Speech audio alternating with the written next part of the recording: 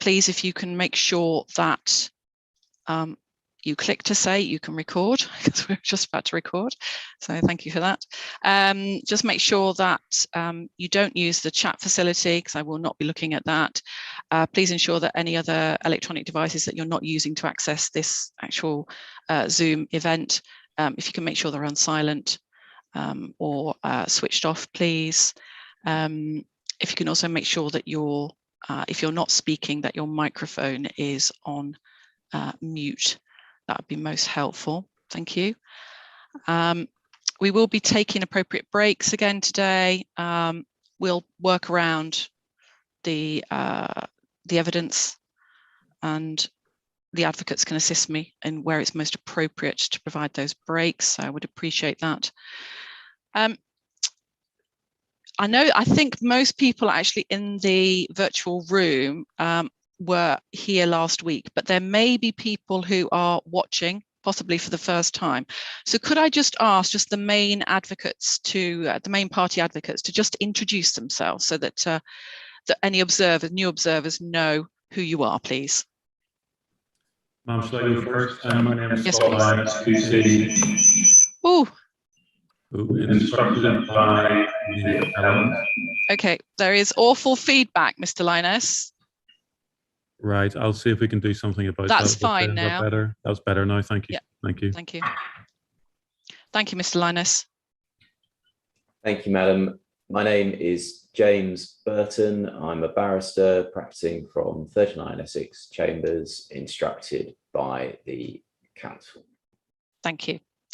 Now, in a moment, I'm going to be asking Mr. Maguire to return to the witness stand, even though it's virtual, and then ask Mr. Linus to continue his cross-examination. But before I proceed, I just want to go through a few preliminary matters. The first one is that I've produced an updated version 2 of the draft programme, and that should be placed on the website today. Now that moves some witnesses to different days according to witness availability. That's my understanding. It also sets out that it's very likely that all matters except for the site visit and closing submissions should be completed by next Friday. But obviously we will, hopefully, I would like us to do that as far as we possibly can. And that a date of Wednesday, the 24th of November has been put forward in the first instance by the advocates for closing submissions. Can I just ask whether that date has been confirmed between the two main parties, or does a reserve day also need to be provisionally set at all? I don't mind who answers that one. I have discussed this with Mr. Burton. That date is mutually convenient to both of us, and as I understand, it's acceptable from the appellant's point of view generally. So unless there's anything Mr. Burton wishes to add from the council's point of view, we can treat that as a confirmed date. Excellent. That's what I like. That's what I like to hear. Thank you, Mr. Burton, for confirming that. And in relation to timings, because obviously I'm aware that Mr. Burton, you've got a significantly larger number of witnesses to get through potentially in your closing submissions. Obviously, Mr. Linus still has to go through all of his closing submissions. So in terms of the timings, have you estimated what that may be, or is that something that you're going to have to decide right at the end? So all I'm saying is, are we going to get it done in one day? That's what I'm asking. Ma'am, I mean, from my point of view, obviously Mr. Burton will have to write his closing in the way he wishes to do so. But I think that from my point of view, the chances of our closing taking up half a day are slim. And in any event, I think it would be useful just to say the closings are going to be done in a day, even if that means having to read out parts of the closings rather than anticipate going longer than a day. I don't think it's in anyone's interest for us to be listening to closings for longer than days. So we should just set aside that day for closings and keep it at that. Excellent, thank you. I agree, Madam. I'd be very surprised if it took me more than 2 hours to read the entirety of my closings for a case of this nature, actually. Thank you, Mr. Burton. That's I will ensure that that's confirmed on the programme. Obviously, we can confirm a date for site visit, etc., at a later time. That's not that doesn't need to be confirmed at the moment. So thank you for confirming that. I've also received a copy of an agreed and signed statement of common ground on fire safety matters, and I understand that that's been placed on the website. So thank you for that. I've also received confirmation that main parties are still working on an agreed list of planning conditions. Now, I have stated that at the absolute latest, I would like to receive those by 9 AM next Monday. So that's the 25th of October. Ideally, or preferably, I would prefer them by close of business this Friday. But I understand, obviously, we're sitting until Friday. So it may just not be possible for the main parties to have the time to agree that draft list. So I would be content to receive them first thing on Monday morning. So are there any issues with those deadlines at all? No, ma'am. No. Mr. Burton, no issues? No, thank you. Are there any other comments or updates from the two main parties before we commence? Only, Madam, to let you know that a couple of items, not just the fire statement, have continued to be added to the core documents. I know that you're working from the council's site. I believe you're aware that the advocates and others are working from zip files that the appellants very kindly provided. But other than that, nothing further. Okay, thank you. And nothing from yourself, Mr. Linus? No, ma'am, thank you. Okay, thank you. Okay, well, without further ado then, can we commence and move on? Mr. Maguire, are you ready to continue being cross-examined on your evidence? I am, Madam Inspector, thank you. Great, thank you. Mr. Linus then, please, can I ask you to continue your cross-examination? Thank you very much. Thank Good morning, you. Mr. Maguire. Good morning. Now, just to return, please, briefly to the question of electricity capacity before we move in on to costs. A couple of short points, please. Can we look at the supplementary rebuttal material put in by Mr. Standley, and it is CD 920. And go to PDF page 47, please.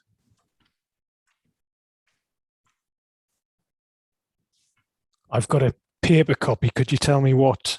It's a what it is? Yes, it is. Bear with me.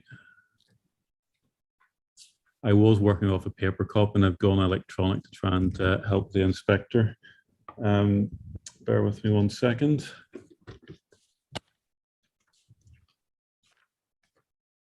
Yes, it's Appendix B in the paper copy, and it is a couple of pages in from the back.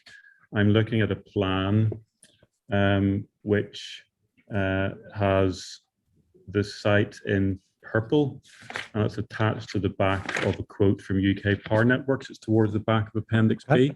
Yep, got it. Have that. And ma'am, on the PDF version, which I understand you're using, the start of the quote appears at PDF page 47, and the plan to which I'm referring is at PDF page 50, if you have that. Thank you very much. Okay, now, thank you. I'm not going to go over ground that we covered last week, Mr. Maguire, but if we look at this plan, it's clear that this is a plan that's been provided by UK Power Networks, and its capacity is the distribution network operator, correct? Yes, yeah. Yes. As part of its quotation to provide connection works in relation to, at the time it was T2 and T3, correct? I believe so, yes. Yeah. Thank you. And if one looks on that plan, one can see that it relates to a point of connection for 1456 kVA. Do you see that top right?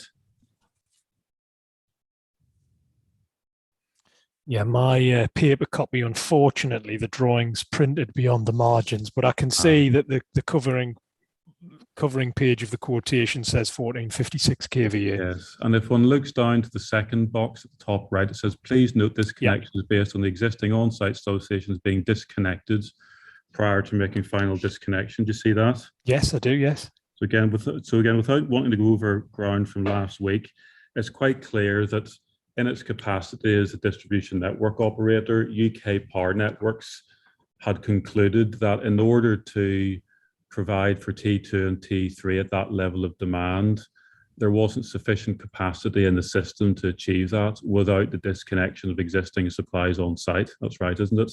No, that's incorrect. It doesn't say that. It says that the substations on site have got to be disconnected. It doesn't say that there's a capacity issue. Yes, but they would not be suggesting that the disconnection was required if there were no capacity issue which required the disconnection, Mr. Maguire. There may be multiple other reasons that that could be one of the reasons, but there may be multiple other reasons why they would want the substations to be disconnected. Well, perhaps because those services weren't required anymore. Well, I mean, I'm not going to go back through the correspondence from last week. I'm happy to do that if I need to, but it's quite clear when read in context that the course of correspondence proceeded on the basis that disconnection was necessary in order to achieve the necessary capacity to deliver the electrical supplies for T2 and T3. That's right. That's based on the correspondence, isn't it, Mr. Maguire? It isn't, Mr. Linus. I explained last week that what there isn't evidence to say that you can't have any more any further electrical capacity. So the fact that you've applied for 1456 and the fact that they're saying that the substations have to be disconnected, they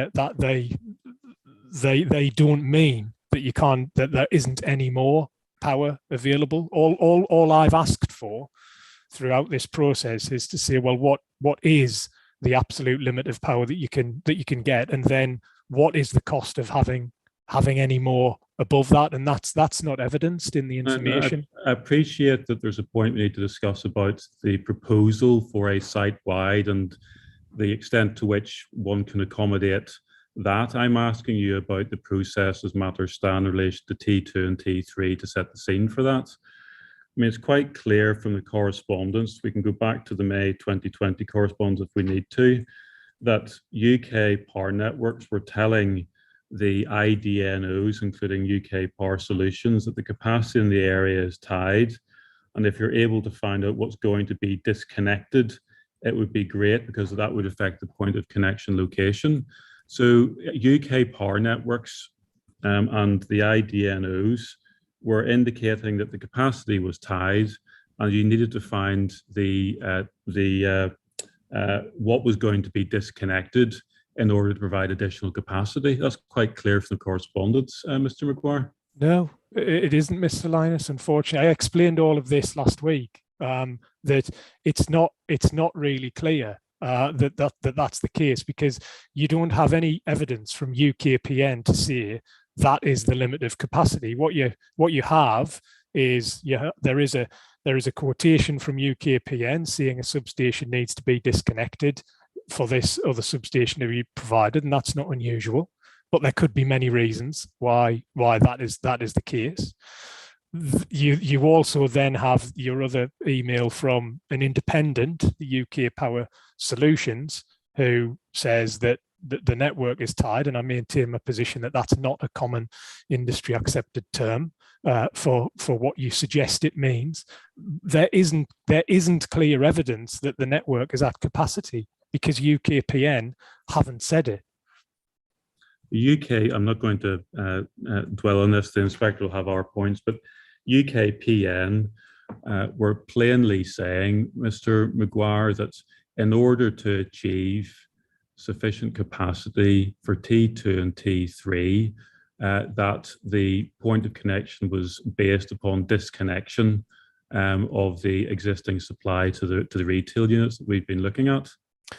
And again, that's a normal process. So if that, what we don't know is if that substation wasn't moved, the point of connection might have been a little further away from the site based upon the infrastructure that exists within the area. And it's no different to any utility, really, that the point of connection is dependent upon their network analysis, and their network analysis changes from 10 to 50 to 100 to 200 meters from the site, because there are potentially other opportunities. There may be other HV loops that come from the primary that are within the area. I don't know, but there are always multiple options on utilities. Okay, well, again, we can return to this with other witnesses and submissions, but certainly this plan that we've been looking at makes it clear that as far as UK power networks were concerned, that achieving the capacity for T2 and T3 was based on disconnection. We can agree that much, can't we? No, because that's what that box says, Mr. Maguire. Disconnection is based on the existing on-site substations being disconnected. But it doesn't mention the capacity, Mr. Linus. That's my point, is that it doesn't mention capacity. It says that you can have this because you're disconnecting an existing service to this site. So yes, okay. They may well be classing that as relocation of existing assets and minor reinforcement, but not an increase in overall capacity for the development. I don't know, because I don't know all of the background. All I've said is that there are some gaps in the information that they don't specifically say what you are suggesting the information says. Okay, well, we can make our submissions to the inspector on how that reference to disconnection should be interpreted when looked at fairly, Mr. Maguire. Just one other point on capacity. At the moment, you'll be aware from Appendix A to the supplementary rebuttal that the calculation Mr. Stanley was relying upon is a 0.8 MVA shortfall, if you like, in capacity. Now, I know that you don't accept that figure for reasons that I'm not going to go into, but for the purposes of my next question, can we just assume that we are looking at a 0.8 MVA shortfall as Mr. Stanley has calculated? Okay. Now, just thinking about your point that, well, we haven't demonstrated in your analysis what the capacity would be to achieve a site-wide loop. If one takes that 0.8 MVA figure, one knows, according to Mr. Stanley, again, I know you disagree, but Mr. Stanley's position is that, well, there was a disconnection which has freed up capacity, and that's the purpose for UK power networks mentioning it. Following his approach, the best case scenario as far as capacity is concerned is that any disconnection would free up sufficient space to allow for that 0.8 MVA shortfall to be soaked up. Do you understand the point that the best case, thinking about this hypothetically, is that 0.8 would be effectively soaked up by the disconnection if you weren't going to have a capacity issue in catering for the site-wide loop? Do you understand? Do you mean is that predicated by there being zero additional capacity and you're just trading off what you're disconnecting against what you're increasing? Yes, so that would be the assumption that Mr. Stanley is working to, that one would be assuming that if there was a disconnection of the existing supplies, the only way in which you could avoid the capacity issue that he's been relying upon is to assume that there was sufficient capacity in the disconnection to deal with the 0.8 increase, MVA increase in supply, in demand, sorry. Do you see that? Well, I understand what you're seeing, but it basically relies on you seeing we've got a supply to this site that we can't do anything with. Yes. So all we can do is trade off what we're using now versus what we might want in future. Yes, and I understand you've taken a different position based on the correspondence, but if one follows that analysis, I'll just put the point to you, Mr. Maguire, which is that the likelihood of the disconnection of the retail units, being a total of 5 retail units at 3 points, I think, the likelihood of that providing sufficient capacity to deal with a 0.8 MVA shortfall, which is roughly equivalent to half of the electrical demand for T2 and T3. The prospects of any disconnection being able to achieve that are extremely slim, aren't they? Oh yes, yeah. Four retail units, 5 retail units, sorry, are highly unlikely to be of that order. Good. Okay. So I understand your position, just to be fair to you, I understand you don't agree with how we've got to that point. But if the inspector accepts our analysis of the correspondence and concludes, contrary to your view, that what UK Power Networks was saying, that really you had to disconnect to achieve the requisite capacity for T2 and T3, then one can't simply rely upon the disconnection to say you could achieve the extra demand that would result from a site-wide system. That's right, isn't it? Well, I don't think you're presenting a fair scenario. I know you don't accept the premise, and you can underline "if" as many times as you like, Mr. Maguire. But if the preceding stage of the analysis go in our favour, so the inspector interprets the correspondence the way we have interpreted it, and you're reaching the question as to whether or not the disconnection would be sufficient to cater for the extra demand, I think you're accepting with all those. With the ifs underlined as many times as you want, that's right, isn't it? That the disconnection is not going to provide sufficient capacity to cope with the extra demand. Well, I've just said that it's highly unlikely that 5 retail units would have a service rated at 800 kVA. That's really all I'm prepared to see on that matter, because you're drawing me into an irrelevant argument. I feel. Okay. All right. Okay. Well, that's sufficient for our purposes on capacity. I think we've dealt with capacity enough for now. Mr. Maguire, should we move on to T1 capacity? Again, I just want to put a short point to you, because we didn't deal with T1 initially. We've been looking at T2 and T3, but Mr. Stanley's proof, which is at CD 98 and paragraph 4.19. It's PDF page 25, ma'am, if you're operating on the PDF version.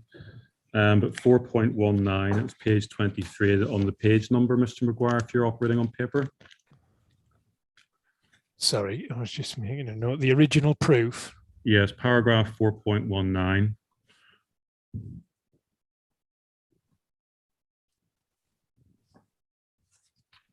Page 23 paper, PDF page 25. Yeah, I've got it. Yeah. Okay, and this is Mr. Stanley bringing in an extract from the Cudd-Bentley Energy Statement within section 10.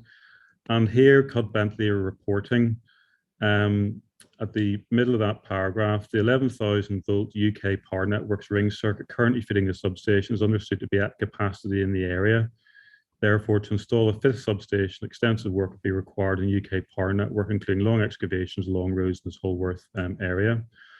So clearly there, Cudd-Bentley are talking about, at the time, the solution that was being discussed for T1 on its own, correct?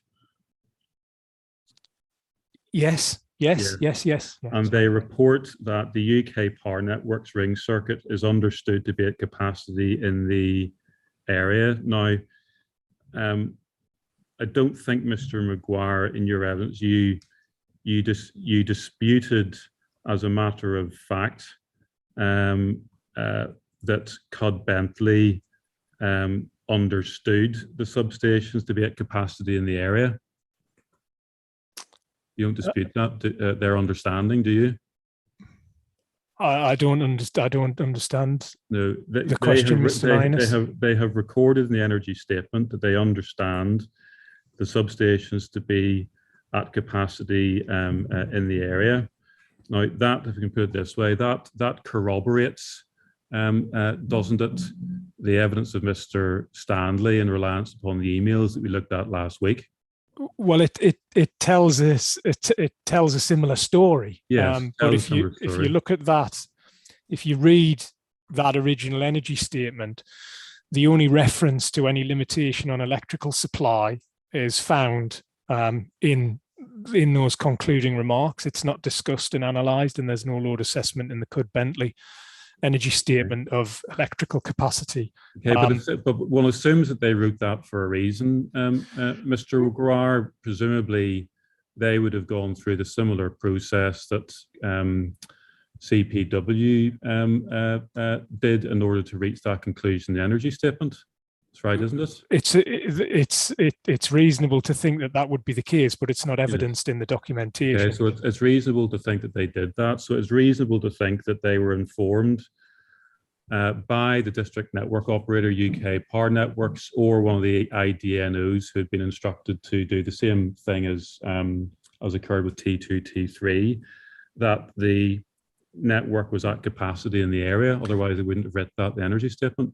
Well, it's a peculiarity of the development of the energy strategy for the development of the energy strategy for the development, because it's not covered in detail in the energy statement, and then there's this paragraph within the concluding remarks saying that it's understood. It doesn't say UKPN has confirmed, and there's nothing to confirm from UK. There's no other evidence from UKPN. Sure. But the interesting thing about that I still don't understand is about the T1 tower and the Codd-Bentley strategy is why in 2015 Codd-Bentley were proposing a heat pump based solution for T1. And that was the case then. So Codd-Bentley had previously proposed an all-electric approach for T1 even before we were your team were potentially targeting the much higher performing fabric, which has been confirmed in one of the later rebuttals by Mr. Stanley. So yes, but they may have been considering at that stage. But what the purpose of the energy statement was to indicate that they understood that the substations were at capacity in the area, and you couldn't adopt ASHP to replace the gas boiler heating strategy because there wasn't sufficient capacity in the area to do it. Now, Mr. McGuire, you're not suggesting that Codd-Bentley would have written something either inaccurate or untruthful in their energy statement based on their dealings with UK Power Network, are you? I'm not going to answer that question, Mr. Linus. No, you're not suggesting that, are you? I'm of course I'm not. I'm not being drawn on my views on how people have approached things. All I'm here to do is give my opinion, and there's no evidence to support your claims. Okay, but based on the answer you just gave me, what is contained in the Codd-Bentley energy statement is entirely consistent with the evidence that Mr. Stanley gave in his evidence about contact with UK Power Network, isn't it? It's consistent, but I wouldn't say it's consistent with UK Power Networks. Well, we have what's reported there, and obviously as well, this was an energy statement that was prepared for the purposes originally of the T1 refurbishment scheme, wasn't it? Yeah. Codd-Bentley one. Yeah. And there was never any dispute at the time of the T1 refurbishment scheme going through that the energy statement was unjustified or inaccurate in this respect then. That's right, isn't it? Well, I wasn't involved in the assessment of that. Okay, that's fair. But from the council's point of view, the council never questioned anything written to this effect in the Codd-Bentley energy statement for the T1 refurbishment, did they? I can't comment, unfortunately, Mr. Linus, because I don't know whether they did or they didn't. Right. Well, I can pick this up with Mr. Feltham as necessary, but you're certainly not aware of the council in discussions with you in preparation for this inquiry, indicating that they'd taken a different view on the energy statement to what Cod Bentley had written at the time, are you? No, I hadn't. No, I hadn't. okay. But well, sorry, I'll stop there. Okay, thank you very much. Right, let's move on to costs, please. And again, just to keep ourselves oriented, we are looking here at costs in the context of the site-wide option involving full ASHP and an ambient loop system. That's the site-wide solution that's under consideration here, correct? Well, if we can, when we get into the figures, the site-wide ambient loop, what the appellant has assessed is generally a site-wide gas-based loop. So it depends which figures you go into. Right. Well, let's look at the figures. Probably the easiest place to start. It's in Appendix D to the supplementary rebuttal material, which is the latest costings. Yeah. And ma'am, for the PDF version, it is, bear with me. And can you give me the reference number for Yes, the I will. documents each time? Yes, it's CD9, I think it's 916, just bear with me, ma'am. 920. 920, sorry, 920. That's PDF page 57, ma'am. Thank you.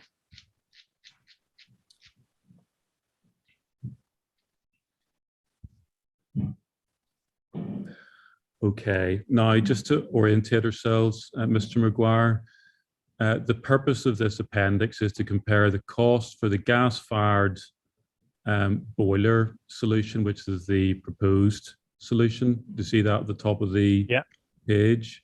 And if one goes over the page, site-wide heat pump solution cost for T1 only.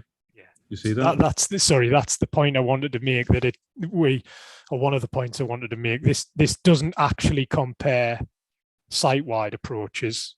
It compares different approaches for T1. Yes. Well, the difference is between the intention is to show the difference between the cost of the proposed approach to T1 under the gas-fired boiler solution and the cost for T1 in relation to a site-wide heat pump solution, correct?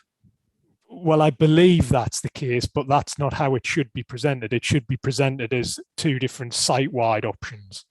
True, but I think as I understand it, Mr. Maguire, it's done for T1 because that would be where the main differential in cost is between the proposed solution, which has ASHPs in T2 and T3, gas boiler in T1, and the site-wide option, which would be ASHPs in T2 and T3 and ASHPs in T1 as part of an ambient loop system.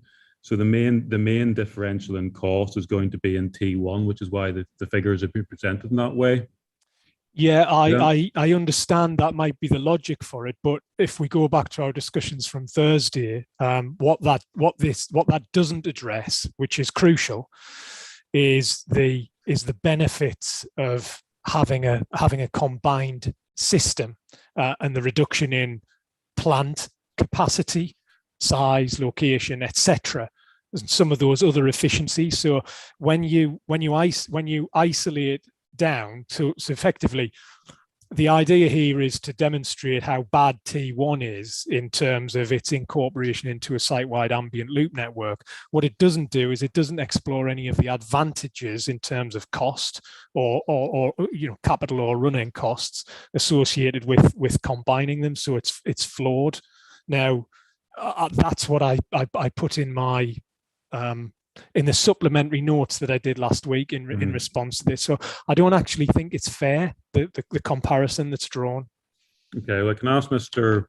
Stanley to comment on that, but insofar as there remains a dispute on the way that the figures have been presented on the T1 basis, Mr. Maguire, I want to ask you some questions about these figures, just to see exactly where the extent of disputes lies. Now, as I understand it, if one is looking at T1 here on the logic that you have identified, the costings for the gas-fired boiler solution, first of all, on page 57, when one looks through those, what Mr. Stanley has done has revisited those based on the cost plan that was agreed for the purposes of the viability assessment. And I don't understand there to be any dispute about the cost for the gas-fired boiler solution in T1. Is that correct? Well, I haven't, because that had been agreed. Yes. I haven't looked at that. Okay, that's fine. So in detail, again, because it had been agreed. I accepted the position that it was agreed separately by the cost experts. Okay, so within the structure of what Mr. Stanley's done, the starting point is that one can take the costings for the gas-fired boiler solution as agreed. Okay, if one turns to the installation of the site-wide energy strategy, there's a number of elements within that costing which again are drawn from the agreed runt cost plan. So if one runs through that, again, ma'am, this is on PDF page 58. I think, sorry, Mr. Linus, one thing I didn't understand was what was and wasn't agreed from the runt cost plan, because there's a difference between seeing something's been agreed for T1 and then used as a basis here versus something else that's in the runt cost plan for a different item that wasn't part of that agreement. I think that's an important distinction. Well, I mean, so not all of it's agreed is my point. Not all of those costs are agreed as part of the viability. Well, the term as based on runt's cost plan is used throughout, but it's important to see it's only the T1 gas-fired costs that have been agreed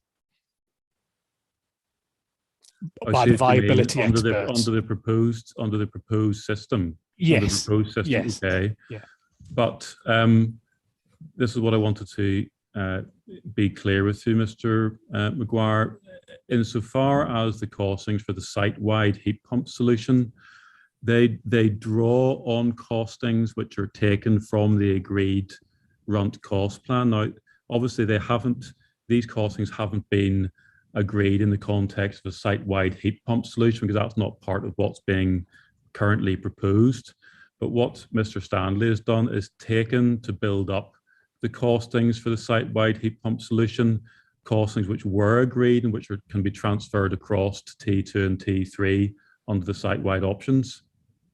You see what you do understand what he's done? Yeah, I do. Yeah, I do. But there are some quite significantly different components that have been included in the other analysis for the ambient loop analysis. Well, but I agree. I understand the principle. Yes. You understand the principle. So, to the extent that there is a carry across into the site-wide heat pump solution, which bases costings on the runt cost plan, which has been agreed in relation to T1, but carried across into the site-wide heat pump solution, there's no issue taken with those on the basis that there is a carry across. Do you mean on the issue of the actual values or the principle of carrying? I'm fine. The principle of carrying across costs that are equivalent is logical. Yes, okay. But there are significantly different items in here that can't be carried across. They've got to be picked separately from somewhere in the cost plan, if you like. Right. Well, I just want to understand, so I can ask Mr. Stanley to comment on this in due course. If we take, for example, the internal apartment heat pump cost, there is a breakdown supplied there, which relies upon the runt cost plan for T2 and T3. So what Mr. Stanley has done there is taken the agreed cost plan for T2 and T3 as far as an internal heat pump is concerned, and applied that to an assumption of heat pump usage within T1. And I didn't understand from your supplementary rebuttal statement that you were taking any issue with these costings. I don't think it was mentioned there. No, it wasn't, because what I said was I haven't gone into them in detail because it's not a fair comparison, as I said, opening this section. So Sure, but I mean, I've got some notes on them, Mr. Linus, which I could say, but as I say, the principle I'm okay with. Okay, so just to try and keep this short then, Maguire and Mr. Maguire, I understand the premise upon which you're answering these questions, which I can take up with Mr. Stanley, but this principle about carrying across the runt cost plans applies to the internal apartment heat pump cost, correct? We just looked at that. Yeah, but again, I can't say whether 4,650 is accurate for one of these, but I understand the principle. Okay. The same principle applies to the installation of the site-wide energy centre. Well, I don't think it does, because that's significantly inflated in some areas. I feel. Well, I mean, Mr. Maguire, you didn't raise this in your supplementary rebuttal. This is the first time we've heard you say that, even on the premise that we discussed before about this being based on T1, that you're questioning whether these costings are accurate. I didn't touch on this whole issue within the cost plan, because I said the analysis is flawed in my assessment, because the analysis is flawed. Again, I've been asking these questions deliberately on the premise that we're setting aside that initial point on the approach that's being taken, and we're looking at the approach adopted by Mr. Stanley to T1. You have never disputed, and not least within your supplementary rebuttal material, the reliance upon the run T2 and T3 cost plan for the installation of the site-wide energy centre, have you?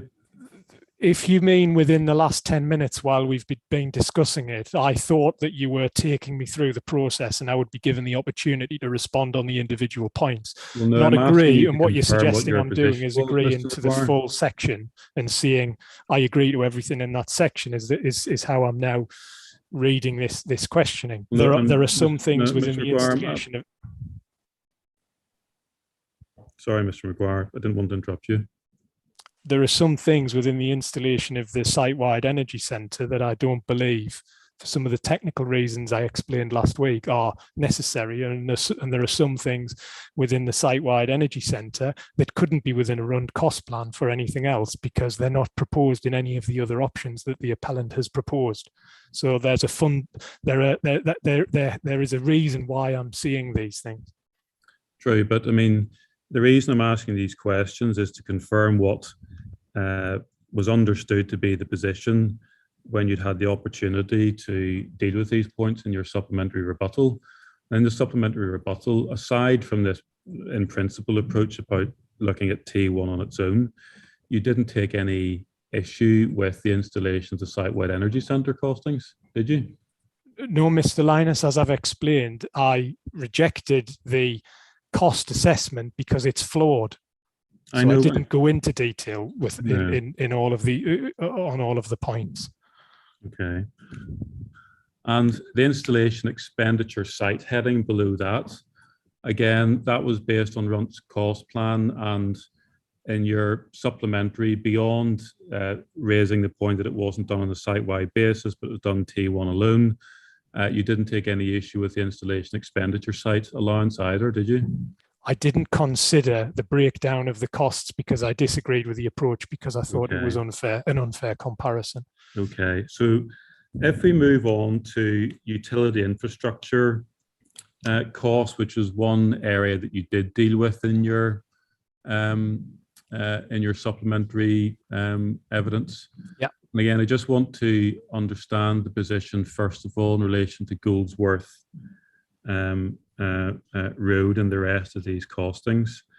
And to set the scene for that, I don't think we need to turn it up, but Mr. Stanley in his proof at paragraph 4.27 explains that his firm possess National Electrical Registration Scheme accreditation under the scheme operated by Lloyds.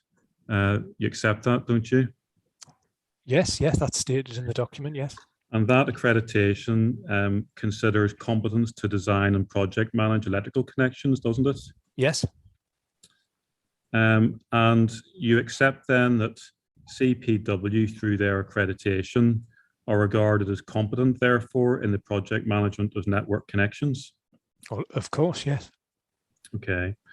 And I think in Mr. Stanley's proof, he also says that the nearest primary substation location is a substation in Surbiton, about a mile or so away.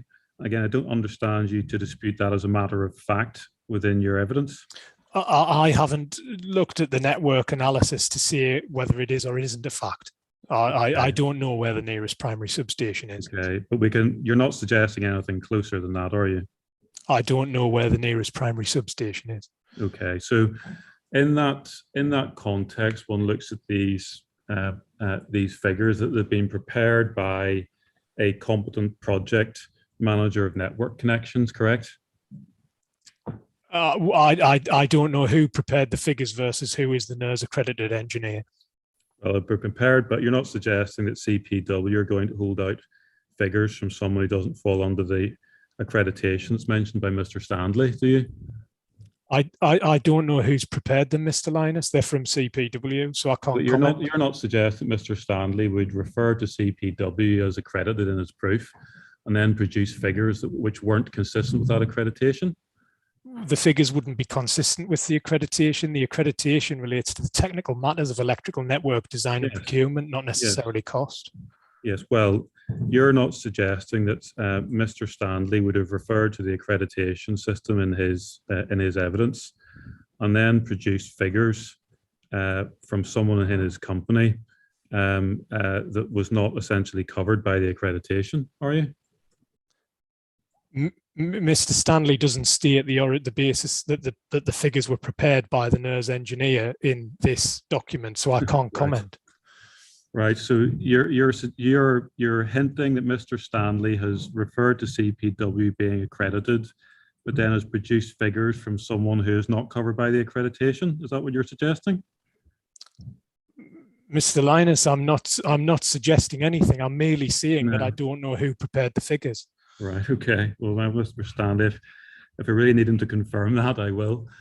Okay. Now, Goldsworth Road, as I understand it, the main objection that you take to reliance upon that figure is the 1.8 million second comer allowance, which you say is based upon a sort of scheme-specific entry, which doesn't necessarily apply here. Sorry. Excuse me. My main issue with that analysis is, and again, as I've said throughout, is why it's a really simple process to get a quotation from UKPN for reinforcement and capacity. I mean, you could accuse me of making, all kinds of insinuations, but all I'm asking for is evidence to say that the networks of capacity and UKPN to provide a quotation for the reinforcement, because that's not provided, and the quotation for the other project is irrelevant. Well, obviously, the inspector has to take a view on the evidence that she has in front of her and whether it's sufficient to justify the propositions that Mr. Stanley is advancing, even in the absence of a firm quotation from UK power networks. And what we do know, as we've agreed, is a costing that has been prepared by an accredited firm, if I can put it that way. That's right, isn't it? I haven't agreed. any costs, It's Mr. a Linus? costing that's been prepared by, in the absence of a direct quote from UK Power Networks, the inspector can record that she has some costings which have been advanced by CPW as estimates based on their experience as an accredited member of the electrical registration scheme. She can note that, can't she? There's an estimate present. Yep. Yeah. Yep. And as so far as Goldsworth Road is considered in particular, I think the main issue as far as the figure is concerned is the 1.8 million for the second Comer principle. Now, just to sort of understand that, as a matter of principle, that was just a sum which had to be paid in recognition of the fact that there was an upgrade required to the system. That's right, isn't it? Well, it depends at which point in time you're referring to, Mr. Linus, and by whom.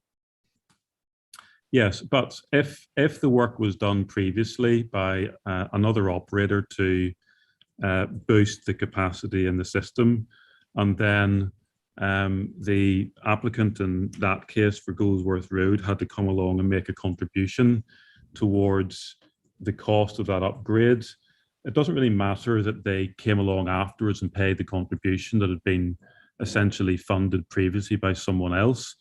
The bottom line was that there was a reinforcement required and it had to be paid for, or a contribution had to be made to it by that applicant in recognition of reinforcement being required. That's the bottom line, isn't it? I said that in the supplementary note, yes, that someone at some point in time will have had to pay for an upgrade for a capacity that applicant required, and yes, if that applicant doesn't use that capacity within a predetermined time limit, then it becomes available to market. Yes. But the second Comer payment is in recognition of that upfront investment. Yes. It doesn't. The fact that there was major infrastructure upgrade required upstream of the primary sub at the in the example that's being presented doesn't mean that it's going to be required at the next primary substation or for the next application, because they're not. You could actually see that the approach is inconsistent, because the requirement for upgrade is based upon many factors associated with the network in the vicinity, and that's why I keep saying that all we need is confirmation from UKPN, and the matter goes away. If UKPN says yes, it's there's no chance of any capacity, or yes, we need to spend £2 million at the primary sub, then that's all I'm looking for. But I do know from experience that it's different for every service upgrade you get. There is no consistency. Well, the consistency is that they're always different. Sure. Well, I mean, I'm not going to go back on UK Power Networks and the capacity issue. We've done that one already, Mr. McGuire. But as far as the costing is concerned, all that the second Comer payment was reflecting was the fact that there was a need to reinforce capacity in that location, and the same assumption has to be made in this case if it's right that further capacity has to be provided by reinforcement works following our previous debate on capacity. No, it's not. McGuire? It's not. That's completely incorrect, unfortunately, Mr. Linus. There's what you can see. I think that if we're to deep dive into the Goldsworth, was it Goldsworth Road?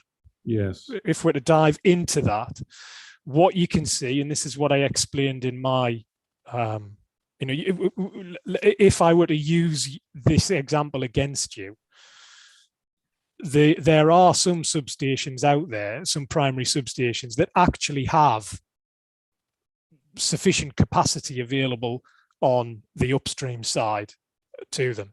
So if the Surbiton sub that you refer to has that upstream capacity, then all you need to do at that primary substation is the switches and breakers that are set out, that I've said, well, in the Goldsworth Road quotation, they're £300,000 or so, give or take. That's all you need to do. And again, it can be luck of the draw, to use to coin a phrase, whether there is or isn't capacity available. So that's where I say that the Goldsworth Road substation actually has that capacity. The fact is that it was a third party who'd paid for it, which is what's introduced that additional charge. Yes, but if it was there, you would only have that £300,000 or so primary substation modification. But this gets back to the earlier debate, Mr. Maguire. You're assuming that the capacity might be there when UK Power Networks, as far as we're concerned, is saying that it's not. Well, not quite. Again, there are. If you imagine the network in layers, just like there are layers in the heat network solution, you can apply some of the same engineering principles to it. If there's no capacity in the local area network, which was those substations in and around the site and that HV network around the site, that might need upgrading. They might need to run HV cables further afield to loop in other substations to then be able to serve the site. They might have to take it all the way back to Surbiton. There might be capacity at Surbiton. They might have to take it to Surbiton, and they might have to reinforce beyond Surbiton. So really, I mean, I've got no idea what the scope of works could be. But that's why it's critical that you have the liaise with UK Power Networks. And I think that the point's reinforced as well by the appellant's own evidence, because one of the independents that that the appellant has consulted has actually said we can get 2 MVA. So their proposal is for 2 MVA on the site, as opposed to the 1.5 or so that I think it's UKPS have. So then, if that 2 MVA is available, well, rolling back to your other arguments, that's 500 kVA of the 800 deficit that you're claiming, and the 5 shops might have 300. So it's so interdependent that you and I can't resolve it here. It has to be done by the design team. Well, I'm going to ask Mr. Stanley to deal with that, the 2 substation point, because we could be here all day if we go into that. But the general point, Mr. Maguire, is that there could well be circumstances where, even if there's an allowance made in a quote for a second comer, that simply means that although the timing is different, it's simply a recognition that a cost has to be allowed for to reinforce the network in that location. Yeah, of course. And it's reasonable to assume, when one, in the absence of a direct quote from UK Power Networks, it's reasonable to make some sort of allowance for having to reinforce the capacity in the area in question when one is costing up the need to provide extra capacity. No, not at this stage of design. It's not, Mr. Linus. Very early on, yes, I would agree with you, and but not at this stage, not at stage 4. Well, could Bentley was stage 4 for T1, Bentley was wasn't stage 4, but I mean, I thought just a minute check that. But I mean, at planning application stage, you're saying it's reasonable to make that allowance at an early stage of design, and cut Bentley at stage 4. I mean, as far as the design of a system is concerned, obviously stage 4 is a sort of relatively advanced stage, isn't it? Mm-hmm. But yeah. You wouldn't normally expect the design to be worked up to that detail for the purpose of any single planning application. Not stage 4. Certainly not the detail of the design, but you would have to underpin it with some of these key. I would expect to have a detailed load assessment and an application to UKPN. Yeah, most certainly. Okay, well, we can differ on that. Right. Let's move on to other points on costings. I want to come back to the implications of the Goldsworth road point shortly, but let's look at other costings for now. If one goes back to the PDF with the costings on it, it's page 59 within the supplementary rebuttal. We have the cost of the new, we have the cost of the contestable works, which you say are overinflated, as I understand it, because in your experience, costings have been lower. But again, I'll just put the point to you. I can ask Mr. Stanley to explain this in more detail. You haven't sort of produced any evidence to substantiate your own claims to a lower figure, have you? No, that's not my job here, Mr. No, okay. Mr. Linus. And we know again that these costings have been prepared by CPW under their certification. I mean, can I ask, do you have the same certification as or accreditation as CPW? No, certainly not. No. Okay, thank you very much. Then if you keep moving down the heading, the new substation cost, which is drawn from the Appendix A costing, I didn't understand you to take issue with that entry in your supplementary rebuttal. It's not that I don't take issue, it's just I elected not to go into detail in the whole, in terms of cost, because I feel it's flawed. The basic principle is I feel the comparison's flawed. It's not a fair comparison. Okay, so I think, and just to be fair, I think the same point probably arises in relation to other elements in the rest of that page before you get to the figure. Okay, so just want to then say again, sticking with the premise that we are looking at T1 alone. I know you've reached your view on that, but if one, just for the sake of argument, took on board your points about Goldsworth Road and the contestable works, which you said have been overinflated. I mean, if one took out, just for the sake of argument, I think it was non-contestable. Sorry, Mr. Linus. The allowance. Sorry, can you hear me? Yeah, sorry. I think that the point I made was about the cost for HV cabling, and that would be non-contestable as a rule, not contestable. Sorry. Okay, but just for the sake of argument, if one looks to see where the main points that you've raised on the costings themselves take us, I think you said that the Goldsworth Road element was only really sort of 300 odd thousand out of a total of the 2.1 million. So we have essentially allowed for the 525,000 for non-contestable works.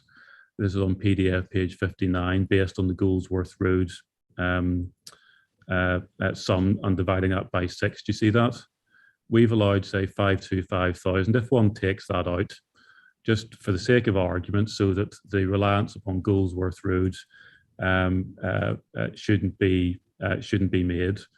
And against ourselves, we take out the 525, and under the contestable works, we take out an allowance for what you allege to be the overinflation of costs, which we don't agree with. But let's say we take that out, and you have an allowance of 2/3 or so of some of the entries on page 59, which would be the excavation, the laying of the cable, and I think the reinstatement of the carriageways. So again, just taking those figures and very roughly applying a sort of 2/3 to them, one would be taking say £400,000 off the total of the contestables. Are you prepared to accept that as just a broad figure for the sake of argument? I don't understand how you've got 400,000 when you said you'd take 525 out, but no, take that out from the non-contestable works. Okay. Okay. Now, moving on to the contestable works, you said we've over-egged our allowances per metre. Okay. Okay. And you've totaled that up as being roughly £625 a meter where we've made per meter allowances. You've raised that point in your supplementary, correct? Okay, yeah, I see. And you've said that there's a mixture between 250 in suburban and 400 in urban areas compared with our 625, correct? Yeah. Okay, well, let's just say we're working on the basis of 400 rather than the 625 to take your point. If one allows for a deduction and you effectively knock off a third from the excavation, and you knock off a third from the laying of the cable, and you knock off a third from the reinstatement of the carriageways, which are these areas where you say we've over-egged on a per meter basis. Do you see that? Yeah. And if you knock a third off that, you're getting to roughly, say, 400,000 coming off your contestable works. Okay. I'd accept that. So if you total that up with the 525 that you're knocking off for the sake of our little exercise here, you're knocking off, say, 900,000 from the cost of your works, just again for the sake of the argument. Okay. Present purposes. See that? Yeah, you would also. I mean, again, once you start, it's difficult to look at the figures in isolation. But once you start, when you look at the new substation, you say, well, actually, if we were looking at it as a holistic approach to the site, well, the new substation is required anyway for T2, T3. So you're already building and providing that. So you wouldn't necessarily double up everything for the new transformer, RMU, LV switchgear. No, I know you're. So there are other. Yes, I know, but I know you're dealing with this on your site-wide thesis. But I'm just looking at the costings that have been raised in dispute under Mr. Stanley's analysis. I mean, if one was going to take, based on the disputes that you have raised within these costings, if you were to take that 900,000 odd figure and go down to PDF page 61, it's the summary table, the paper version. It's clear that when one looks at the capex comparison there, the comparison between the proposed at 1.8 million and the centralized ASHP system, which is the subject of the costings, on Mr. Stanley's analysis is a very substantial one, isn't it? Well, there is a very substantial difference between the two columns that are presented here, but they need adjustments throughout, not just on the electrical side, I feel. Okay, but if one takes the two areas where we've been debating, where you raise specific concerns about the entries, namely Goldsworth roads and as non-contestable costs, and the overinflation of the contestable costs, even if you knock off £1 million or 900,000 in the way that I've been taking you through, there is still going to be a very substantial difference between the proposal and the notional centralized ASHP site-wide option, isn't there? There is, as they're presented here.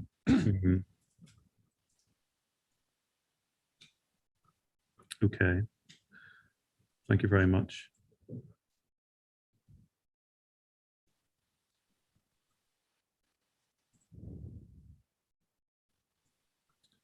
And again, I can thank you for that. And just to say, now I know that you have disputed the position as to dealing with this on T1 alone, and I've explained the rationale for the appellant doing that. Mr. Stanley will explain it. But I mean, it's fair to say that if one takes this approach of looking at T1 and assuming that your premise of the site-wide approach isn't going to be followed, but you would accept, wouldn't you, that when one looks through the costings for T1, as Mr. Stanley has done it, it is going to be more expensive to provide a centralized ASHP solution compared with the proposal, isn't it? Well, as I've explained, I don't agree with how it's presented, but I've asked you to answer your question, based on this information, yes. Yes, okay, thank you.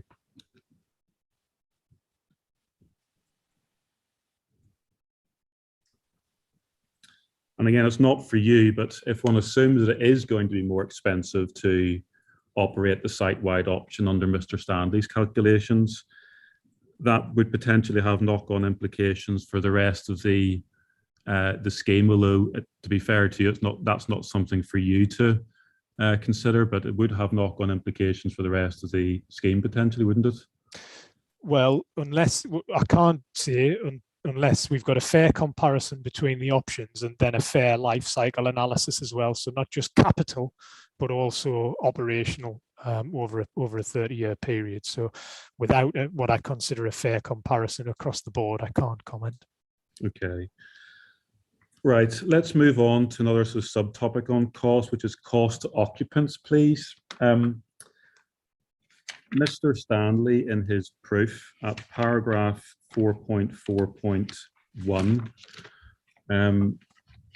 let's just take that out, please. It is CD, ma'am, CD 9.8, and it's paragraph 4.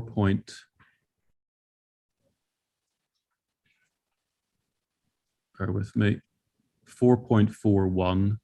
It's paper page 27, PDF page 29. Again, hopefully I can deal with this briefly, Mr. Maguire. There he sets out the differential in cost within T1 between an ASHP system, same as the one that's currently proposed for the new build, and a gas-fired heating system, which is currently proposed for the refurb. I mean, as a general proposition, Mr. Maguire, if one looks over the page after that table, there is a comparison there between the total cost per year of the gas-fired boiler system as proposed and the cost per year of the air source heat pump system. And Mr. Stanley's evidence is that there's an increase of 40% in operational cost for the refurb when compared with an electrically driven ASHP system. I didn't understand you to dispute the principle that there would be a higher cost occupants resulting from the adoption of a air source heat pump system. Is that correct? Well, electricity costs more than gas. And electrical systems do tend to be more expensive to operate. But this is, you could present the same argument for T2, T3. Sure, but I think as you accepted at the outset of the cross-examination, the cost to occupants is a relevant consideration in deciding how an energy strategy fulfills policy objectives. That's right, isn't it? You need to present the cost to occupants as part of the submission. Yes, and presumably you do that for a reason, Mr. Maguire, and the cost to occupants is a relevant factor in deciding upon whether a particular site-wide option should be followed, isn't it? Well, it's a relevant factor, isn't it, Mr. Maguire? To consider the questioning you gave me on Thursday about what's actually stated in the specific policy when we were talking about carbon. It's not actually stated in the policy, but it is supplementary information. And yes, it is a relevant factor. Okay, thank you. And insofar as it's relevant, you accept then that the site-wide ASHP solution, which we've been debating, would be more expensive for the occupants of the flats than the gas-fired boiler solution. That's right, isn't it? No, I don't accept it because I haven't got evidence to prove that. Well, I don't have a comparison between the operation of a diversified site-wide ambient loop network versus the other options. Right, but you accept as a general proposition that the cost of electricity is going to be more expensive than gas, and that's likely to be reflected in the cost per occupant for any site-wide ASHP solution. No, I accept that the cost for electricity is more than gas now. We don't know what's going to happen in the future. We don't know how what the trends of fuel cost are going to be over the next 30 years. We have some ideas of them, and so I know that it's certainly a lot more expensive now as a cost per unit. Okay. I think that they will converge in future, but Okay, thank you. Okay, now let's just check if there's anything I need to ask you more on the site-wide ambient loop option. I don't think so. Can we move on to what we called some time ago now, the hybrid option, please? Reminding ourselves that it's a mixture of the gas-fired boiler solution, AS and ASHP, and the issues here in particular are constraints and feasibility, emissions and inefficiencies. And I just want to pick up on some points in relation to the hybrid solution, please.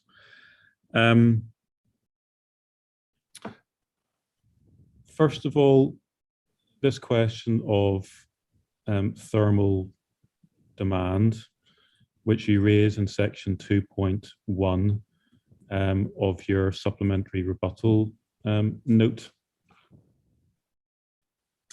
And if we just take that out, please.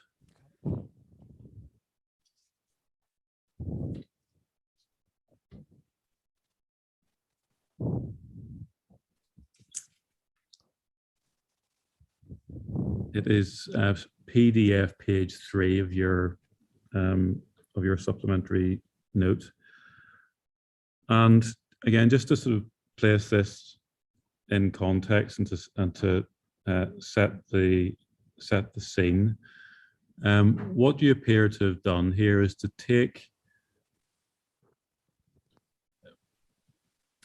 figures that appeared in Mr. Stanley's Appendix I to his proof of evidence, which are split into 3 different results.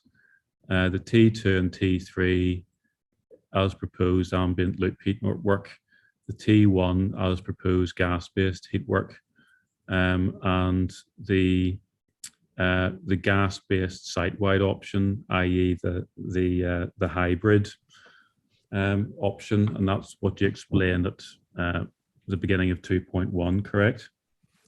Yeah. Okay. Now, just as a general sort of proposition here, Appendix I, we don't need to take it out, but those are Energy Pro calculations provided on those 3 bases. Yeah. And as the heading anticipates, those calculations were done for the purposes of assessing carbon emissions specifically, weren't they? Carbon and energy demand, I believe, because they're entitled energy calculations. Just bear with me. Your volume has gone on my computer. Okay, but the fundamental purpose of them was to calculate emissions. They weren't prepared specifically to demonstrate thermal demand. Mr. Maguire, were they? Well, it's the appellant's evidence, and it's quite clearly presenting energy demands and carbon emission. I mean, it actually has more in about energy than it does carbon. Yes, but the fundamental output from them that the appellant has been clear that it's relying upon throughout, is the way it's presented in Mr. Stanley's evidence, is to say that it's preparing those calculations for the purposes of emissions assessment. It has never sought to rely upon those as setting out thermal demand, has it? Well, you can't do one without the other. Yes, well, I ask Mr. Stanley to explain that, but let's just understand in that context what you have done, that you've used this section 2.1 to take the thermal demand figures in those scenarios and end up at a position where you say that the site-wide option, the hybrid option, taking those figures, actually uses less thermal demand than the proposed, and that's the conclusion you reach, taking out the thermal demand figures from Appendix I, correct? Yes. Yeah. Yes, okay. Yeah.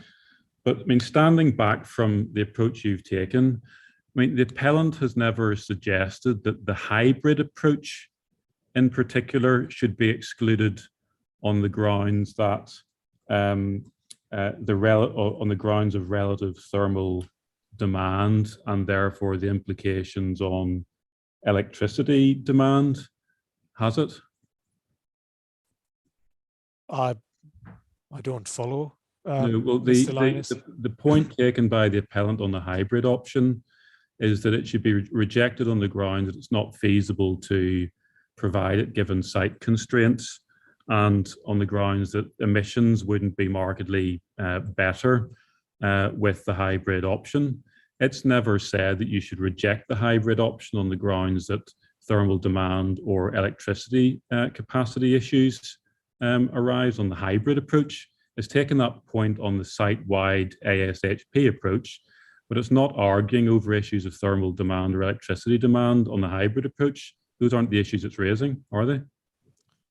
I'm not sure of the relevance of the thermal demands for a site-wide approach that have been presented. But you've taken this information to try and say that it's not proper to reject a hybrid approach because the hybrid approach would perform better as far as thermal demand is concerned. But that's not the reason why the appellant is saying you should reject the hybrid approach. It's saying you should reject the hybrid approach because it's not feasible given site constraints, and it wouldn't produce a markedly better result as far as carbon emissions is concerned. That's right, isn't it? I haven't supported the hybrid approach, though. No. Well, that's what I want to be clear. So obviously, I need to be careful that the inspector is actually dealing with issues she needs to deal with. We are not supporting the hybrid approach, and perhaps we can cut this short. You're not suggesting that the hybrid approach should be preferred to the proposed option as to the proposal as a site-wide option, are you? It's again, I'm not the designer, and it's not up to me to tell people what to do. What I have been employed to do is see whether there's sufficient evidence to justify a particular approach. Yeah. What I had to do with the information that's provided was look to see what the appellant said was the energy demand of a site-wide system versus the energy demand of the separate systems that are currently proposed, and that's what I did, and I haven't said that they're the design figures. What I've said is the data that the appellant has put into the calculations, if they're accurate, has to be robust. And this is the only source of information that I've been given to establish what the demands, both in terms of annual energy demand and peak thermal capacity, are. Yes, but Mr. I haven't used it to discount a particular system. I've used it as a comparison. Okay, let's just be clear here. If we go back to my initial question, where this has started is that the appellant has sought to respond to the allegation that we haven't properly considered a site-wide approach. We've dealt with the site-wide ASHP option, where the real issues are whether we're correct to say that there isn't sufficient electrical capacity and it was going to cost more, and we've dealt with that. The appellant has also considered a hybrid option involving ASHP and a gas boiler system. Can I be clear? Are you saying, or are you not, Mr. Maguire, that this hybrid option is an alternative approach to providing energy on the site, which ought to be advanced in preference to the current proposal that's being put forward by the appellant? I'm not saying that it should or it shouldn't. What I'm seeing throughout this is that I don't believe the appellant has appropriately considered all of the options for site-wide energy generation. I understand and distribution. that, but is this hybrid option one of the options which it hasn't properly considered? Well, yes. I mean, there's supplementary evidence now, but I mean, I don't know whether this is accurate or not, because you're suggesting it's for one purpose when it can't be used for another purpose. So I don't again, I don't know. I haven't focused on all of the evidence that's been. Well, I don't believe they've assessed it properly. If I go back to your space point, because I don't believe that the claims of the space that are required for the system are remotely near what would be required in practice. So no, I know I we've don't got think this. it's been. No, I know, but I can't answer. I can't. I don't mean to be obstructive, and I apologise if I am. Can I just ask Mr. Linus where this is leading? Because well, I'm trying. What exactly are you trying to get out of Mr. Maguire? I am putting the point to Mr. Maguire that the allegation being put to the appellant is that the proposal doesn't sufficiently consider a site-wide energy strategy. Yes, that's been made very clear. Now, the point that's being made by the appellant is we have considered a site-wide strategy beyond what the current proposal is in two ways. The first way is a site-wide approach, which involves full air source heat pumps with an ambient loop system. And I've been through that with Mr. Maguire, explaining why we say there isn't sufficient electricity capacity to achieve it. And even if electricity capacity could be provided, it'd be very costly to do so. That's one option. The other option that we've considered, again, is site-wide, is this hybrid solution, which we've been very careful to distinguish. And I'm just trying to understand from Mr. Maguire whether he's alleging that that is actually a site-wide option which we should be considering in preference to the current proposal. Because if he's not suggesting that that is an option that we should be considering beyond the site-wide ASHP option which we've been discussing, we can cut a lot of this short. Because we don't think it's an option, and if he's not suggesting it should be advanced as a preferable option either, then that's a site-wide option which gets removed from the table. We don't need to deal with it anymore. And that's what I'm trying to establish. Thank you, Mr. Maguire.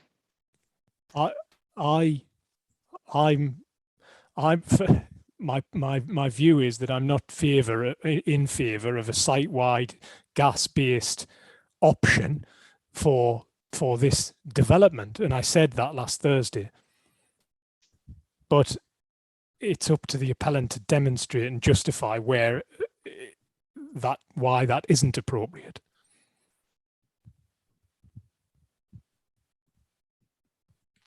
I mean, I just understand this, Mr. McGraw. I mean, if you're not in favour of it, then why should we be? Why, if you don't think it's a good idea, full stop, why should you be putting us to demonstrate that it's not an option when you just wouldn't support it? Because I'm not the designer on this project, yes. But fundamentally, I'm trying not to be drawn on my preferences for the development. What I'm trying to say is that you haven't adequately assessed all of the options available as part of the process of applying the energy hierarchy. But if you imagine yourself, Mr. Maguire, sitting across the table dealing with the application, and the issue arises as to whether or not the energy strategy that's been proposed by the appellant is sufficient to meet policy. As I understand it, you would not be suggesting to us that in order to meet with the objectives of energy policy that we should be considering a site-wide option that involves the hybrid approach that has been considered by the appellant. You wouldn't be suggesting that to us, would you? You must consider site-wide options for a development like this. As I explained last week, you must assess them, but you must assess them fairly. Yes, but just to be absolutely clear, Mr. Maguire, we understand your point. You need to look at site-wide options. We say we've done that on the basis of your preferred option, which is the site-wide ASHP ambient loop. I'm just trying to understand where we are with the hybrid approach. That if we're sitting around the table and you're saying to the appellant what it needs to do, and the appellant is saying, well, okay, we have to demonstrate site-wide options for you. If the site-wide hybrid approach is not something that you would favour, that suggests to me that that's not something that you would be requiring the appellant to demonstrate as part of meeting policy, because it's not something that you would it's not something that you would support? I don't write policy, Mr. Linus. The policy, you have to comply with the policy, Yes, and that's but- to consider all of the options, Yes. whether you want us on a site-wide strategy. Yes, but obviously site-wide options have on this analysis have been considered by the appellant in the form of the site-wide ASHP and ambient I loop. don't believe you've considered the ambient loop Okay, correctly.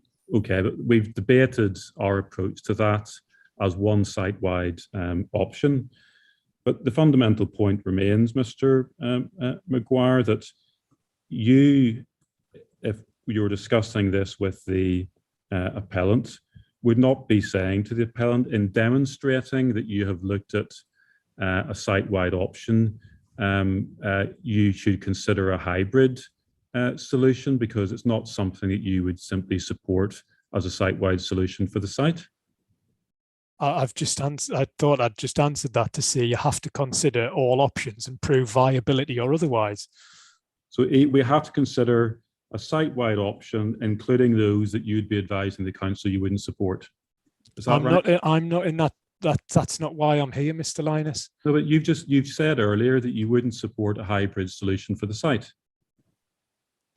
That's not why I'm here. You forced me to say what I would or wouldn't, what I do or don't think would be appropriate, but you haven't considered the site-wide options in sufficient detail, and there's claims of lots of restrictions that aren't justified. And this started with a question about me asking me why I'd used your own calculations to try and establish what might be the demand.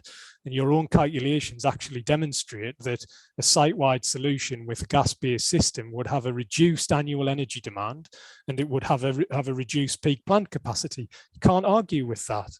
That's your appellant's information. And if that proves that it has to be assessed. What my personal views are for the system are immaterial. You have to prove that it's been assessed, and you haven't. Well, I'll take for now your view that you wouldn't support a hybrid site solution, and I can comment in submissions on the implications that has more widely for policy, Mr. Maguire. But let's just, on the premise that it has been considered by the appellant, just look at matters a little bit further. I'll go back to my original question, which is that as far as the appellant is concerned, it has not argued that you should reject the hybrid option on the grounds of relative thermal or electricity demand compared with the proposal. Its point is that you should reject the hybrid approach because it wouldn't have a better approach as far as carbon emissions are concerned when compared with what we propose. That's one of its points, isn't it? Well, you understand that's one of the arguments raised by the appellant. One of the argument in relation to carbon, which is what is claimed the Energy Pro analysis does, is demonstrate that the carbon emission from a site-wide hybrid, as you call it, approach would be broadly equivalent to the strategy as proposed now. Okay. But I have identified a number of potential issues in those calculations that might impact those carbon emissions calculations. Okay, but let's just take this in stages. And sorry, Mr. Linus, what isn't there is the same analysis for an ambient loop approach. Okay, well, and I know you're going to say we've done that because we've justified the electrical capacity, but I don't believe you have. Well, no, but as I say, we have to be careful to understand the points are being raised by the appellant here, that the appellant has not argued against the site-wide ambient loop approach on the grounds that carbon emissions would be similar for that approach as they would the proposed. Its concerns possibly are considerably less based on the information. Yes, but its arguments are based on electrical capacity and cost. It's never made a point on emissions as far as a site-wide ASHP solution is concerned. You understand that, don't you? It hasn't said anything really about a site-wide ambient loop approach. No, but it hasn't made the point that you should reject it on the grounds of carbon emissions, has it?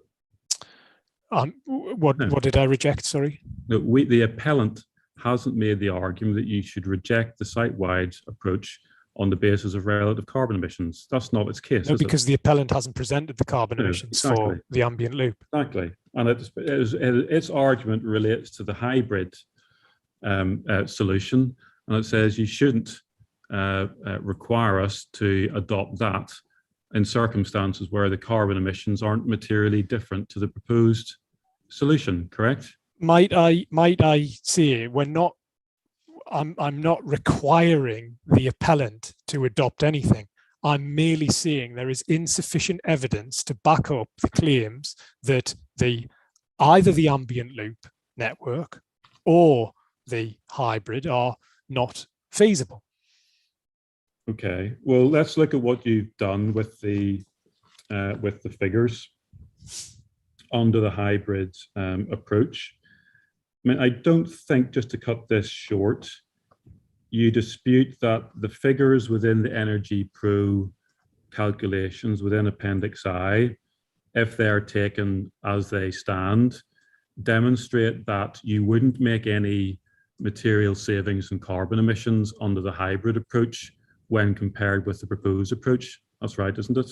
No, that's not right. I haven't considered the carbon emissions from the Energy Pro analysis. They're stated within Mr. Stanley's rebuttal. Yes. He states that they're broadly equivalent. Yeah. I haven't looked at those carbon emissions in detail. Right. What I've done is I've looked at the capacity of the plant and the configuration or the user input data. What really, I mean, there's because there's no other basis for looking at demand or capacity anywhere in any of the information that's been submitted. Yes. And what I don't agree with is how those systems appear to be configured. As I've said, thermal storage seems to be completely misrepresented in the calculations, and that will have a significant bearing on the on the carbon emissions. Sure. Okay. I'm going to come back to those issues if I may, because this really gets down to the issue of what purpose these Appendix I calculations are to be used for. But let's just take this in stages. You say you haven't looked at the carbon emissions in particular. In a great deal of detail. Okay, you haven't looked at it, but I think we can accept, can't we, that the figures that are shown in that appendix, insofar as they relate to carbon emissions, they show that there would be no material difference between the hybrid scheme and the proposed scheme. I know you say that there are other steps earlier on that you've looked at. I'm going to come on to those, but can we take as our starting point that the figures in that appendix show that there would be no material difference in carbon emissions terms? No, because if they're flawed, we can't rely on that as a comparison. I know, but just to make it easier for the inspector as far as her note is concerned, if those figures are correct, I understand we've got to get to the points you make about the earlier stage in the process, but if the figures in that appendix are correct when dealing specifically with carbon emissions, those figures show that there wouldn't be a material change between the proposal and the hybrid position. That's right, isn't it? No, Mr. Linus, I'm not going to agree to that, because you enticed me into a comment on the site-wide network earlier, and you've since said a number of times that I agree that to something that was taken out of context, and I believe you'll do it again. So I'm not. Right. Well, let's look at them briefly so we can just put this in front of the inspector. If we look at where this information has been taken from, if we go to Mr. Stanley's rebuttal, which is CD 915. Which page, please? Right. I'm going to give the inspector the PDF first of all. It's in Appendix B, and it is PDF page 254, ma'am.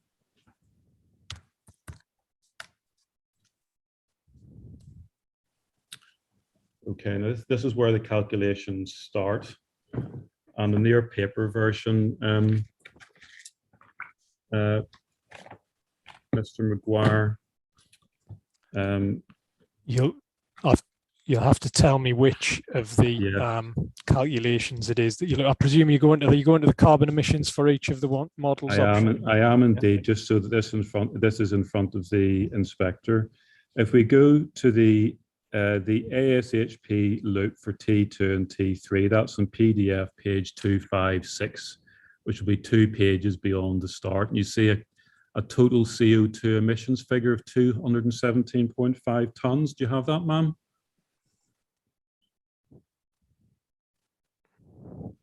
I do. Thank you. Thank you very much. And you see that as well, Mr. Maguire? Yes. Yeah. Okay. So that's for T2, T3 as proposed. If we go down to page 274, PDF, page 274 for T1, this is current proposal, TAR 1. We have total CO2 emissions of 716.6 tons. Do you see that? Do you have that, Mr. Maguire? Yeah. So that is a total of T2, T3, T1 of the 217 plus the 716, say 933, okay? You're prepared to accept that as a figure, Mr. Maguire? Yes, yeah. Okay. Those figures are there, yes. Yep, and if one goes down to the site wide on page 284 PDF,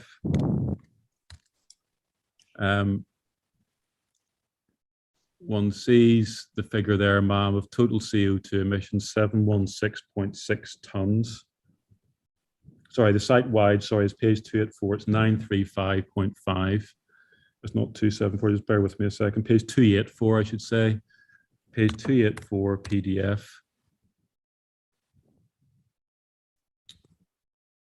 And one has total CO2 emissions on that page, 935.5. That's site-wide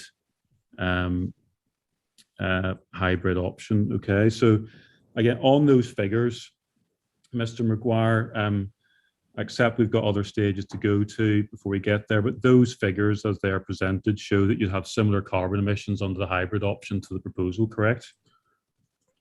Based on how they've been modelled, yes. Sure, okay. Now, as I understand it, one of the points that you raised was that, well, when you look into the Appendix I material, you can't rely on these figures, including the carbon reduction ones, because of a couple of factors, including, I think you mentioned plant capacities, which you've dealt with in table 2 of your rebuttal, correct?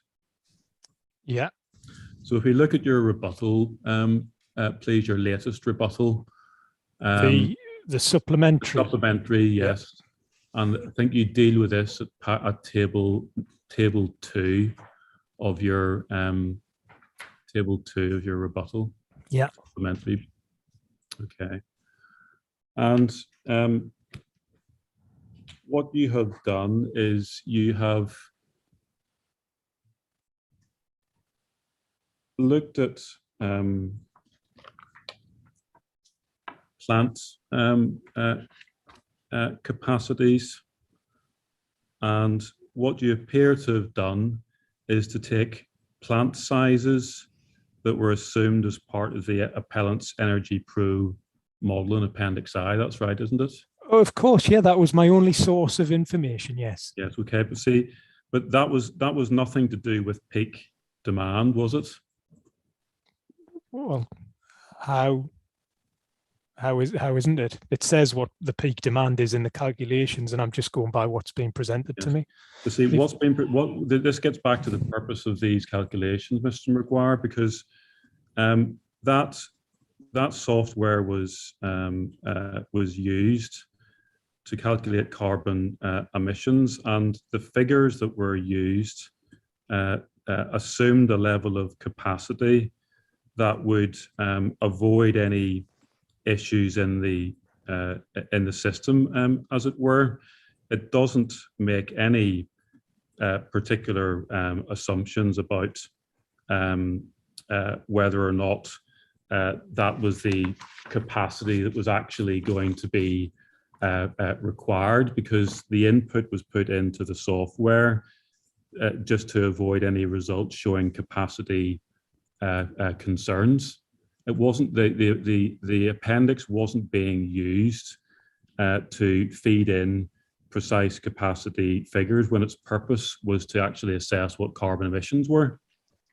They're incorrect then, is what you're saying, Mr. Linus. They were inputted to, they weren't incorrect in the sense that the purpose of the document was never to consider capacity in the way that you've assumed in your table. It was there to look at carbon emissions, and that was quite clear in Mr. Stanley's evidence, wasn't it? No, they can't. How can you assess carbon emissions if you don't put in the correct data for the design? That means you've just confirmed that the calculations are incorrect. Well, no, but they simply didn't. They weren't. You can't, Mr. Linus. You can't divorce one from the other. You can't. You can't say. Well, firstly, I would say that irrespective of the point that you're trying to make, which is completely wrong, even the point I've actually made is that looking at the relative entries, whether they're right, wrong, indifferent, and I think I've even said I've not been told what the capacities are. Right, wrong, indifferent, they're relative to one another.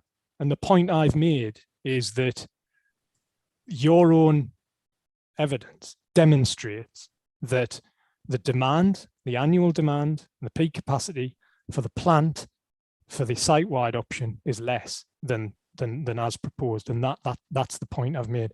But you can't argue that you've calculated carbon, which is inextricably linked to the demand profile, the plant capacity, the type of plant.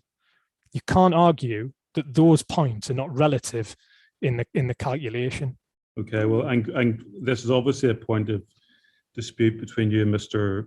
Stanley, because my instructions are that doesn't have any effect.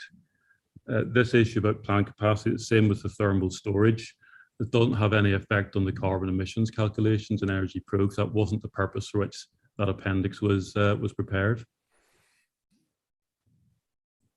We just have to record that as a point of disagreement between you and Mr. Stanley, clearly, Mr. Maguire. Definitely. Okay, right, okay. Now, sorry, Mr. Linus. Do you know how much further you have on cross-examination? I'm just aware that we're heading towards, we're past what would be normal break time. So when would be a convenient time just to give me break? a moment, ma'am. This may be a convenient Thank you, Mr. Linus. Yes, we've probably got about another 3/4 of an hour to go. Probably now is a convenient point, ma'am. Thank you. Can I then ask for everybody to be back at, I'm happy to cut the break slightly shorter, so come back at 1:45. Would that be acceptable for both main parties to continue? Thank you. Mr. Maguire, just a reminder that you can't speak to anybody about the case because obviously you're still under cross-examination. Okay, thank you. Then I will see you all back here then at 11:45. Thank you. I'll adjourn for now. Thank you very much.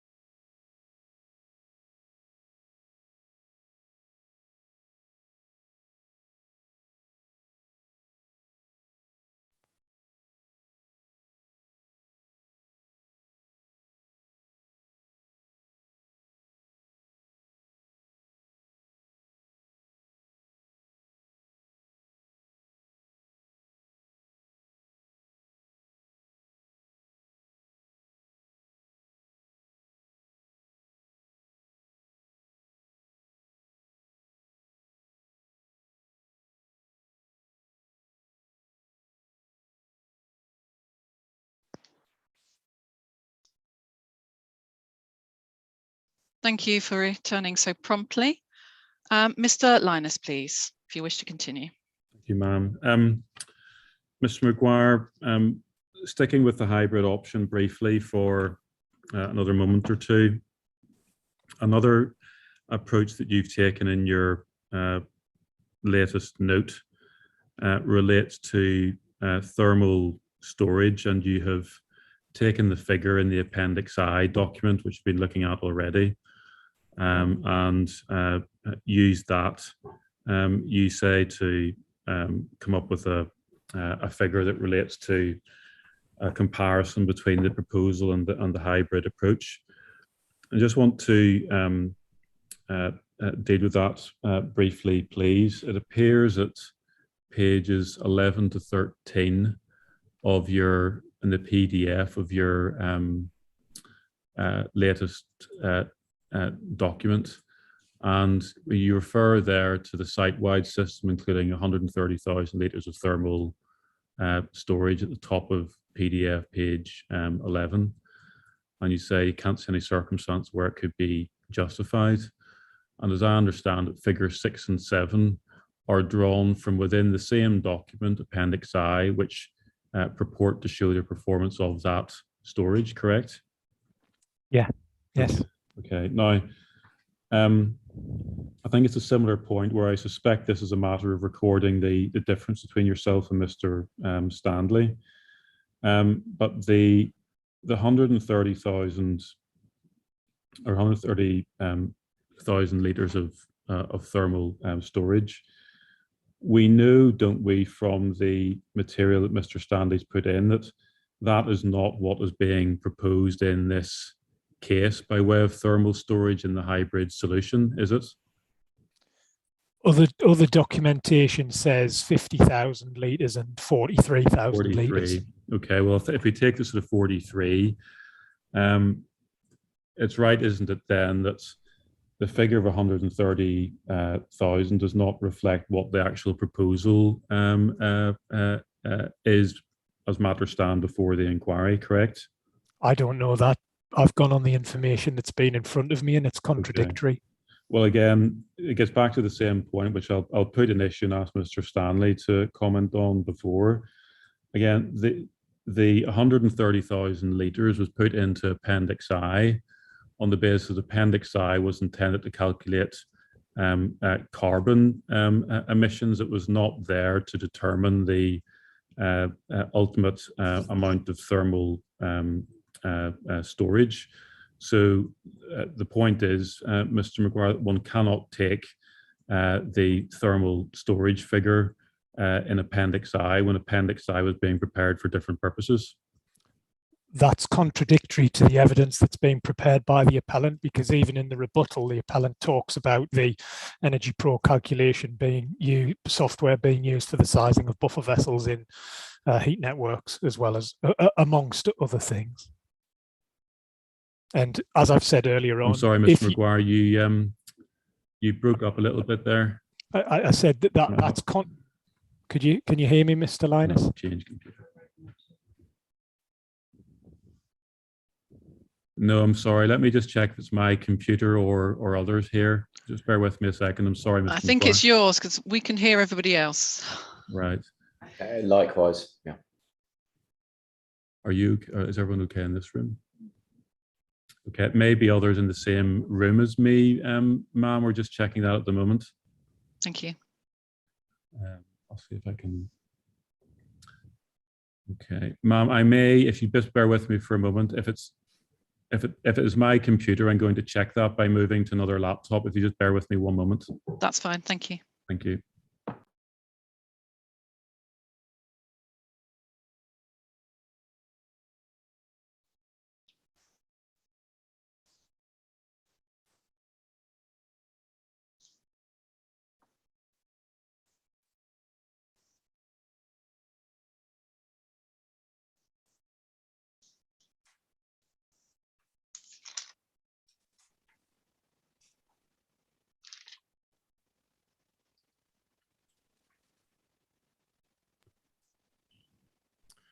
Right, can you hear me now, ma'am?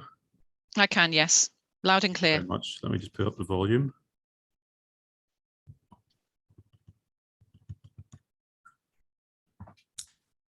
Right.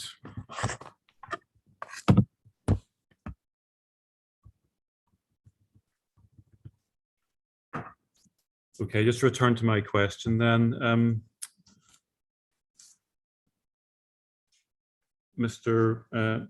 Maguire, I think it sounds as the point in issue is that Mr. Stanley's position is that for the purposes of preparing what was intended to be a carbon emissions assessment, certain assumptions were made, including about the thermal storage capacity, which do not have a bearing on the position that he takes as far as the comparative carbon emissions are concerned. So it's wrong to draw out the thermal storage calculation the way that you have done and relied upon it on the way you have done. I disagree. If you expect us to rely on the calculations, then they should be as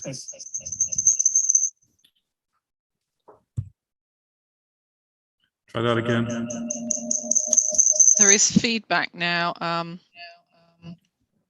Where's the volume here?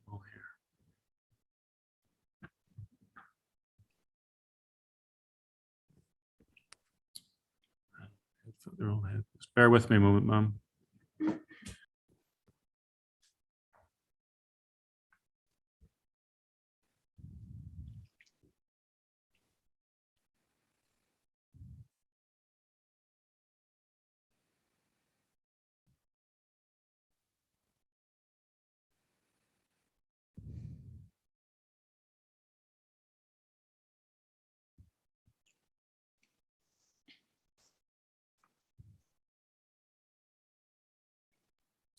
Can you hear me, ma'am?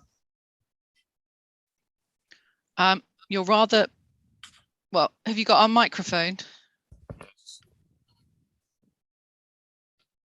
Do you need to turn it up or pull it There, down? that's There we better. go. We got there. I'm assuming you can hear me. I think I can hear you. Can you hear me, Mr. Maguire?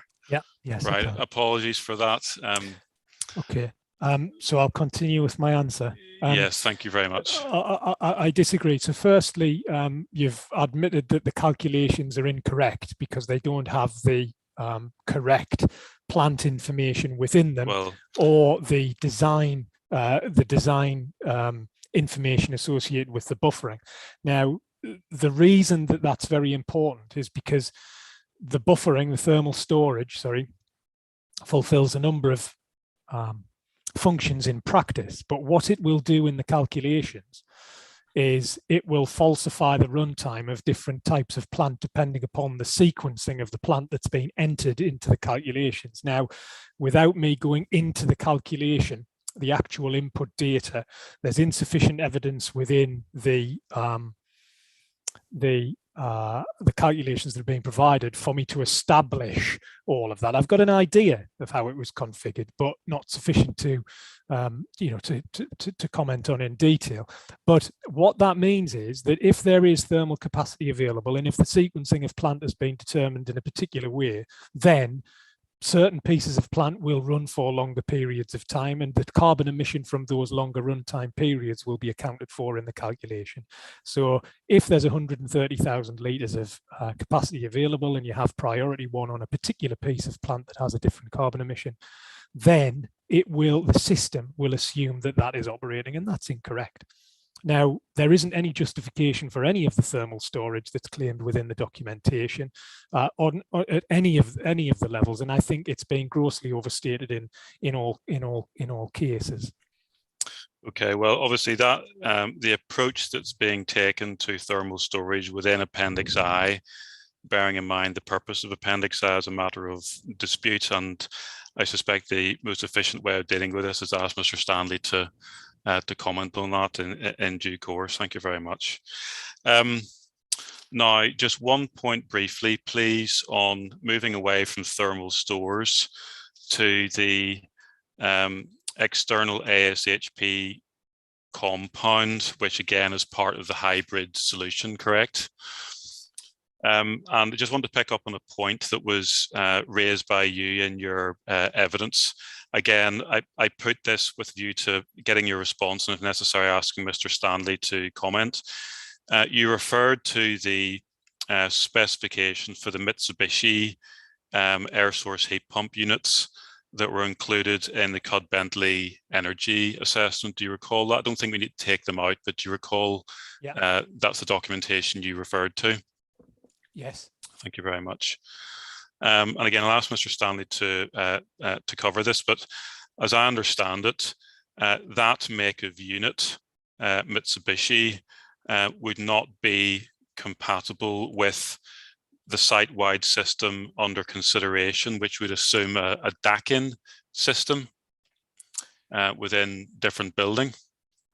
Yeah, so it's Daikin is another mainstream manufacturer of heat pump and refrigeration-based technology, another of the market leaders alongside Mitsubishi.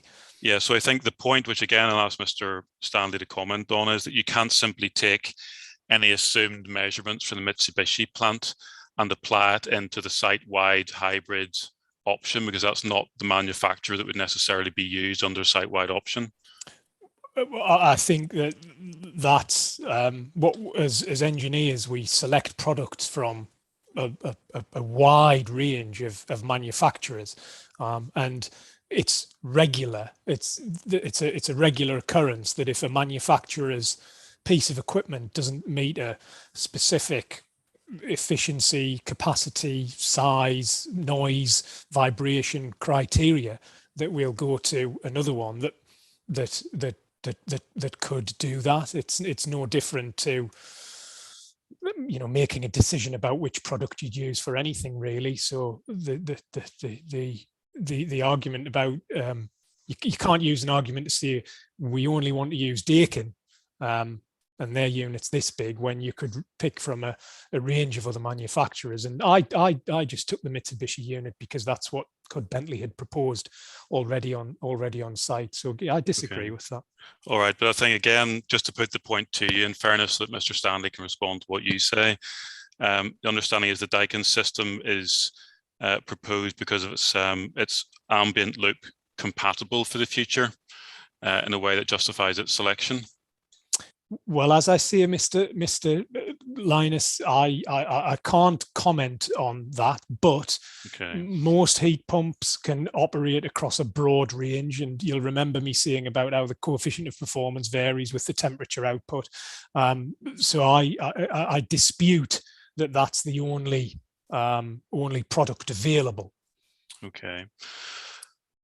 And obviously, beyond what the actual space requirement for the units themselves is, one needs to make an allowance for, chiller requirement for T1, as well as ancillary equipment allowances for space related to adjacent buildings and so on. So it's not purely a question of the size taken up by the modules themselves.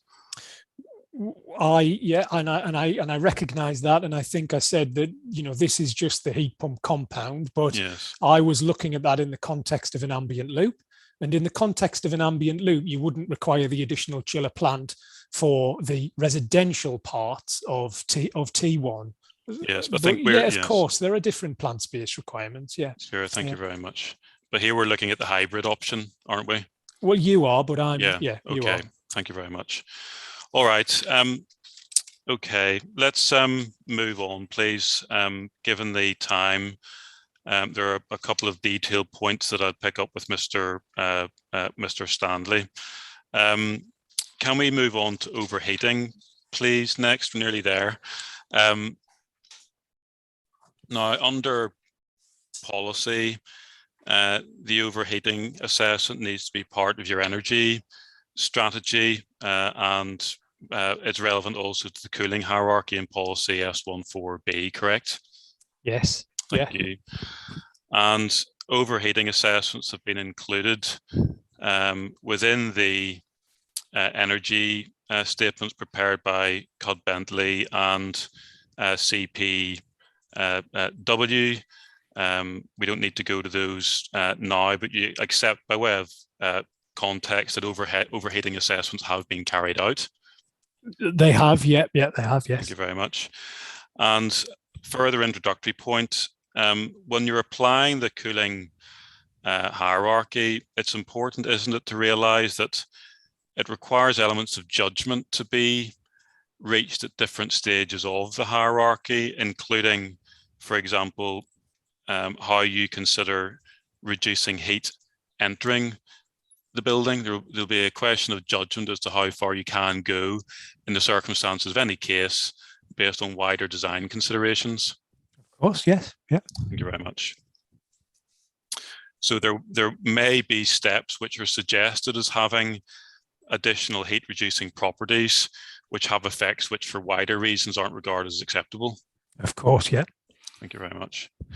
And ultimately, it's not your role to reach judgments on those wider effects, even though you might have a view on them. It may involve wider design considerations, which it's not your role to take a final position on. That's right, isn't it? It's the role of the engineer to identify what opportunities there are and report those for a wider discussion with the team, much like the points I was making on distribution and plant space last week. Yes, and so we play an important role as engineers. Yes, but ultimately you may suggest something which could have an effect on potentially reducing overheating, but it's not something that is regarded as acceptable in general design or planning terms, and that may well arise. That's right, isn't it? Potentially, yes. And if that does arise, that doesn't mean that you've failed the cooling hierarchy. It's just a matter of judgment that one lives with as you apply the hierarchy. Well, providing it's robust enough to, providing the arguments are robust enough to pass the hierarchy, and they're demonstrated, then yes. Yeah. Okay, thank you. Now, if we just look at the hierarchy, then take the first step of reducing the heat entering the building. Again, sorry, Mr. Lyons, do I need to open the London plan? Not the London plan for this one. I'm just going to take the different steps of the hierarchy to try and save time. And if you dispute what those steps are, we can go back to the policy if needs be. But if one takes as a first step, reducing the heat entering the building, again, hopefully we can agree that we don't have to go into the energy statements themselves, but we can if need be. Under the CPW energy statement, there is reference made to using low G values for glazing, and I don't think you've taken issue with that as a step within this part of the hierarchy. That's right, isn't it? Yeah, not at all. Thank you very much. And Mr. Stanley also explains that beyond there being high performance solar control glazing, there have been steps taken to provide external shading through the provision of balconies within the scheme. That's right, isn't it? That's what was claimed, yes. Yes, thank you very much. There is reference by Mr. Stanley to a heavyweight building structure to take advantage of the decrement factor in his rebuttal. Yes, but I that's as a small point that's been overplayed, I believe. Okay, I don't believe it's intentional. I think it's just a function of the design of the building. Okay. Yeah. But again, it's something which has to be taken into account at this stage. You may have disagreement. Yeah. Okay, thank you. Yeah. Well, that's point 3. Yes. Okay. SIB. Okay. Thank you very much. And there is reference as well in his evidence to the use of high spec blinds being incorporated, which again is something that would be relevant for this stage of the hierarchy. Yes, and if they're modelled within the TM59 analysis, they must be provided as part of the base build specification as well. Thank you very much. And as far as Cud Bentley are concerned, similar point being made about the use of low G values in the glazing for T1, correct? Yeah. Thank you very much. Now, as far as glazing areas are concerned, this is a point that's also relied upon by Mr. Stanley, correct? The point is put by him that glazing areas have been reduced to what's judged to be a proper minimum while achieving the required daylight factor. Again, that's a matter that's relevant at this stage of the cooling hierarchy, isn't it? Very much so, yes. Thank you very much. And just to pick up on a point that I think you raised in your evidence in chief, you relied upon the daylight and sunlight assessment to suggest that we hadn't gone far enough in considering the use of glazing at this stage of the hierarchy to control heat entering the building. If I might answer now, I haven't claimed that the appellant hasn't gone far enough. Right. What I've claimed is that there's insufficient justification of the steps taken, and in my response to saying where is the evidence in the analysis to say what was the effect of these interventions, I've asked, have you considered reducing the glazed areas? Because whilst you can focus on the G value of the performance of the glazing, by reducing the area of glazing, you eliminate that proportion of solar gain. And it's been claimed that window sizes have been reduced. I'm merely, and the claim was that they've been reduced as far as they possibly can, but the daylight factors are already at their low limit. I merely said, well, there's a document here that says you're demonstrating excellent daylight factors. Right, okay. So just to be clear what you're saying, I mean, you're not suggesting positively that we haven't gone far enough from what you said? Mr. Linus, on overheating, my point is that the appellant can provide cooling if it wants to, but it has to be incorporated into the carbon analysis correctly, and it has to form part of that overall carbon emission calculation. The key point is that if the appellant wants to provide cooling, the demand for cooling must be as low as possible. And there isn't evidence to suggest that the demand for cooling is as low as possible. There's analysis that's been undertaken. There are suggestions of alternatives that have been assessed, but then there's an outcome saying we're having cooling.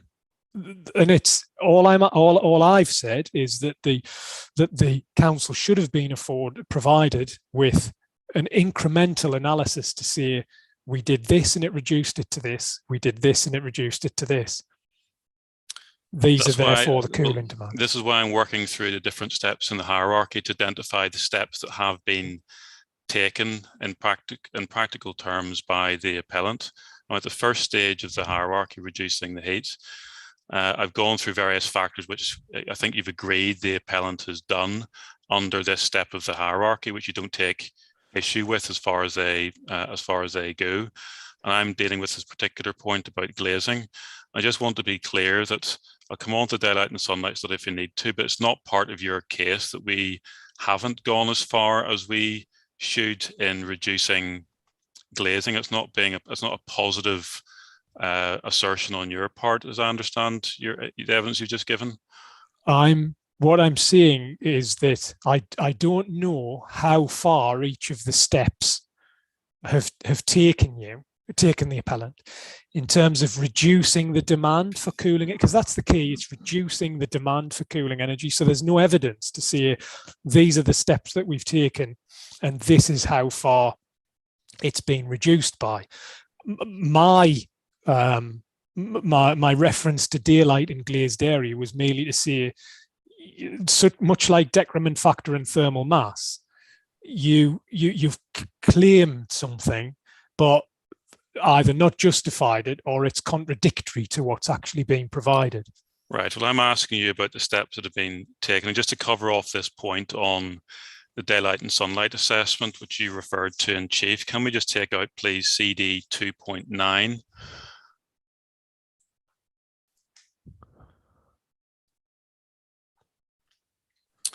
Which is the updated daylight and sunlight report.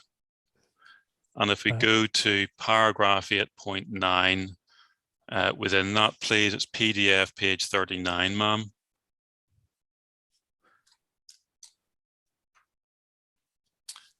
Again, I can ask Mr. Lonergan to comment on this, as well as Mr. Taylor, about the steps that have been taken, and that evidence can be provided. But I think you relied. Just bear with me while I find sorry. it, please, Mr. Yeah, Lyons. Sorry, I'm just having to go onto the website to get.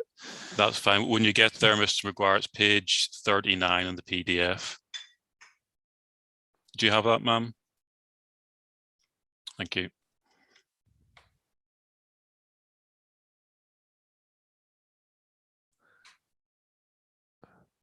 It's not 9.6. Did you see it was 2? No, it's 8.9. Sorry. 8.9. Sorry, 9.6. Assessing. It's not. Forgive me. It's not the daylight summary report I'm looking for. It's Rick's guidance assessing viability and planning. No, sorry. It's CD 2.9, which is the updated daylight and sunlight report. You may be in the wrong document. I'm sorry. 2.9, yeah, got it. And then page what, sorry? PDF page 39. I hope you've got 8.9 at the top of that.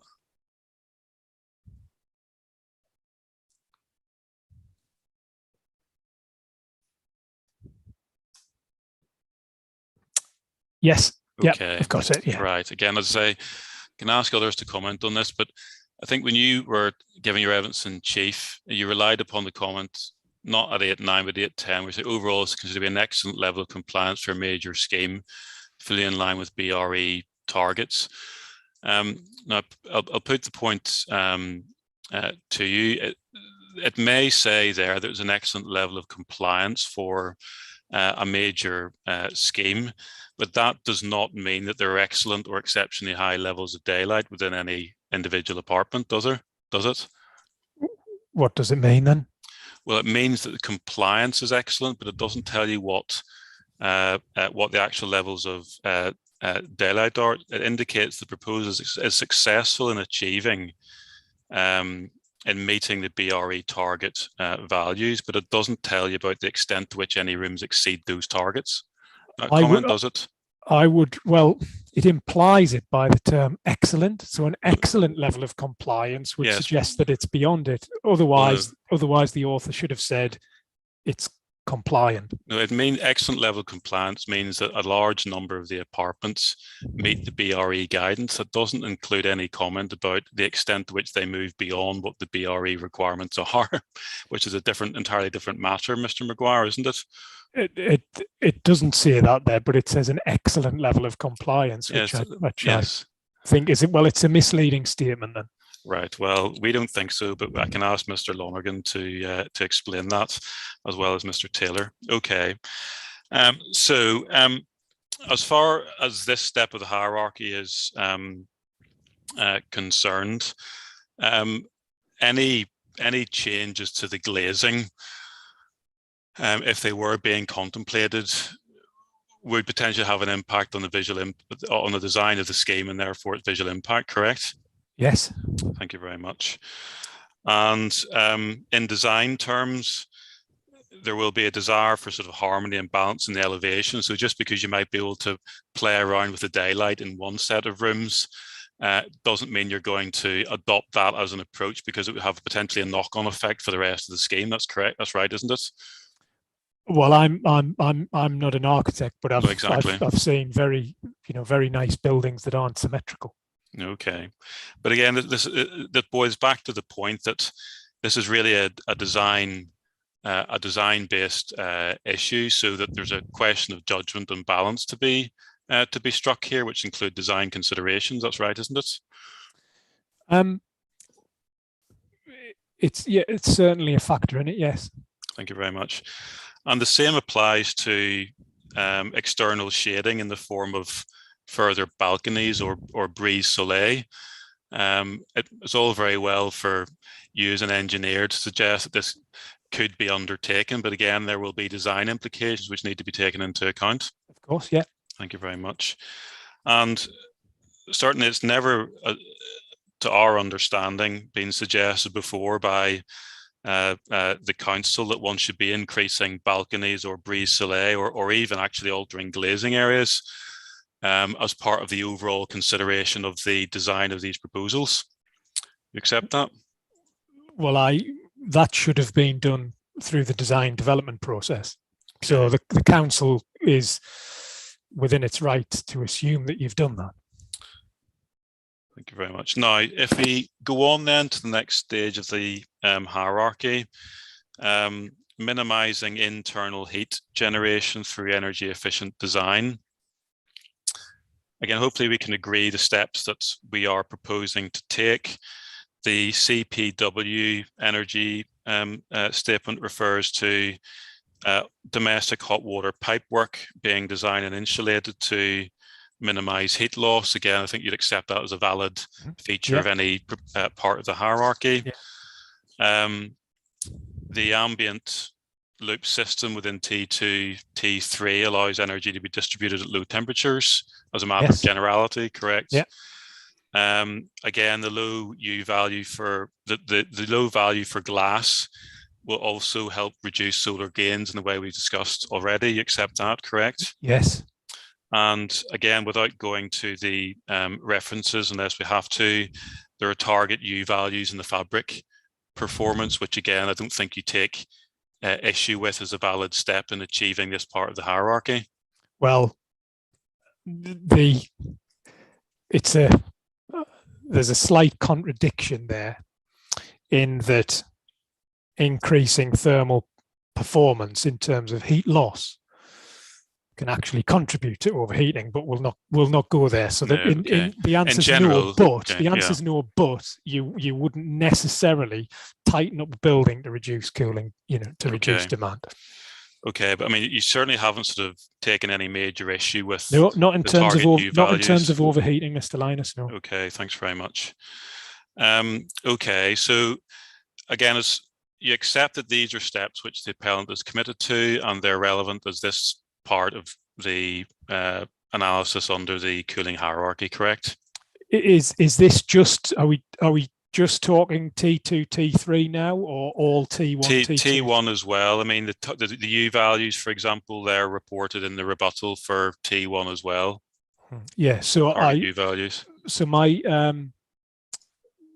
again, because there are different strategies for the building as proposed, you can't apply those same approaches, or you can't suggest that those same approaches have been applied to T1 as well. So the ambient loop, for example, it's the opposite, because there's a higher temperature network proposed for T1, so that could possibly add to it.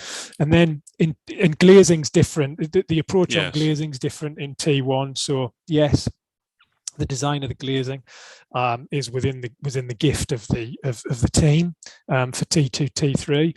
On T1, I know that they've reported the design team's reported going to great lengths to integrate intakes and discharges for the local ventilation systems into the facade, and then how they're changing the glazing for the facade. And there's also talk about manifestation on the rear of glazing, where you would have an opaque panel, for example. So I think that whilst they're trying to maintain the appearance externally, they're already proposing to use paneling behind to reduce glazed area. And I think certainly in T1, that's another area that hasn't been fully assessed. Right. The benefits in terms of reducing cooling demand, I mean, not other matters. Okay, we can ask Mr. Taylor to comment on that. But I mean, you accept as a generality that it gets back to this debate we were having on the site-wide option that a different approach is required for T1 because it's an existing building.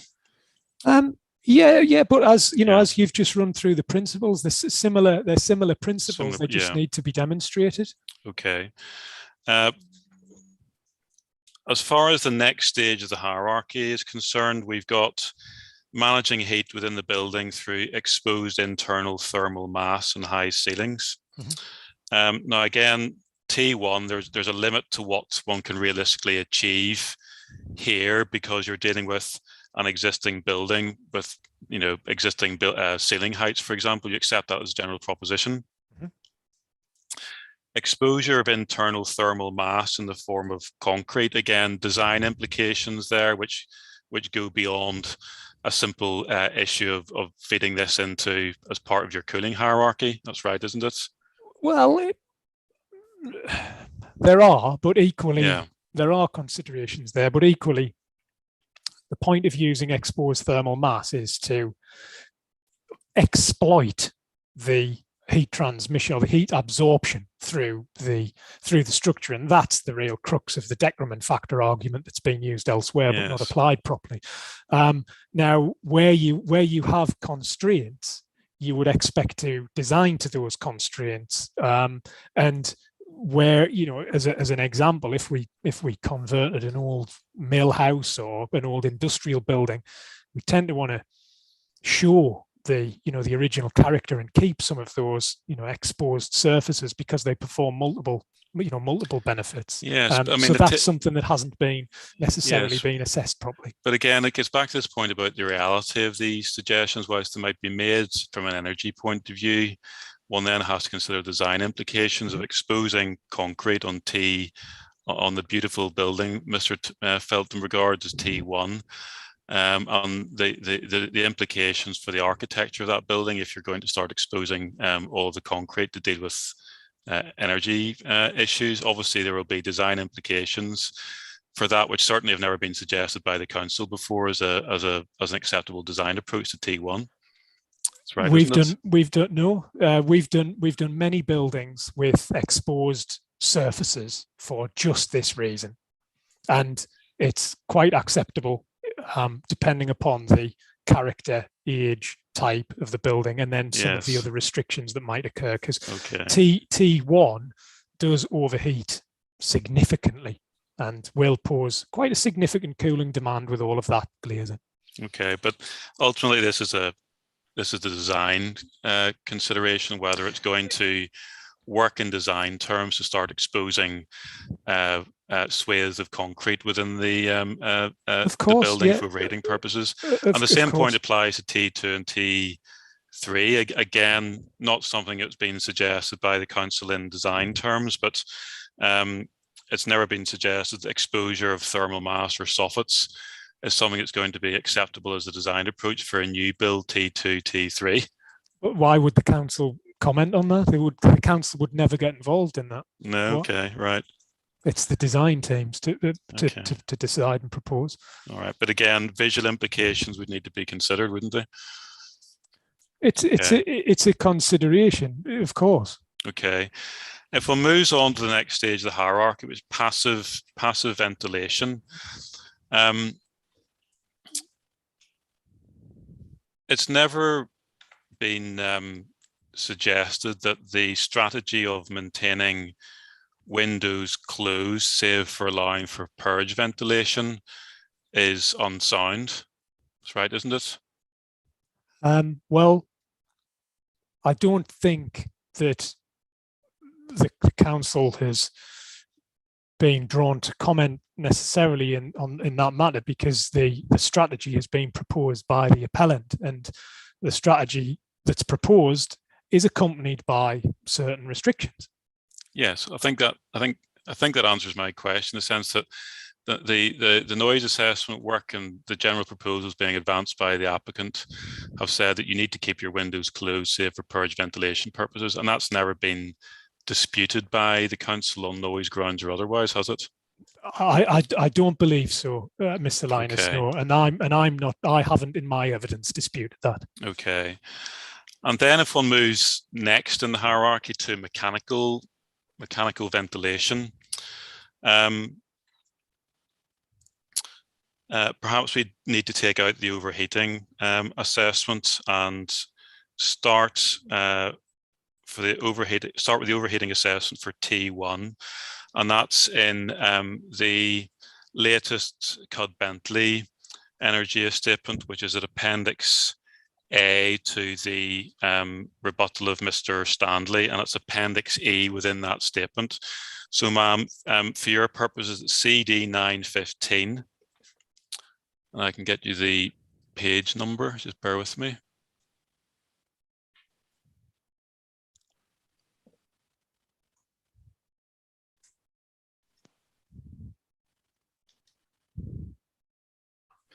it's CD 915, page 109, starts on page 109. Yep, I've got that, thank you. Thank you. Mr. Maguire, are you working on paper or the PDF? I've got the PDF of this, but there is a Okay. little quirk with this file that crashes my machine. So All right, okay. crashes my reader. Apologies. Okay, it's PDF page 109. 109. Which is the start of the overheating assessment. Yeah. Okay, so let's assume for present purposes that one's looked at the previous steps of the hierarchy, and one is conducting, after allowing for the various elements in the hierarchy, the design features of the scheme that have been discussed in my previous questions. We're conducting an overheating assessment based on the proposal as it stands. And if one looks at page 4 of the document, it's PDF page 113.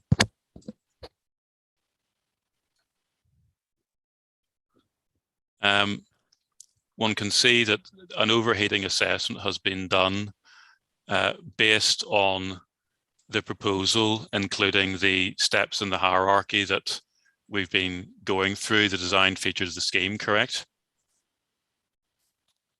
There's a table of results there. Yes. Yes. Yeah. Okay. And those results, you don't dispute those results insofar as they demonstrate that the modeling work that was done based upon the proposed design did involve multiple failures without mitigation in the form of without further mitigation. That's right, isn't it? Well, this table here with the failures represents, I believe, represents the results of the overheating analysis, with the exception of without cooling added. Yes, that's right. And so it assumes all of that has been done. Yes, and you accept that without cooling added, that there would be failures under the overheating analysis and without that further mitigation. That's certainly what's demonstrated by that table. Thank you very much.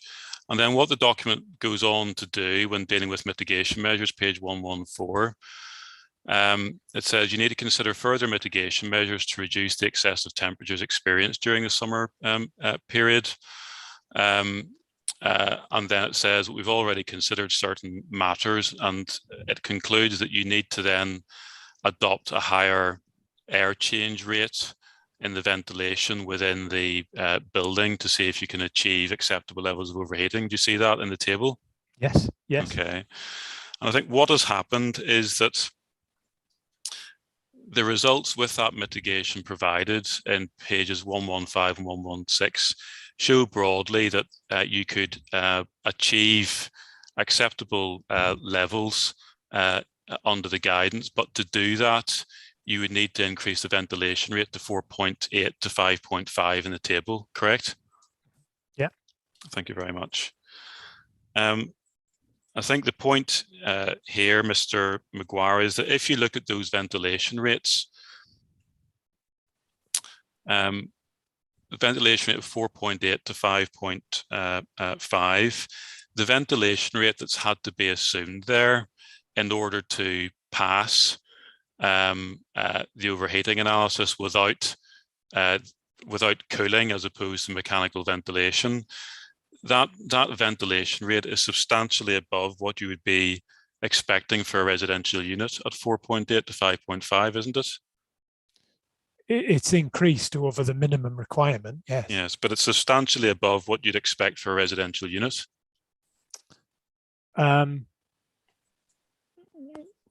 It may be, yeah. I'd have to check the figures to confirm, but yeah, it's certainly above the minimum requirement. Okay. And clearly, once you're looking at that sort of ventilation rates, you're looking at a different category of size of unit, ducting, noise. It raises various issues of actually being able to achieve that. substantially higher ventilation rate, doesn't it? Well, of course, yeah, there are other design considerations associated with delivering it, yes. Thank you very much. So when you read through to the conclusions in the overheating assessment, PDF page 117, it says the current design strategy achieves compliance through increased air change rates provided by the mechanical ventilation, however cooling is proposed.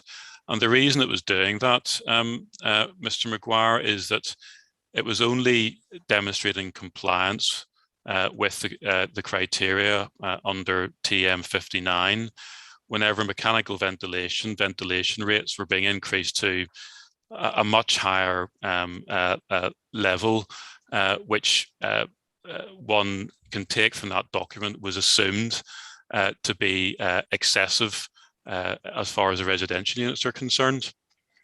That cooling was proposed because a ventilation rate of 4.8 to 5.5 wasn't feasible.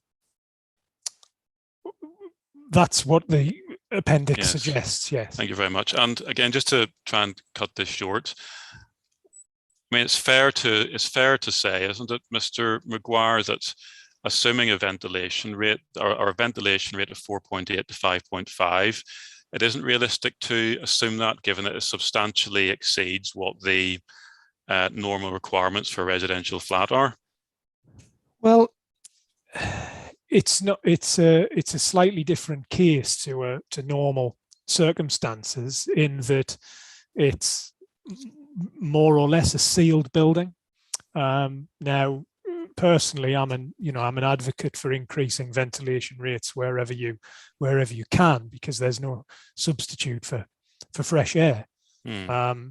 So again, the decision would be taken on whether you increase ventilation or provide cooling are taken on the basis of the particular point in, the particular case, shall we say. So but as I said at the start, it's ultimately up to the appellant if it wants to use cooling within this building. But that one example that you've demonstrated doesn't show how you can reduce cooling demand. What it does is it shows that you've got an alternative way of mitigating overheating risk through increased ventilation rates, which you've elected not to do, instead providing cooling. But what none of that analysis does, it says we've done this, and this, but there's no evidence to say we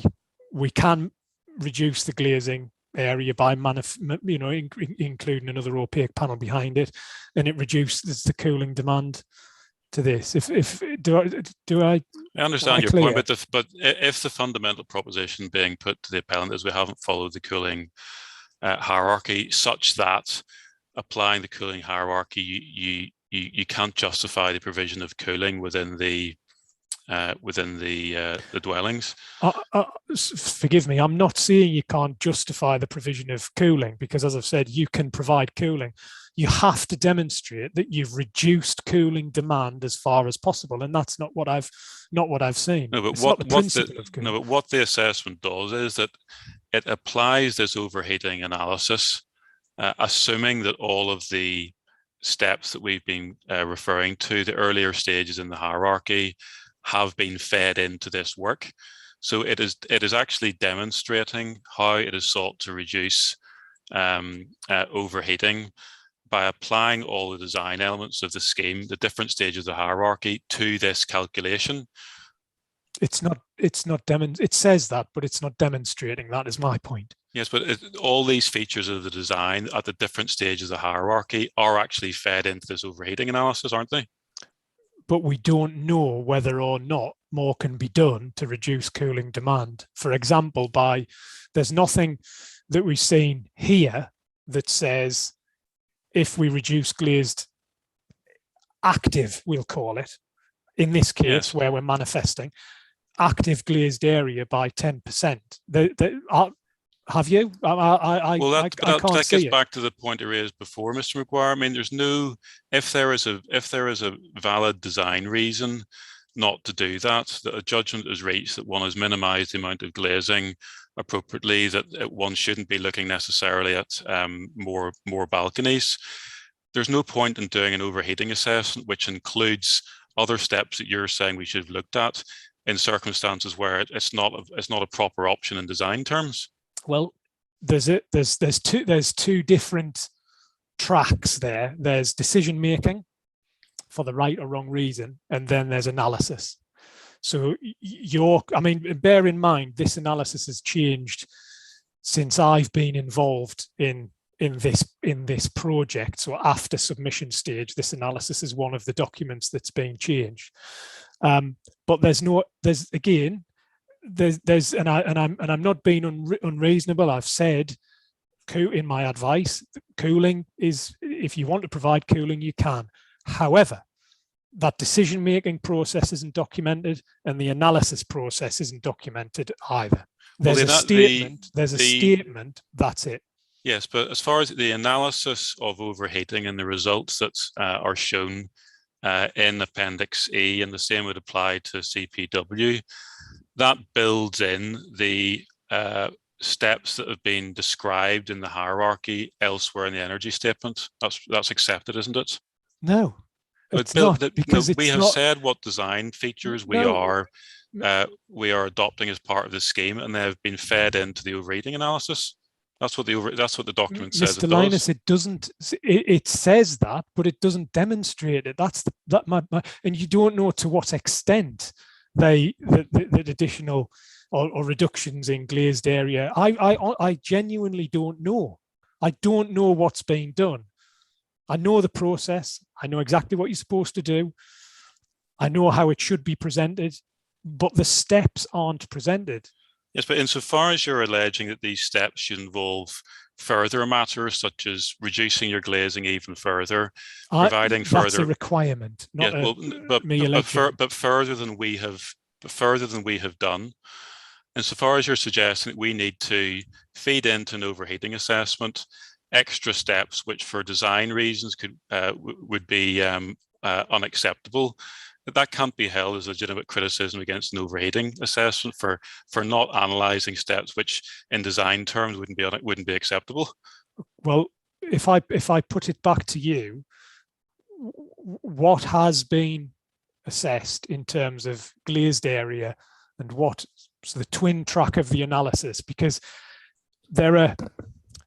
just because a design team member doesn't want to do something doesn't mean the policy doesn't apply.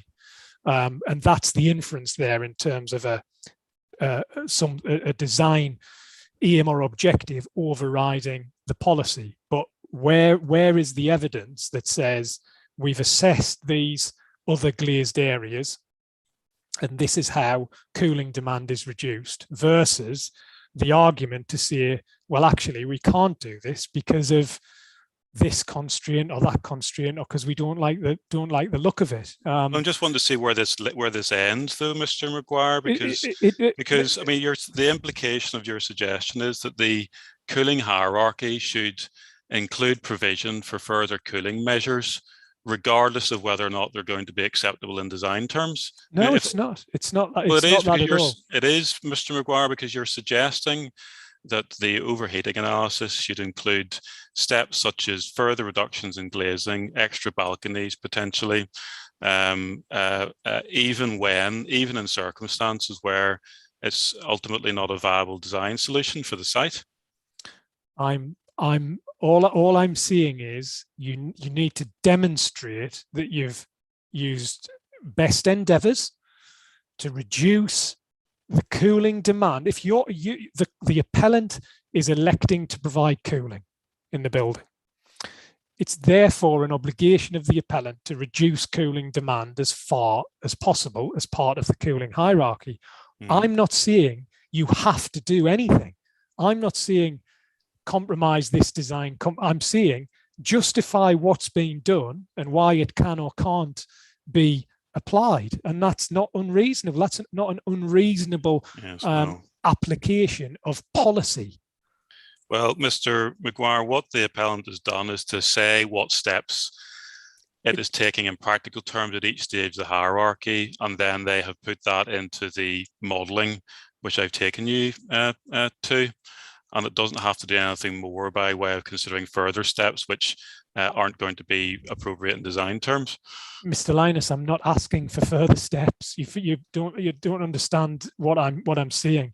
I'm asking for demonstration that the steps of the cooling hierarchy have been applied. You've told me that that's what the appellant has done. I've read that the appellant has said that's what it has done, but it's not evidenced. That's all I'm seeing. I'm not seeing. Well, I can ask. I'm going to again. I can ask Mr. Stanley to comment on this, but the position is that the steps taken in the hierarchy have been assessed as part of the overheating assessment that's set out within this document.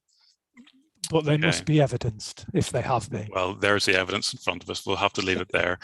But it's not, Mr. Linus. It's not evidence. I'm sorry. Can we please move on? Because we've been stuck on this point for a while now. Okay. I have heard both sides, and there will be enough time to question the appellant's witnesses on this point. But Sure. I understand both points, both sides at the moment. Much. Thank you. Ma'am, I think there are other minor points which I'm not going to pick up with Mr.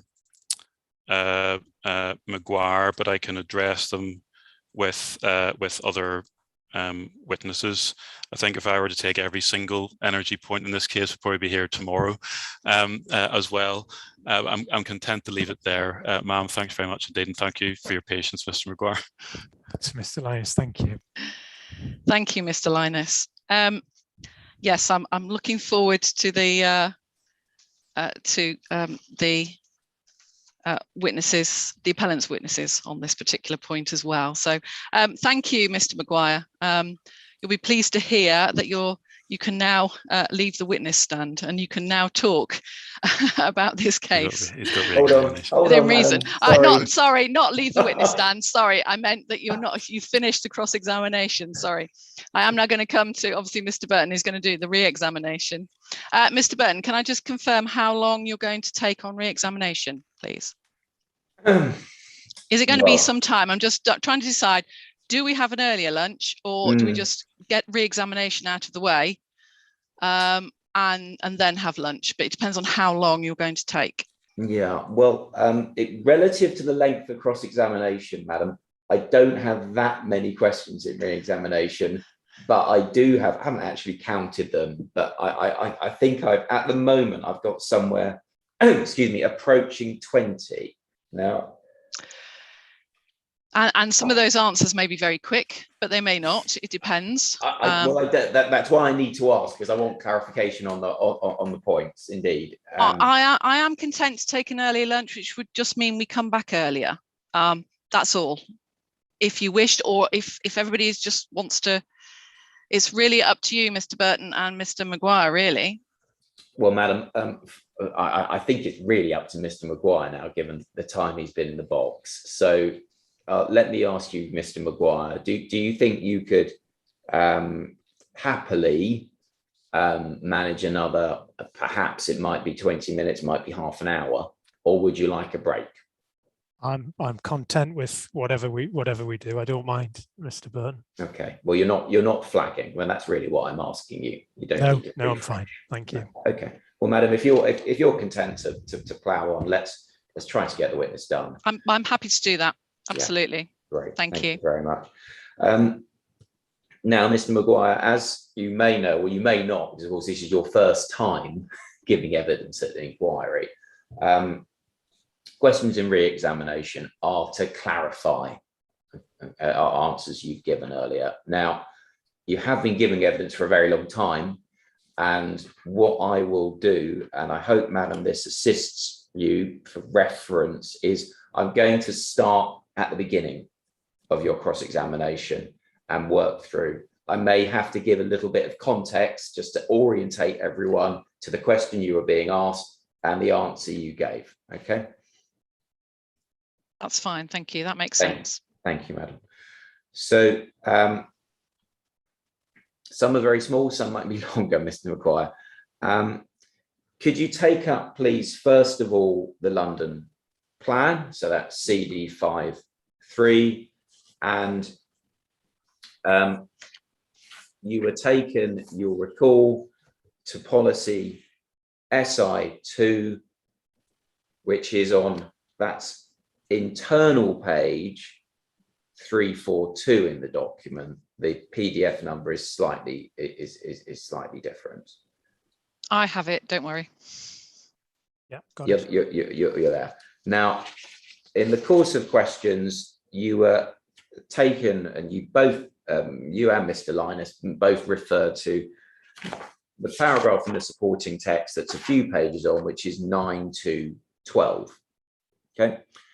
And there were various questions, but one question put to you was this.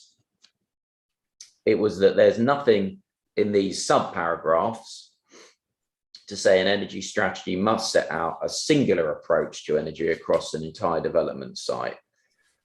Correct. And you said, no, but well, no, not then. Sorry, forgive me. Under point C, and this is what I want to clarify. You said under point C, and you quoted, my note is prioritizing connection to district heating and cooling.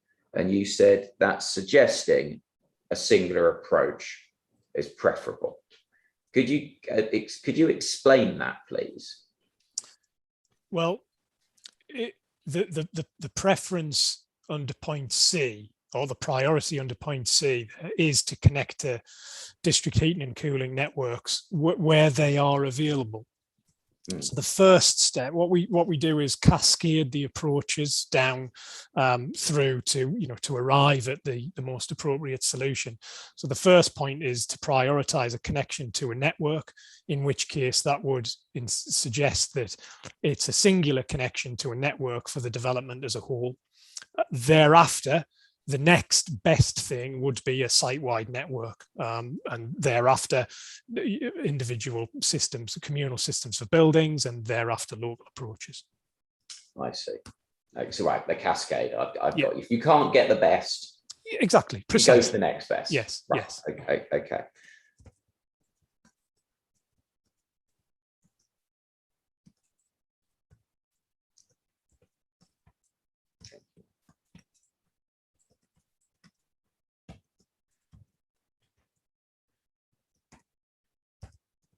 Right, thank you. Now, shuttling on, I'm picking on one example, but there could have been any number of examples. This was a number of questions later. The point being put to you, this was in the context of connecting to existing district networks, actually. It was put to you to confirm you don't bring forward any evidence of existing or planned networks beyond I think the mayor's heat map and the council's own document. And you said, I'm not going to answer that, as it's not my role in this inquiry. And as I say, you repeated that answer across many different topics. Could you just explain, please, your role as you see it in the inquiry? I've been appointed to review the submission in terms of compliance with policy, and try to understand the strategies that have been proposed, and identify where they do or don't comply with policy, and hence are appropriate or not.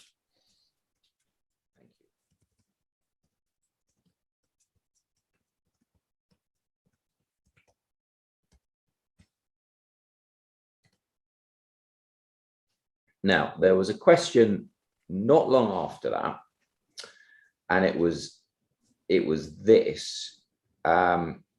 Let's assume, my learned friend said, assume for the purposes of his questions, one is looking at the latest version of the energy strategy prepared by CPW, which is Appendix L to Mr. Stanley's proof, and appended to that, of course, is, this was the assumption, is the latest version of the Card Bentley energy strategy that's in fact with Mr. Stanley's rebuttal. Okay. And this was about in the context of the BC stage in the energy hierarchy. That was what the question was about. And your answer was CPW's document appears to copy the wording from the GLA. So in that respect, yes, and I interpose yes, compliance, I think.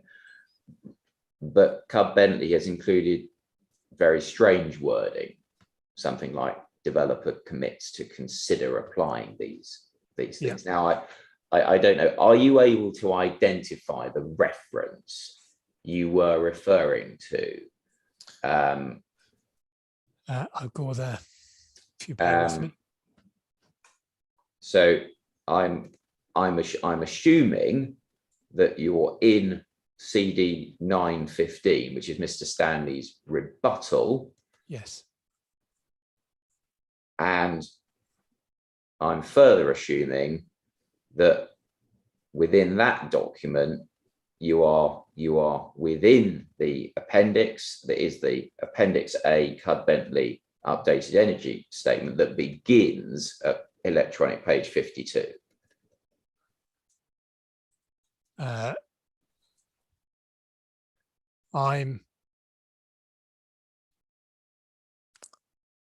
in the energy rebuttal, and yes, I'm at PDF page 95, which is yes. So you're where I thought you'd be. So you're at section 10.1, the B scene commitment. Are you?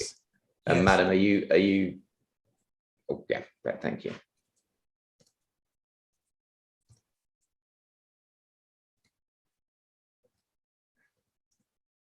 Yeah, that actually doesn't say what I thought it said there. Forgive me. Yeah. I wonder if I've mixed up CPW and Cud Bentley in stating how they've approached it. I think I've made a mistake. Okay, can we look then? I did wonder. Can we look, please, to the CPW energy statement? So that, of course, is in a different core document. That is at CD 9.8.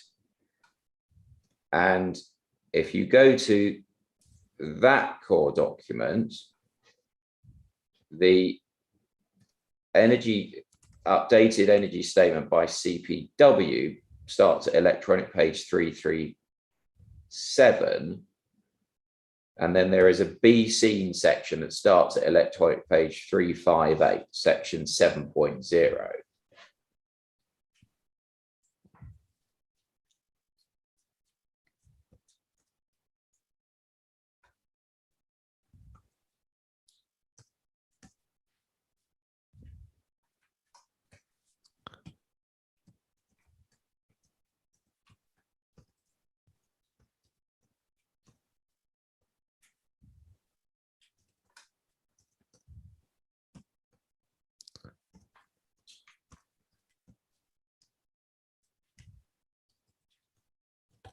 Sorry, which section, Mr. Burton?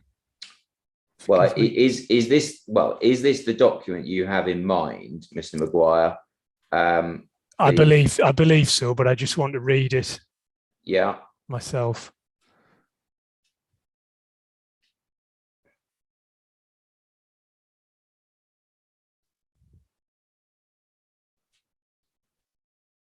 And I think, forgive me, I think I've got I've opened up the older version because there was a revision to it.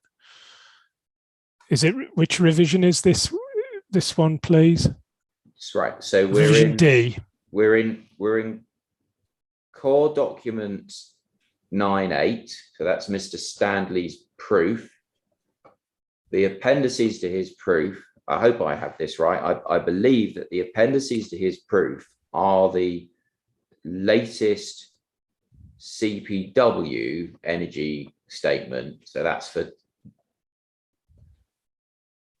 T2 and T3, and that starts at electronic page 337, I believe. I hope I'm not getting that wrong.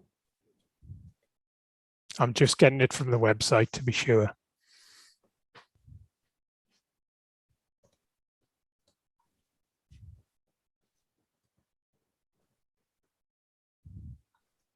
And yes, it is revision D, which you just referred to.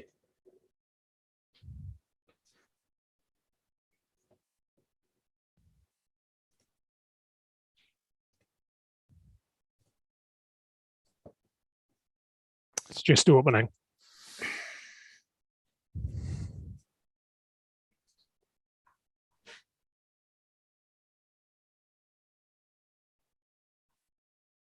And electronic page.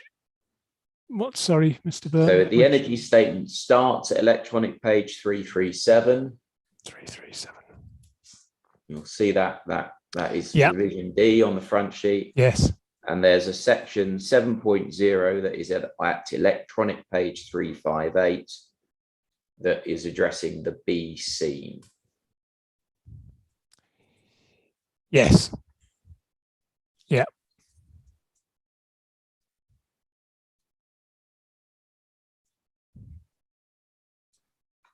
Yes. So the applicant commits to monitoring the development.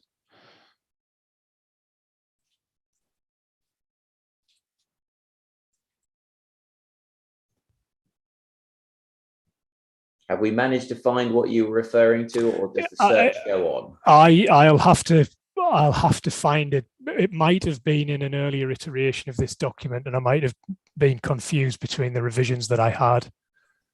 Right. Okay. Fine.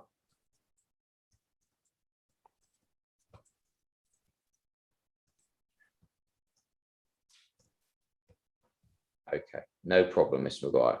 Let's go on. Now, a few questions later, my learned friend moved on to the district heating network, and it was put to you that so far as that concerns the air source heat pumps and the photovoltaic, there will be a decrease, and this is in terms of carbon, as the grid decarbonizes. And you explained, well, the photovoltaic won't change, that will generate electricity. There may be a change as the amount it generates over time. This was the gave quite a long answer. I think the point was put to you that in terms of future proofing, what was being done would allow the system to be served off air source heat pumps in future if electricity capacity exists. And your answer was like now, I think, with a questioning intonation. Could you explain what you meant? Well, it was just that the proposed strategy for achieving net zero by 2050 relied on the use of heat pump technology.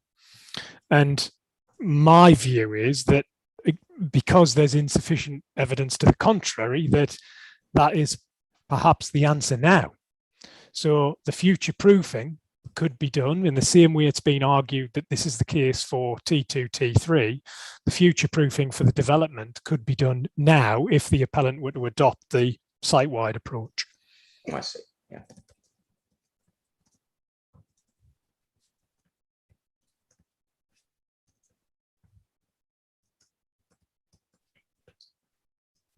Thank you.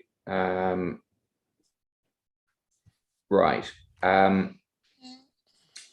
Few questions on. My learned friend made the point that Mr. Stanley indicated that design standards have been applied, including Danish standards, and it was put. You were asked to indicate which design standards are you saying had not been followed. Now, your answer, as I have it, is that there's no evidence to suggest that any parts of CP1 have been applied to this development, and if they had, the design team would have been able to provide the calculation I referred to earlier and provide the checklist that forms part of the document, but it hasn't.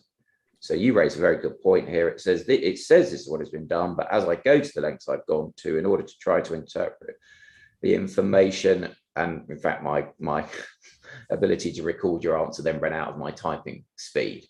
But can you just explain, please, what you meant by the calculation and the checklist? And I don't know if you need to go to CP1. If you do, that is CD812.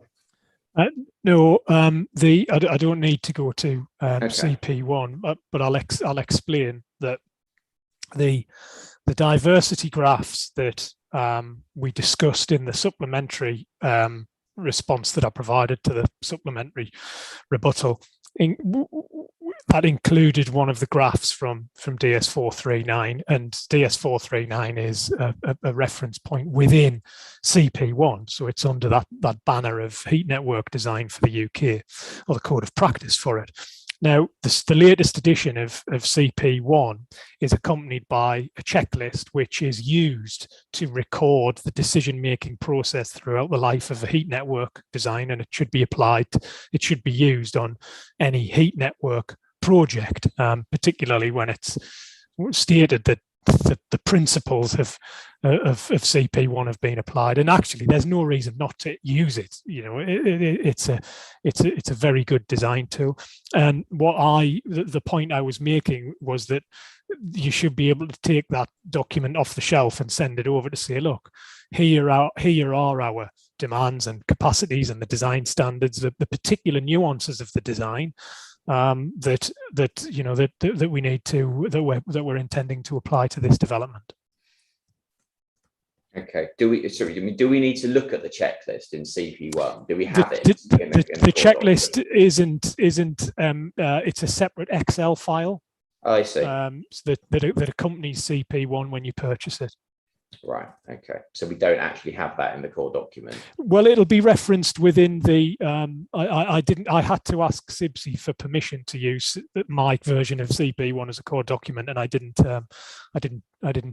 check if that version has it within the appendices. Fine. Okay. Okay. Well, I know that we don't have any actual Excel document, as it were, because CD812 is merely a PDF. I don't know if that helps, and it seems to. Well, it would just be a printed version of it if it's there. If you bear with me, I'll just open it up. The point, my point of raising it was that if you're applying CP1, then you should by default have that. Yeah, I see. Document. And I'm just opening CP1 now.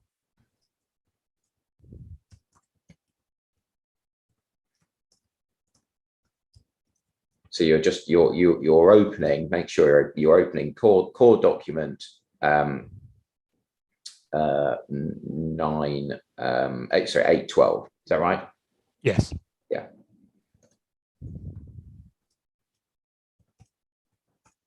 Yeah. Okay. I mean, I have had a quick whiz through it, Mr. McGuire, and it seems to be just a faithful PDF of the PDF. Yes, it is. Yeah, it is. So we don't have the Excel checklist you're referring to there. No. Okay, fine. Thank you.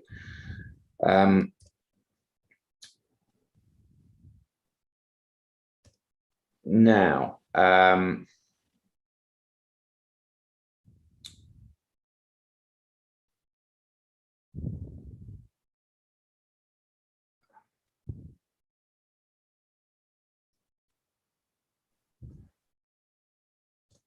let's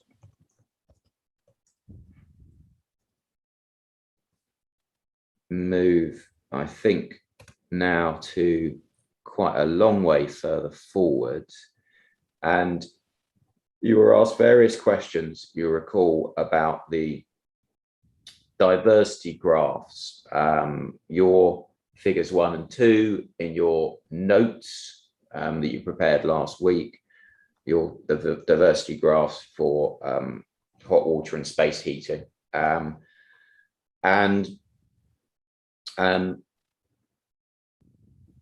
in response to a question, and there were several along these lines, but the point was made to you. You can see on figure 1, space heating, the diversity curve is flattening out. Once you get to 45 or 50 units, the diversity factor has flattened out. And you said, well, it's still decreasing, and there are tables that support the graphs. And whilst it might not look like much outside, when you apply that, it does make a big difference to a number of units. Now, sorry if I haven't quite managed to capture the word for word. Two questions arising out of that. The tables you refer to, what are you referring to that support the graphs? And secondly, why does the number of units, why does that make a big difference?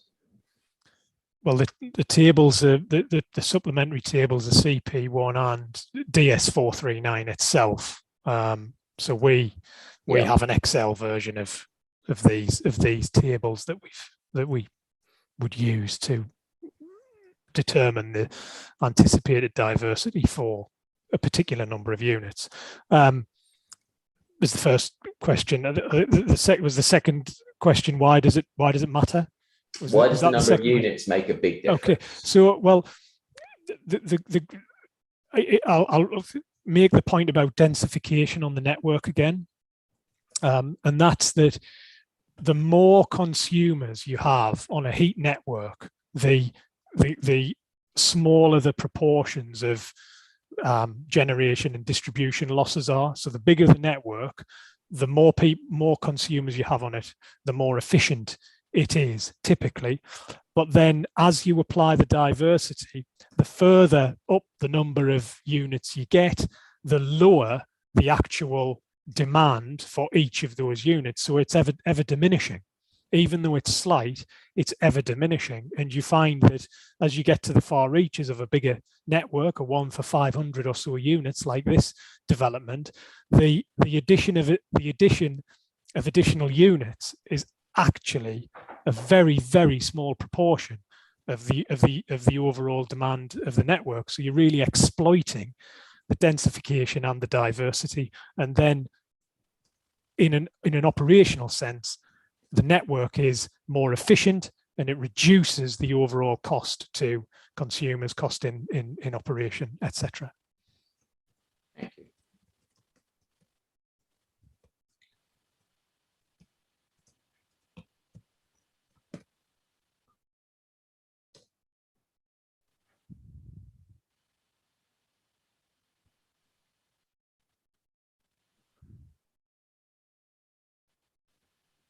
Yeah, and I think actually you probably already answered the further question I had to you for you based on a point soon after that, which was, I think you were still on these points, these diversity graphs, and in answer to further questions about the diversity factor not changing significantly above 261, do you recall that being the number of units in T1, you explained that you disagreed, and you explained why. And then you said, if the principles of CP1, this was the end of your answer, were applied to this development, these calculations would be available for all of us to consider. And have you already just explained that in your early? Yes, exactly. I mean, if it's being developed in accordance with something, then there should be supporting evidence, and it should just be, off the shelf and circulated if it's there. Yeah. Okay. Okay. Fine. Thank you. Right, and that So that takes us to the end of last week. And now we're on to whatever came out in the course of this morning. Now, you were asked various questions about what the electrical capacity was, what it was, and what the need for was or wasn't, and so on and so forth. Now, my learned friend fairly early on put this to you. Appreciate you don't accept how we got to the point. It was talking about the 0.8 mega MVA shortfall. But if the inspector accepts our analysis that the UK Power Network was saying have to disconnect to achieve extra capacity for T2 and T3, then can't rely on a disconnection to make up the shortfall. And what you said, you started saying, and I'm not criticizing my own friend for this, I think you just cut across each other slightly. You started saying, I don't think you're presenting a fair scenario. My impression was you actually had more to say, but then there was a bit of a crossover. Did you have more to say? Yes, I actually, I mean, that happened a lot, and I do apologise for interrupting Mr. Linus occasionally when giving my evidence, but I think that the difficulty in responding to some of the pointed questions that focus on one particular point is that the design of the engineering services installation is multifaceted, and it's very, very difficult to take one point out of context. So, but firstly, there is no evidence to suggest that 0.8 MVA is correct because we don't have the underlying design information. It was correct to say it's unlikely that 5 retail units would have a capacity like that. But as I managed to explain later on, and I wanted to say at this time, is that those 5 retail units might reasonably have a supply of 300 kVA or 0.3 MVA, and coupled with the fact that one of the other IDNOs in the proposals that were presented in the supplementary evidence from last Monday, coupled with the fact that one of those IDNOs proposed 2 MVA as the service for T1, T2, you could say, well, use that same argument back to say, well, look, there's potentially half a meg there. There's potentially 300 from the 5 retail units. So there's 800. I mean, and that's my analysis of all of the information that I've had has just been trying to find some of the most basic information that should be, readily available.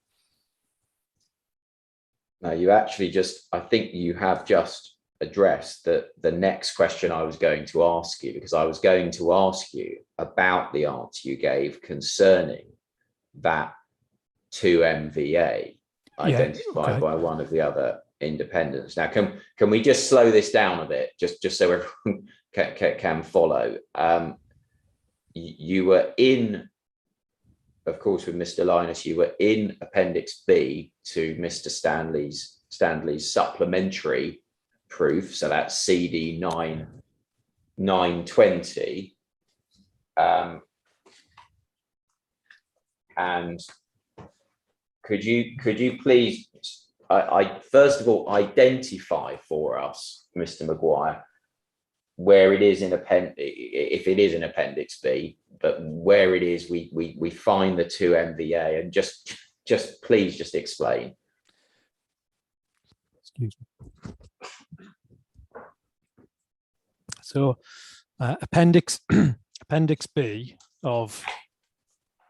towards the end of Appendix B of the supplementary evidence, and forgive me, I've a paper copy, so I can't say what page it is, but it's okay. Well, describe the page. It's Power On. It's the submission from Power On Connections, which is towards the end of Appendix B. Yeah, and are we in and around the point where there's this plan, which is a Power On plan? Yes, precisely. Yeah. Is that the page we're meant to be looking at, or some other page? Well, that just looking for that myself. Ah, there it is. Well, this plan actually. Hold on, Mr. Maguire. Sorry, can you just? Yeah, I just need to know what page. Yes, yeah, of course, madam. That's I was just getting Mr. Maguire to hold up whilst we got to that. So thank you.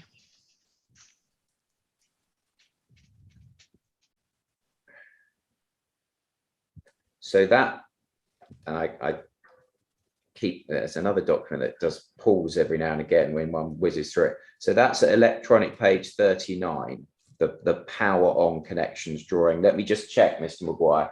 That's the drawing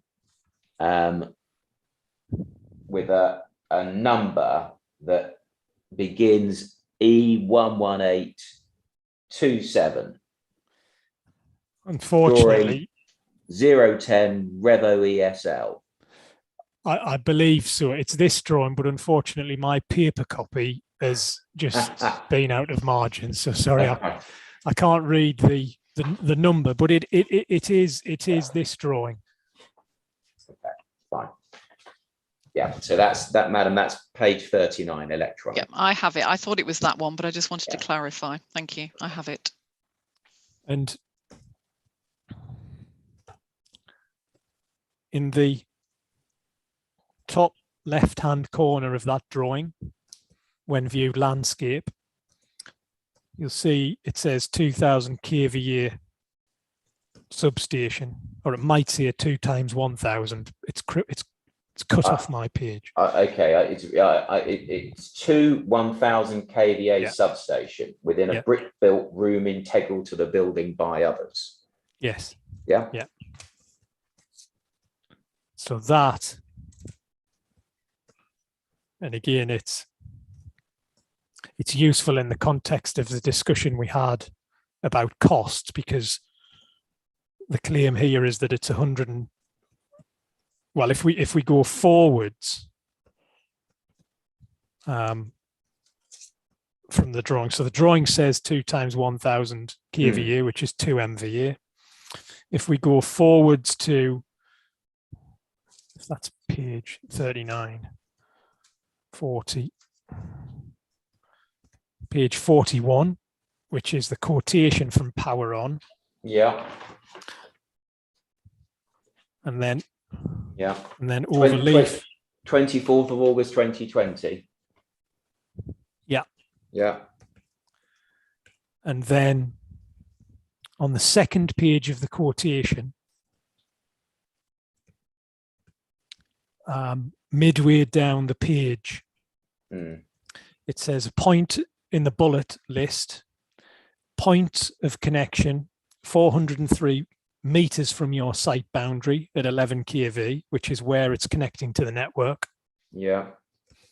And then the second bullet is 2 number 1000 kVA substations, complete with high voltage RMU and LV pillar, from which LV distribution will be derived. So they're giving that means that Power On are giving the development capacity of 2 MVA, potentially could give them that. Yeah. And but then just while we're on this page, if we go overleaf again, the full cost of this is £149,000 on under Section 3. So that's again another. Although I said earlier I didn't go into detail on all of the costs. There is plenty that I could have said about them, including the own evidence that 2 MVA actually is only 150,000. Yeah, I see. Okay. Right. Okay. But just in terms of why it matters that Power On are saying we can give you 2 MVA, could you just piece the jigsaw pieces together? Well, it's further confusion about what is or isn't available, because the claims that the network being at capacity, which I'm not, as I said earlier, I'm not disputing I'm just saying it's not evidenced. So it says that there's in actual fact, one of the independents that have been approached for the service have said, well, you can have 2 MVA. And there's nothing in this document to say, but you can't have any more. Yeah. We can give you 2 MVA. And this is the cost for doing it. And nothing in the power on connections quotation for a greater capacity of service, talks about restrictions, limitations, etc. It's a relatively standard letter for a service, but the appellant is simply focused on the 1.5 MVA and claimed that that's all that's available without spending millions of pounds upgrading. And I just maintain that it's contradictory and it's not evidenced. Thank you. And it's a really easy thing to do. It's not a challenge to go and get a quotation from UKPN.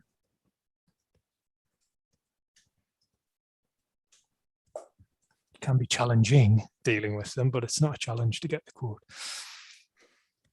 Okay, thank you. Yeah. Now,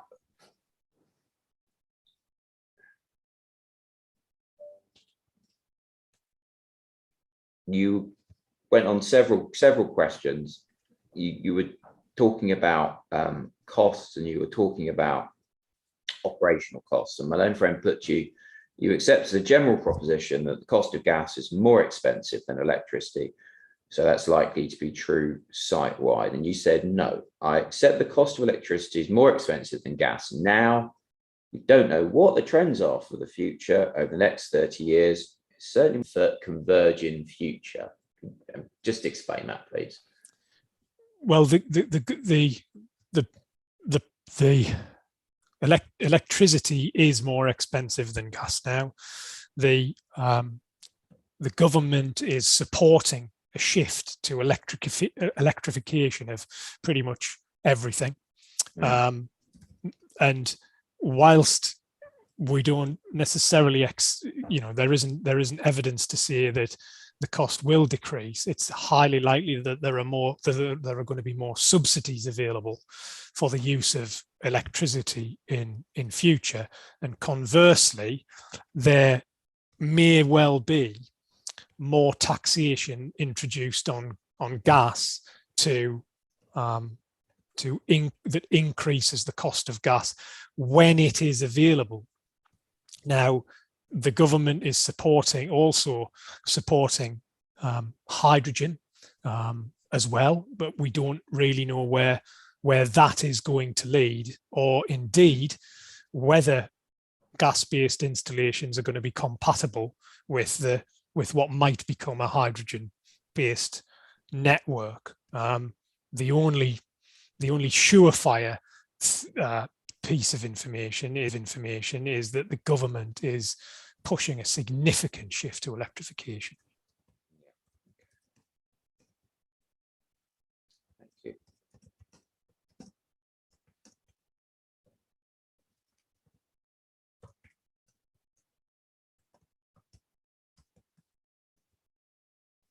I think in terms of increased costs, if I may continue, Yeah. I think in terms of increased cost as well, as the number of consumers of gas decreases, the cost of maintaining and operating the network increases. And as the sources of gas become limited, the cost of that gas is going to go up. So I think there is enough evidence to suggest that there's only an upward trend for gas costs in future. Yeah, thank you.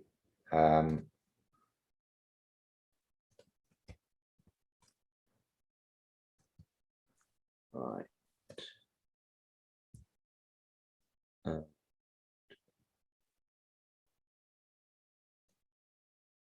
Now, penultimate one. You had various exchanges with my learned friend about the site-wide hybrid that the appellant has used for a comparison in its carbon calculations. So that's the gas-led with some air source heat pump hybrid.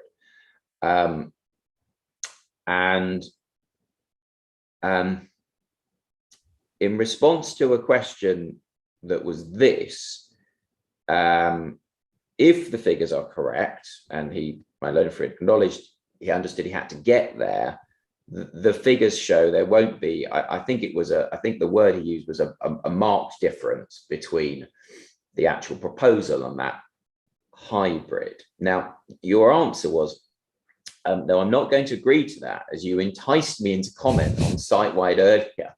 And you've since said a few times that I agree with that, and I'll believe you do it again out of context. Now, because you've said that, I need to go back, Mr. Maguire, and just ask, to be clear, what did you feel you'd been enticed into, whatever you meant by that? I think we know what you mean by that, and just explain that, please. Well, I'm an engineer. Engineering is what I do. Tying people in knots verbally isn't something I do, and I felt unfairly that I'd been drawn into seeing that I don't support a site-wide network for a site-wide hybrid network for the scheme.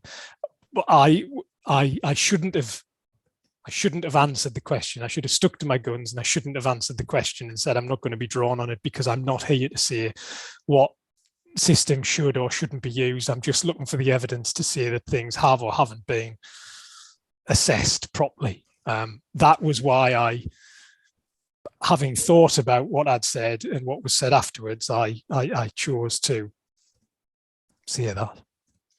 Right. Okay. Well, obviously, what Madam Inspector is interested in is making sure she's got your evidence, which is why we go through and we just check points like this to clarify. Thank you.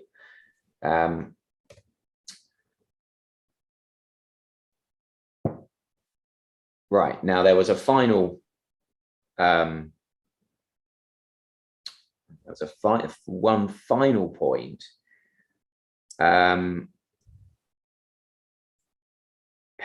Now, you were getting into some of the detail in the Energy Pro Appendix I to Mr. Stanley's proof, and discussing the thermal storage, which is in there, as you explained it, for the site-wide hybrid as 130,000 litres.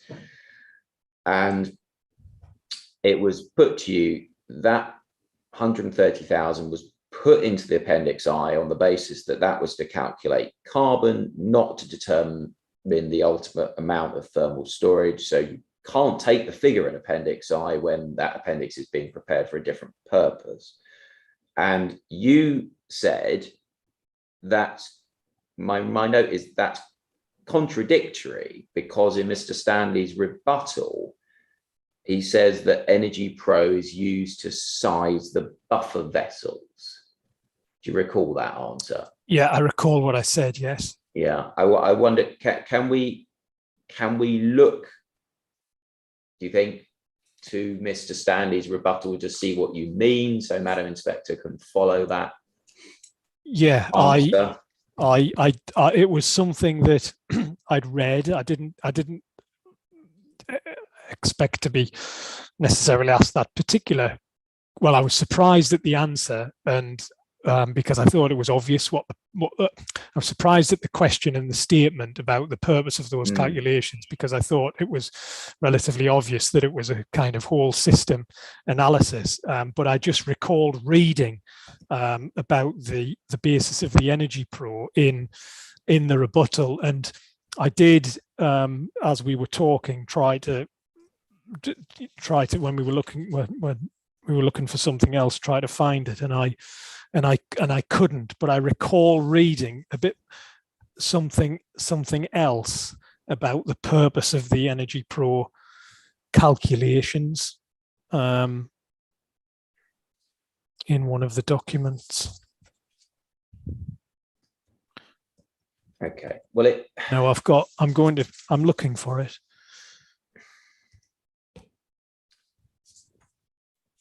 I mean, it may be, Mr. McGuire. This is a point of detail. So this may be something that you can tell me once you finish giving your evidence, and I can then pick it up with Mr. Stanley. Okay, if there's anything further to pick up.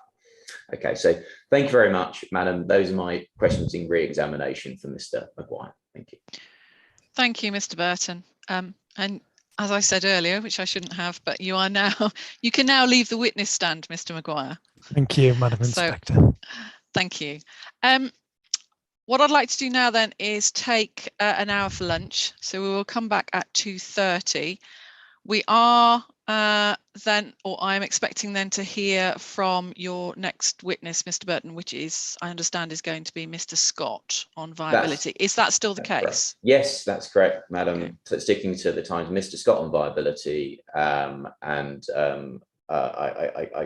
checked with Mr. Scott. He's optimistic he can get through what he wants to say in chief in about half an hour. I think probably perhaps mentally we should be perhaps allowing for 30 to 40 minutes or something that order, but no more than that. So I'm hopeful, therefore, obviously subject to my late friend, but that we will conclude Mr. Scott today. I think that should be our target. Could I just formally ask, Madam, that you release Mr. McGuire as well as allowing him to step down from the witness box? I was just about to do willing that. To. Yeah. Yes. Okay. Yes. Thank you, Madam. Yes. Thank you, Mr. McGuire. I do release you. Thank you. Can I ask everybody to be back at 2:30 then, please? Thank you. I will adjourn for now then.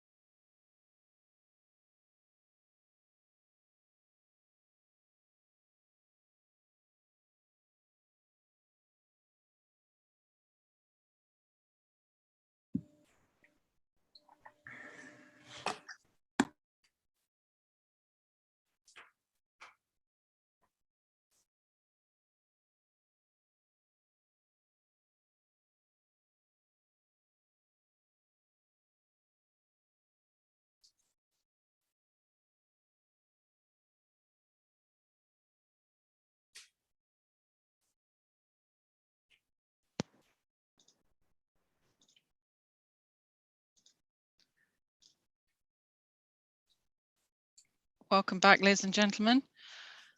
Thank you for returning promptly again. Can I go straight to Mr. Burton, please? And would you like to call your next witness? Yes, please, madam. As you know, madam, I'm now going to call Mr. Matthew Scott in relation to viability matters. Just before I introduce you, Mr. Scott, could I ask, have you been able to prepare a list of the documents you intend to refer to in your chief? I have indeed, and that's been issued to Mr. Feltham. Right, okay. Mr. Feltham, if you're listening, could you please ensure that is sent round pronto? Yes, we'll do. I'll send it now. Thank you very much. Very good. Right, Mr. Scott, let me begin by introducing you. Now, you are Matthew Scott, and your qualifications are MSc, MA, you're a member of the RTPI, you're an associate of the Royal Institution of Chartered Surveyors, and you tell us in your main proof that you are a principal consultant at Aspinall Verdi. You give us a, I think, very summary flavour of your experience, 6 years experience in development, viability and delivery. You also, in fact, anticipate a question that I indicated with Mr. Maguire I did like to ask all expert witnesses regarding the split of your work, which you say is 75% advising the public sector and 25% advising the private sector. Now, Mr. Scott, could I, before I just get into the evidence that you've produced in written form, could I ask, as regards what you say at paragraphs 1.1 and 1.2 of your main proof, is there any update to your qualifications or experience that you need to give us? And the only thing to add there would be that actually since last week, I've been promoted to Associate Director with Aspinall Verdi. Congratulations to you, Mr. Scott. Again, thank you. Could I ask you one question about, I have to admit, I haven't come across, I've come across it in the context of RTPI, but I haven't come across it in the context of RICS, associate RICS. How does that work? So it means that I'm not yet a full member. Yeah. I have submitted to become a full member, and all going well, in the coming weeks, I should have my interview to become a full member of the RICS. So associate member is a kind of step before that, essentially. Right, fine, thank you. Now, you've prepared main proof and a rebuttal proof. The main proof runs to 14 pages plus appendices. The rebuttal runs to 10 pages plus a single appendix. Is that correct? That is correct, yes. Right, okay. Have you had a chance to read through them recently? I have indeed, yeah. Is there anything other than the update you've given regarding your qualifications and your position? Is there anything that you need to correct or amend, alter in those documents? There are two corrections. Both of those relate to Appendix 1 of my main proof. So that'd be for document 912. And both actually sit within Appendix 1 of that document. Okay. So turning to that now. Yeah. Right. Just hold. Now, remember, Mr. Scott, Madam Inspector is working entirely electronically. So you may have something in hard copy. Madam Inspector has it electronically. So there may be just a need. That's okay. Wait. I'm there. I'm quick. Right. Okay. Thank you. But thank you, Mr. Burton. Thank you. Thank you. I will bear that in mind going forward. My Appendix 1 of my main proof comprises a kind of explanatory note in the first instance, and then there are a number of financial appraisals. On page 2 of the note, essentially, there is a heading Scenario 3. Yeah. What I have picked up on from my review is that I actually refer to Building 3 under Scenario 3, when actually what I intend to refer to is Building 2 under that heading. Yes, I see. And we can see that, can't we, in the table 01 up the page? Indeed. Indeed. Yeah. Okay. So at the bottom of that page 2, we correct 3 to 2. All right. Good. Correct. The other correction there, and it is something that I have acknowledged in my rebuttal already. Yes. So core document 917. That relates to scenario 5 there. Yes. I have identified the fact that profit was being calculated incorrectly in that appraisal. Yes. So that is now being corrected in the rebuttal. Yeah, don't worry. So, Mr. Scott, if that's something you've already picked up in your rebuttal, which you have, then you don't need to, as it were, explain that correction all over again, because that's clear. Madam Inspector has read both your main proof and your rebuttal proof. And as with Mr. Maguire, Mr. Scott, I don't know, is this your first time giving evidence at an inquiry? It is indeed, yes. Right. Okay. So the way this works is that your main proof and your rebuttal proof are the first part of your evidence in chief. What you say on top of that orally is the other part of your evidence in chief. But because they've been read already, those documents, we don't need to repeat anything. Maybe emphasize some key points, as Madam Inspector explained, not least to bring the members of the public up to speed, but we're not going to be repeating what's in those documents. Okay. So we've also, of course, have, as of last week, a viability statement of common ground that's been agreed between the parties.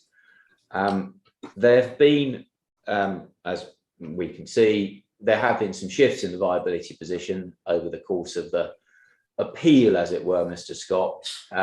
Have you given some thought to how you'd like to just set out your oral evidence in chief to just hit those key points for Madam Inspector?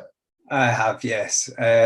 I mean, I think as you suggest there, Mr. Burton, and actually as Mr. Linus discussed in his opening, we have now agreed much common ground with the appellant's viability consultant. And indeed, we are in agreement on the majority of appraisal inputs. I think it is worth quickly touching upon some of the areas where we've met with the appellant as viability consultant, and we have reached common ground, mainly because that has reduced the construction, the costs within the appraisals. And I think that is of relevance to the discussion I'll go on to kind of put to the inquiry. So I'll discuss those areas which have resulted in reductions to the costs, and then I will turn to the outstanding issues. Okay, all right. Well, that sounds sensible. Okay, so in very short form, then, what's happened with the costs? Yeah, so I mean, I think in the first instance, I can turn to my proof of evidence first of all, and in terms of construction costs, there has been a bit of back and forth. We've had discussion, we've had additional evidence from the appellant, and that has been reviewed by ourselves. That's resulted in a reduction, and I would turn to paragraph 210 from my proof of evidence. That has resulted in a reduction of £457,041, sorry, £457,041. And that's compared, as you say there, so that's compared to the appellant's 28th of April 2021 viability position. It does indeed. Which is how the appellant, as it were, started the appeal. Yes. Moving on to land acquisition legal fees. Again, in my main proof of evidence, we're at paragraph 2.15. The April viability position relied on 1% land legal fees, based on the benchmark land value at that time, as proposed by the appellant. That resulted in costs of £67,690. In September, we have now agreed an allowance of 0.5% land legal fees. We have also agreed a lower benchmark land value. So those land legal fees have been reduced to around £28,717. That means a reduction of £38,973 from April. Yeah, and Madam Inspector can see the 28,717, of course, in the statement of common ground. Exactly. In terms of the benchmark land value, I've just mentioned that there, but I would turn to my rebuttal for that evidence, and that is paragraph 2.1 to 2.5 that's discussed there. And this is in relation to the benchmark land value for Tolworth Tower specifically, rather than the rest of the site there. We have now reduced and agreed the benchmark land value for Tolworth Tower to £1,674,477. That represents a reduction of £1,025,523 overall. Yeah. And that's at your paragraph 2.3 in your rebuttal where you give that. Yeah. Exactly. I think the final point to touch upon in terms of common ground there is the Section 106 allowances. Previously, in the April position, the appellant had proposed an allowance of £2 million. That we have now had evidence which breaks that down, and evidence is the breakdown. So that now is agreed at £1,466,300, meaning a reduction of £533,700 overall. Yeah. I think one final point I will discuss here, and it's Section 278. It is an outstanding matter in the viability statement of common ground. In April, an allowance was included in the appellant's appraisals of £250,000. The council has requested evidence of how that £250,000 allowance was derived, but that evidence has yet to be provided. I'm conscious that the appellant has suggested that it is being worked up and will be submitted. And at this point in time, what I would, however, draw upon is the fact that Mr. Ashdown, the appellant's viability consultant, has recently run appraisals in his rebuttal and then subsequent supplementary rebuttal. And whilst we have yet to agree the Section 278 cost, he has omitted any cost from his appraisals, so there is no allowance there. So that results in effectively a saving in the appellant's appraisals of £250,000 for Section 278. I think, just to round that off, that effectively results in cost savings throughout the appellant's appraisals of £2,305,000, 236, sorry, I will repeat that, a lot of numbers floating around here. We have a reduction of £2,305,236, 62 pence. Okay, but that includes the 250. It does. 250,000 for the Section 278, does it? It does. Yeah. Yeah. So if there are some Section 278 costs, that figure would need to come down. Indeed. Yes. Okay. All right. Okay. All right. Is that all you need to, or you wanted to say, just to bring Madam Inspector up to speed regarding what's happened with the costs? Indeed. Yeah. Yeah. Okay. Great. Okay. Well, shall we move swiftly then to the actual outstanding issues then? Nice. Now, shall we start? Up to you. But shall we start with the issue about the effect on viability of moving affordable housing from T3, where it all was at the start of the appeal, to the current proposal, the amendment, which is a split T3 and Tolworth Tower? I think that's the best place to start, really. All right.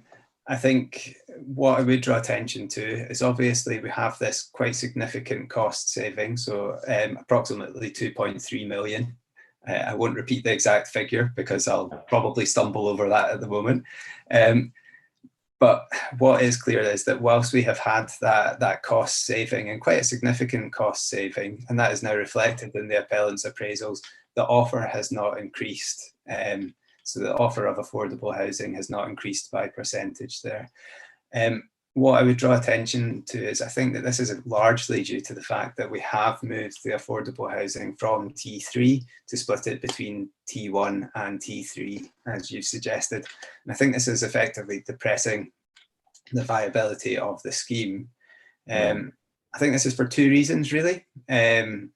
Both relate to the fact that affordable housing has a lower financial value if we compare it with market housing. I think it's a bit common sense, but I will explain it just so that it is very clear. I think this is evident from the viability statement of common ground, so core document 4.5a. Should we turn that up? Yeah, I'll bring that up. It is on page 9. Yeah.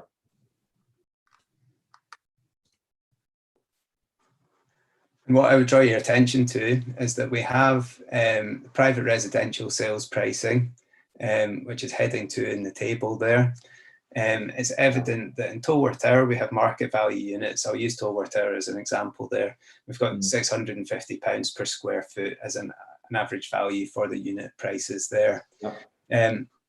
In terms of the affordable housing revenue, however, we've got London affordable rent at £227.26, £227.26 as an average value per square foot, and the intermediate units at £432.67 per square foot. So it's obvious from this example that the affordable housing units have less value effectively than the market sales value. And I think what is clear, the 2 reasons really, the reason why moving those affordable units into Tolworth Tower depresses viability, it increases the cost of finance first of all. And the reason for doing that is what we're doing effectively is replacing some of the high value market units early on in the development timescales with these lower value affordable units. And that means effectively that there's less money early on in the scheme to pay off the cost of finance. So we have to borrow money effectively to build the scheme, and then there's less money to pay that off early on in the development timescales. So I think it's a bit of a common sense position here.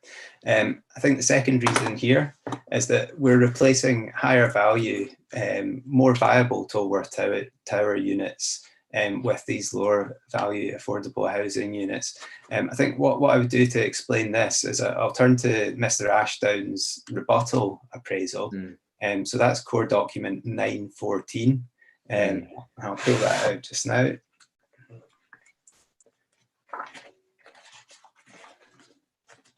And we're looking to Appendix 1.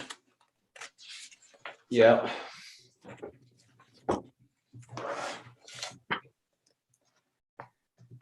And what I would draw your attention to. Can I just check? Sorry, Yep, please do.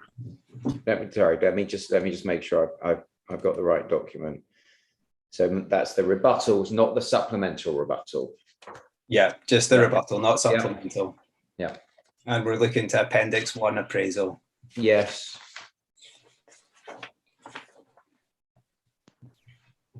Can I just confirm the document that I've got?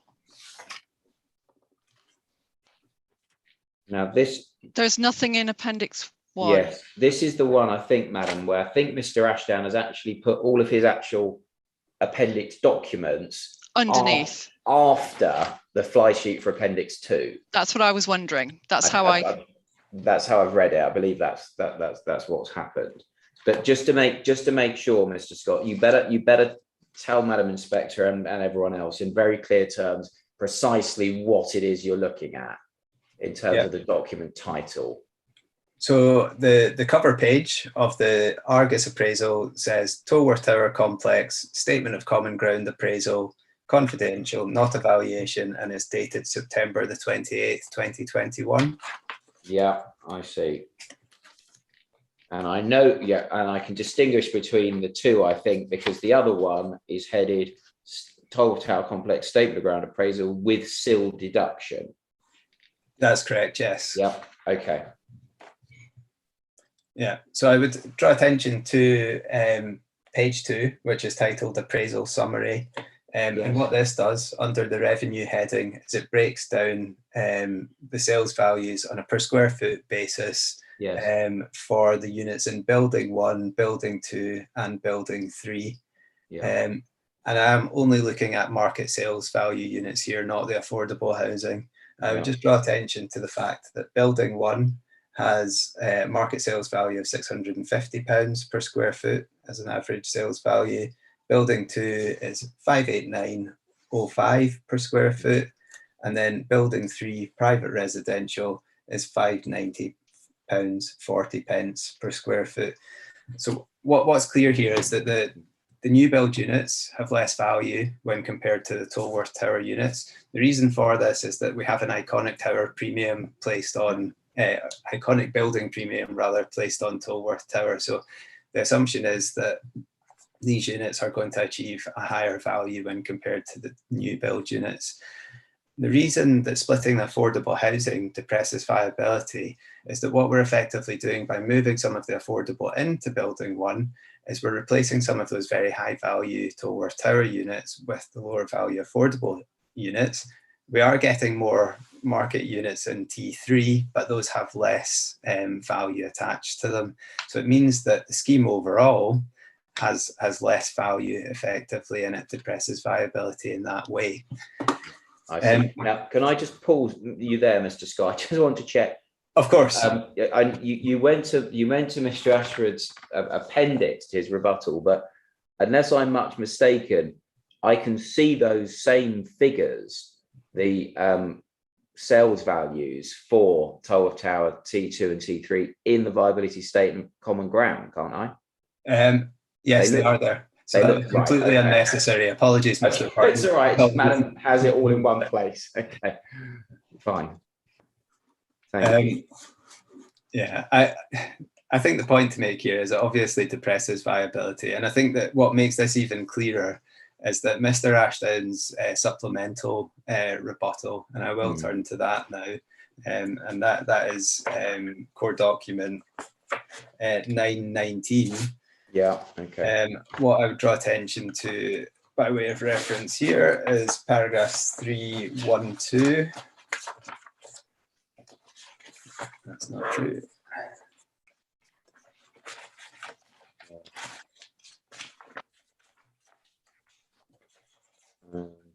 I don't think there is a paragraph 3. Apologies, give me 1 second and I will pick this up.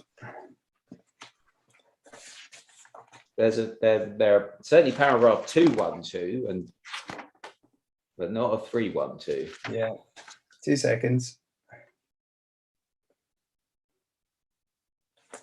Right, sorry. It's paragraph 2.13 is what I wanted to draw attention to. Yeah.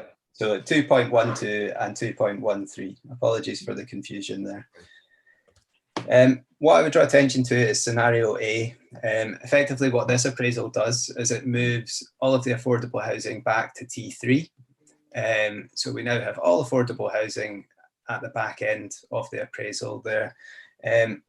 What that doesn't include is any occupancy restriction, and I know that that's something that Mr. Ashdown has brought up in that supplemental rebuttal, but for the purposes of what the point I'm trying to make here, I will move that to one side. But what this appraisal does is that it shows that by moving all of the affordable housing back to T3 and including all of these cost savings that I've alluded to earlier on, it shows that the scheme is capable of providing a higher level of affordable housing than the appellant's current offer. So at paragraph 2.13, Mr. Ashdown concludes that 60 affordable units could be viable based on those agreed costs and values. And so that represents an increase of 10 units versus the appellant's current offer. It equates to 12% affordable housing by unit, and it equates to 13.5% by habitable room. And I should also acknowledge 13.5%. 13.5, okay. Yeah. And that plays at the moment 10.4%. 10.4, yes. Figure. Yeah. Okay. All right. Yeah. Yeah. And so I would conclude on that point in relation to the fact that moving the affordable housing and splitting it across the buildings depresses viability. I would just say that it's for these reasons that I think that taking this approach depresses viability. And the result is that we're not seeing the maximum level of affordable housing deliverable at the scheme as required by policy H5 of the London Plan. Okay, now I've got a question that arises out of that though, and you've already touched upon it, because you said Mr. Ashdown in his supplementary rebuttal refers to occupancy restrictions. And we can see paragraph 2.8, Mr. Ashdown starting off, as it were, his discussion and his application of that issue, as I understand it. Now, what is your position on what he's done there? I think the difficulty with the occupancy restriction discussion is that at this stage, this is speculative. I'm conscious that in terms of the Section 106 negotiations, the council has asked the appellant the question around ensuring delivery of the whole scheme rather than just T1. And to my knowledge, that has yet to be addressed. The appellant has put forward the discussion of occupancy restrictions, but my understanding is that to date, these haven't been included as the mechanism which will be included in the Section 106 agreement. And so I think to model that at this stage is perhaps jumping the gun. We don't know that is the mechanism which will be used. And so I see it as being speculative at this stage. I think until we have certainty, and what I would say is it's not my place to suggest what the mechanism should be. I think that discussion is for the lawyers drafting the Section 106. But until I'm given certainty, I can't suggest what that mechanism will do in terms of viability and the level of affordable housing. Right, thank you. Well, that's answered my question on that. Thank you. Now, what have we got left in terms of actual issues, outstanding issues? So I think we also have the point regarding cross-subsidy. It is something that I brought up in my proof of evidence, and Mr. Ashdown has obviously responded to. I think to explain the point regarding cross-subsidy, point I have made is that Tower 1 is significantly more viable than Towers 2 and 3. I was asked by the council to look at what areas of the scheme were viable and whether there was any cross-subsidisation. I think to explain this as simply as possible, Tolworth Tower has higher values and lower construction costs. The new build elements of the scheme have lower market sales values and higher construction costs. And so I think what I would do to explain this is I would turn to Mr. Ashdown's rebuttal appraisal again, if we still have that open. Yeah. And I think what I could do in that case is that we can say that the market sales values, as I highlighted previously, for Tolworth Tower, we have £650 per square foot. Tower 2, we have £589, 5 pence per square foot. And then in terms of Tower 3, we're again £590, 40 pence per square foot. Construction costs for Tolworth Tower equate to £238, 5 pence per square foot. Where do we see that? That is, if we move down the appraisal. Yeah. I can see construction costs. Yeah. I can see construction. I can see construction. I can see external works and landscaping. Two entries. Yeah. And I can see construction, 3 rows with construction. Yeah.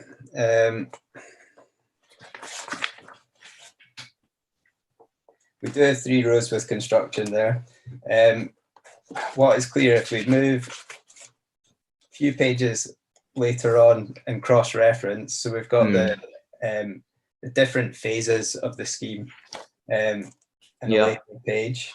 So we can cross-reference the construction costs back effectively. And what we can see is that the top line is the construction costs for Tolworth Tower Phase 1. Second line for construction there is T2, and then the third line is T3. I see. Okay, so we can pick up the 55,590,857. Yeah, I would apologize. I would apologize for drawing. Yeah, I would apologize for drawing attention to this here because it is fairly buried in the appraisals. There isn't anywhere clearer to draw this from. Okay. But I think quite simply what it shows, as I've suggested, is that the market sales values for Tolworth Tower are higher and construction cost is lower. And for T2 and T3, we have market sales values which are lower and construction costs which are higher, which is why the viability is poorer for the new build elements of the scheme. I think in the appraisals provided in Appendix 1 to my proof of evidence, I'll just turn back to that for a second. So, these are your 5 scenarios? Indeed, yeah. So at table 01 on page 2 of that explanatory note, we have a table. I will ignore scenario 5 because that is the one where we've acknowledged there is a correction to be made. But what this shows is that Tolworth Tower is viable. It's generating £1,540,546 as a surplus. So it's viable and generating more. Building 2, on the other hand, is generating a deficit. It becomes negative, so it represents a loss of £2,832,291. Building 3 there generates an even higher loss. I would note that in that appraisal, that was where a lot of the affordable housing sat, and that was minus £3,142,531. So I think what is clear from those appraisals is that without Tolworth Tower, the latter 2 phases would not be viable. Yeah, I see. And can I just check? So I'm following this. Yes. Do these scenarios reflect the appellant's current offer? No, they do not. No. Okay. No. So they reflect. Just explain it. So at that point, and this was before a lot of the common ground was understood. Yes. These appraisals were run on the basis of the April offer. Yes. Okay. And run on the appellant's own assumptions. Their own appraisal inputs. Got you. Okay. And so am I following correctly? That these scenarios, in terms of the different scenarios where the affordable housing sits, they would now fit with what Mr. Ashdown has done in his supplemental rebuttal, where he's moved it back to T3? Yes. Right. Yeah. Okay. Fine. Now you better explain about that scenario 5 correction, Mr. Scott. So in terms of the correction, I'll turn to my rebuttal, and that would what is scenario 5? Just remind us what it is.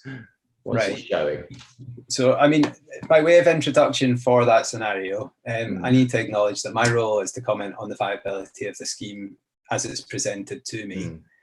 What I'm not here to do is to kind of suggest design amendments or to strip out buildings and say that they should be the scheme as it is delivered.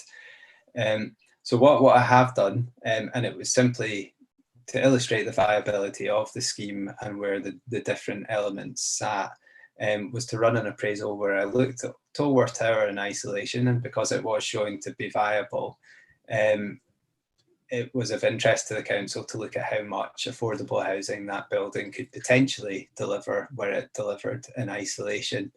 And I should acknowledge that I can't give an accurate picture of what the level of affordable housing should be. The reason for that is that I could only go on the kind of construction costs as they were presented to me for that building in isolation.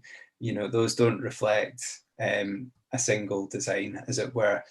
What I can do, though, is I can give a pretty strong indication. It's an illustrative appraisal in terms of how much more viable that scheme is. And if it were to come forward, it gives some idea of where we could be in terms of affordable. So what I've done was simply take the costs that were attributed to that building, take the values that we had associated with that building, and run a scenario where the affordable housing was delivered within Tolworth Tower, and it was delivered as a single scheme, essentially. what that appraisal demonstrates is that the scheme could potentially deliver 35% affordable housing. What I should also acknowledge is that scheme that was run on the basis of full cell relief, so there was no cell in that appraisal at all. Okay, and to see your updated appraisal scenario 5, we have to go to your rebuttal, don't we, in the appendix to the rebuttal. Yeah, 1 second. It is referred to under paragraph 3.9 to 3.11 of my rebuttal. Yeah. And then the updated appraisal is provided as an appendix, as appendix 1 to that. Exactly, as the only appendix to your rebuttal, as I understand it. Okay. That's correct, yes. But that assumes, as you said, that there won't be any sill, so there'll be full sill relief effectively on the Tolworth Tower. That is correct. That was on the confirmation from the council's sill officer that they are of the opinion that sill will not apply. Yeah, understood. I've got one question about that, which I noticed. This figure under acquisition costs against fixed price, I noticed the figure of 2,520,000. Yes. Now, what is that figure? So at the time that the appraisal was run, we had not reached common ground in terms of the benchmark land value. And again, I was running the appraisal based on what had been put forward by the appellant at that point, and that was the proposed benchmark land value at the time the appraisal was run. What I should acknowledge is obviously benchmark land value has been reduced to £1,674,477. So there's been an additional saving of close to £1 million versus that appraisal. So I am of the opinion that the affordable housing would increase, obviously, if the costs were reduced. Right, fine, thank you. Okay, well, I want to ask you something else about the benchmark land value based on something that my learned friend said in his opening. Is there anything else you want to say about this before I ask you that? No, I'm content with what I've said there. All right. Do you have a copy of my learned friend's opening statement? I do, yes. Okay. Could you turn it up, please? And I'll wait for a nod from Madam Inspector. It's paragraph 20 that I want you to look at, please. What I want to ask you about. Okay. If you bear with me, I've not got that up, so I'm going to have to go and find it. Yes, I'm sorry, Madam, but I realise we haven't been putting these in the core documents, so they're probably inquiry documents, but they could be added to the core documents, I imagine.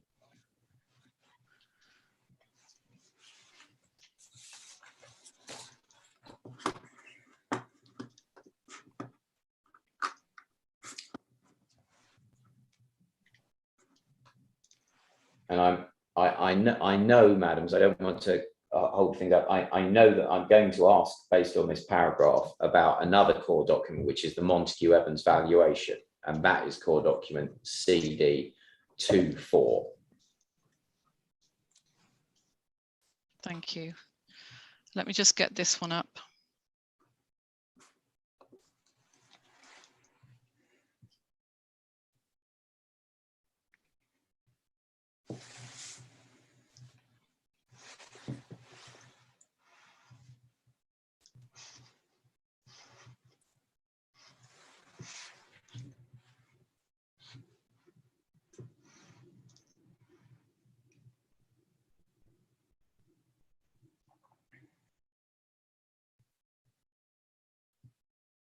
It's wearing.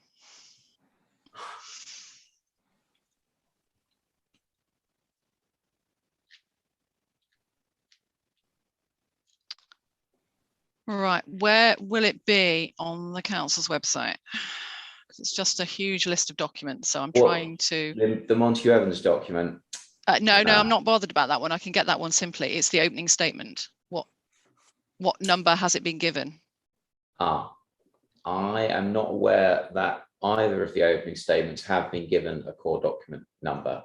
I don't believe they have been included in the core documents. And so you will not find a core document number to my knowledge for either. They are on the, they're on the website though, aren't they? They certainly should be on the website. I'm sure I've seen them. I just, so do we know what date they went on?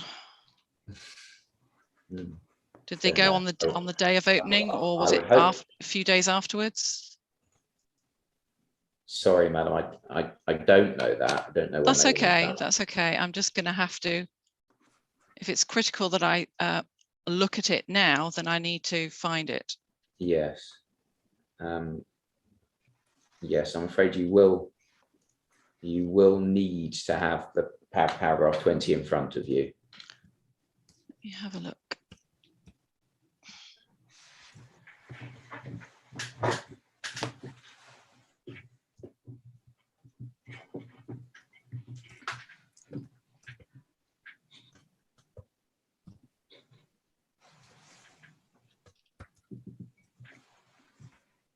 Is it on the Barton Wilmore site?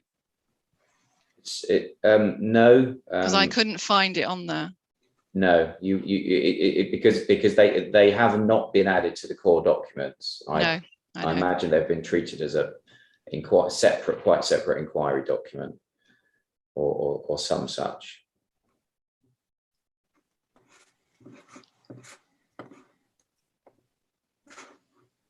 Is anybody in the room from the council who can, as in the council officers, that can assist to help me find it on the list that's on the council's own website for the appeal, please? Mr. Felton, are you here? Yes, I'm here. I have a copy of it here as an email. Yes, the problem with that, Mr. Felton, is that will have to ping through pins. Yes, and that depends if my case officer is available. Yes, so madam, I imagine that I'd be risking life and limb if I wondered whether or not your case officer had forwarded it on the day and that was a findable email. Let me just see if my case officer is there. There's no harm in sending it anyway, but I just need to see if. Why don't you, Mr. Felton, just resend it as it were, or send it. So okay, this is Mr. Linus. She's showing as not available, so right.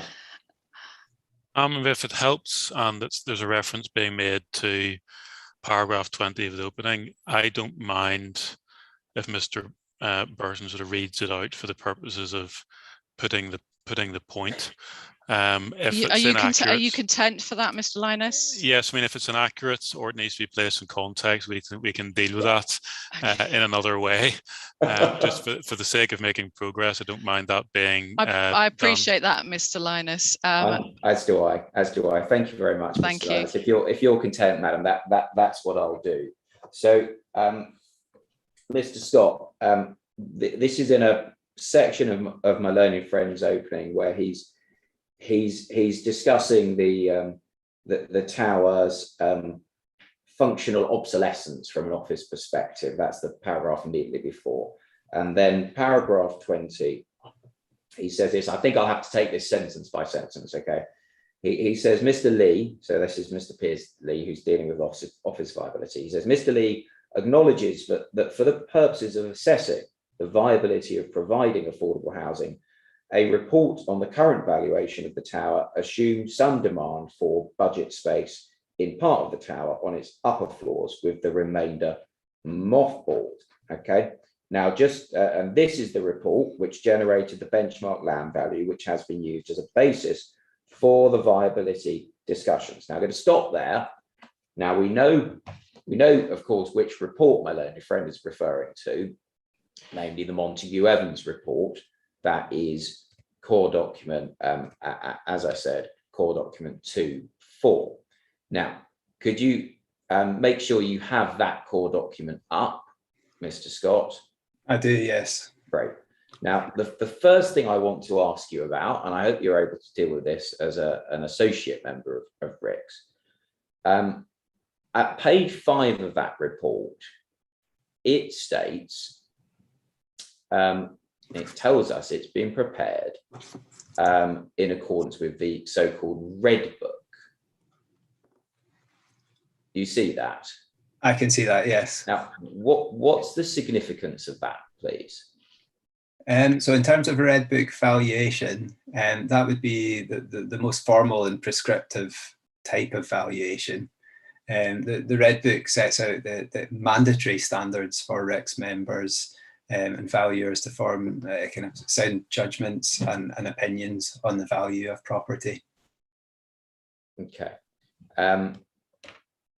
Now, thank you. I'm going to read the first sentence again of paragraph 20, so I can ask my question about what is said there. Mr. Lee acknowledges that for the purposes of assessing the viability of providing affordable housing, a report on the current valuation of the tower assumed some demand, and my emphasis, assumed some demand for budget space in part of the tower on its upper floors, with the remainder mothballed.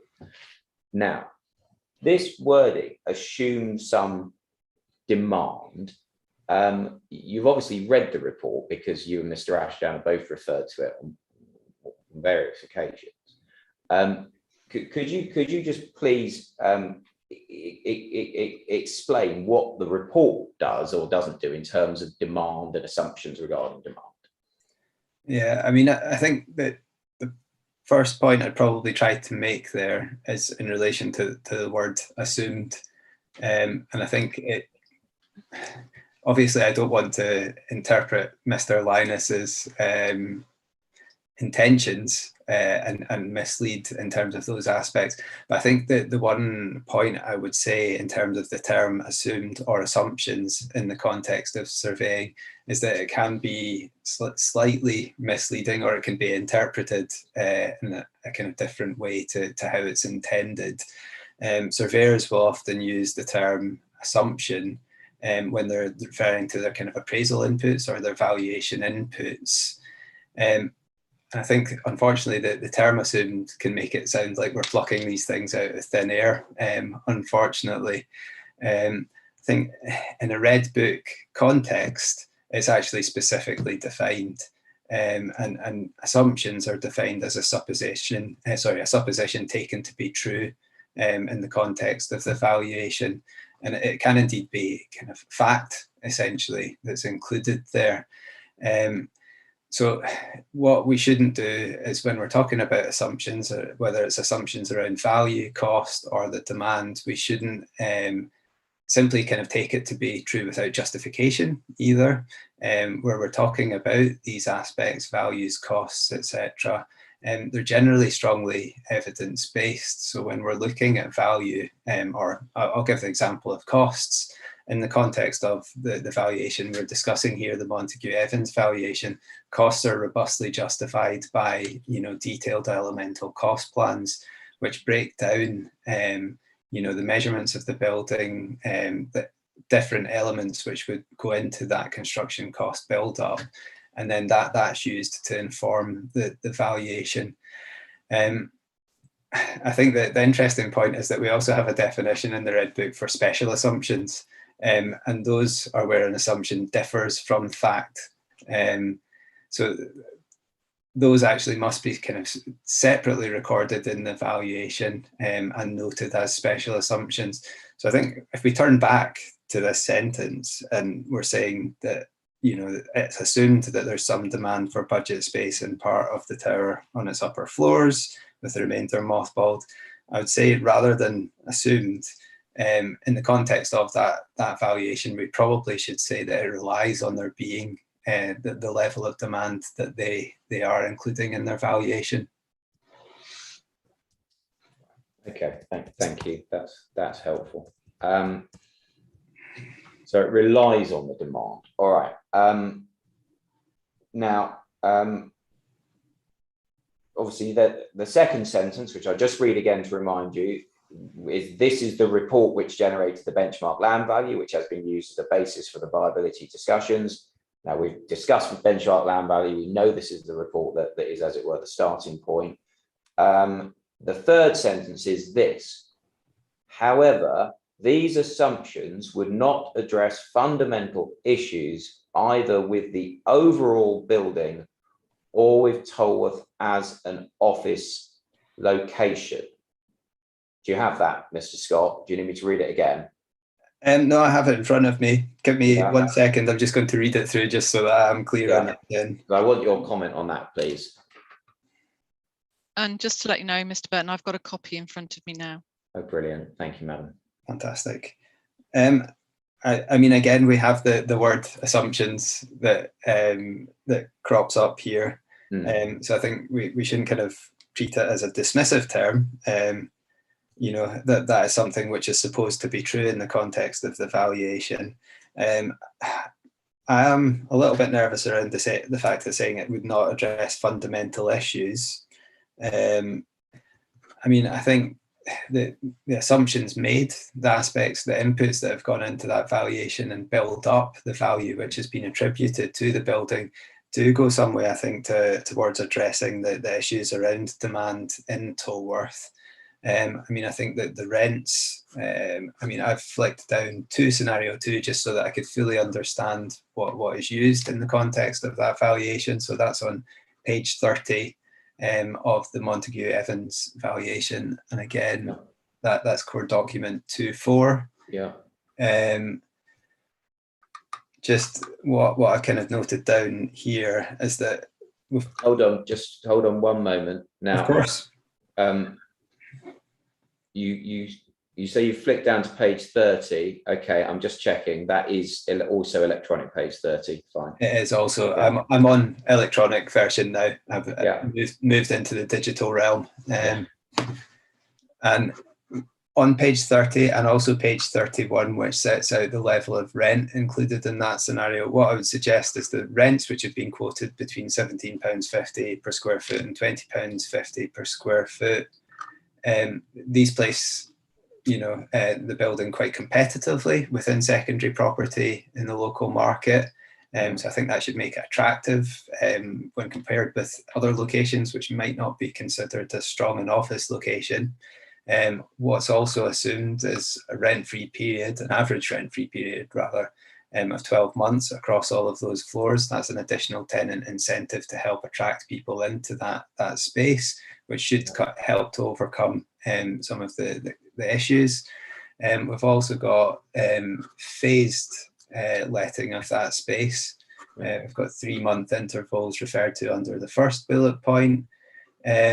And again, there's also part refurbishment of the building. So it perhaps acknowledges that, you know, there might not be as much demand, but they've only assumed that part of the building will relet. So I think those aspects suggest to me that those go towards addressing the fundamental issues. So I would have to disagree with that point.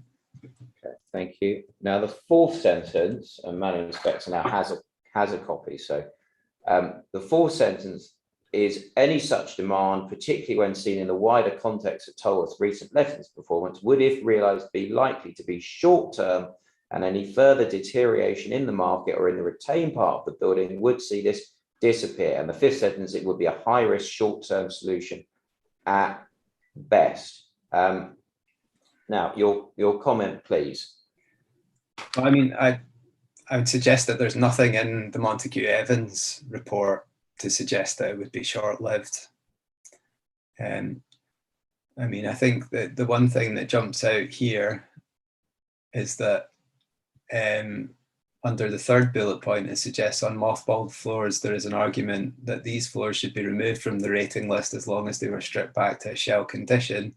This being said, we've allowed for an extensive empty rate service charge shortfall allowance of approximately £9 million to cover the holding costs associated with these floors.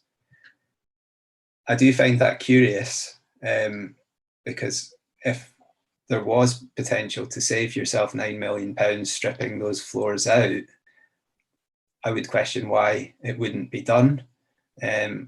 suggest that perhaps the only reason that you wouldn't make that saving would be if you thought there was some prospect of that space being let at some point in the future. I see. I mean, yeah, that is the only answer I could come up with. Yeah. Okay.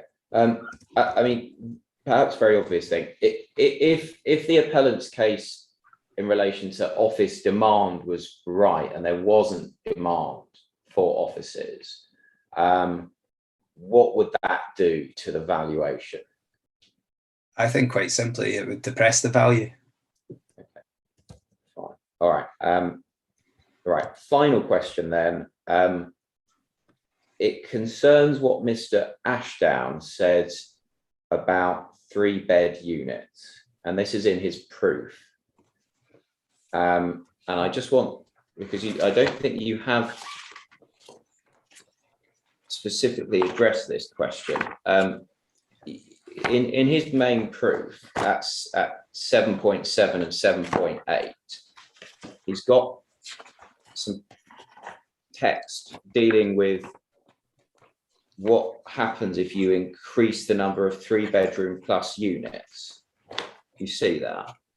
Yes. Okay. Now, could you just help me with this, please? In terms of whether or not it's viable, I would make the scheme unviable otherwise, as it were, to increase the number of 3-bed units from its current, as it says above the page, 6.81%. Yeah. Yeah. What, if anything, is this telling us?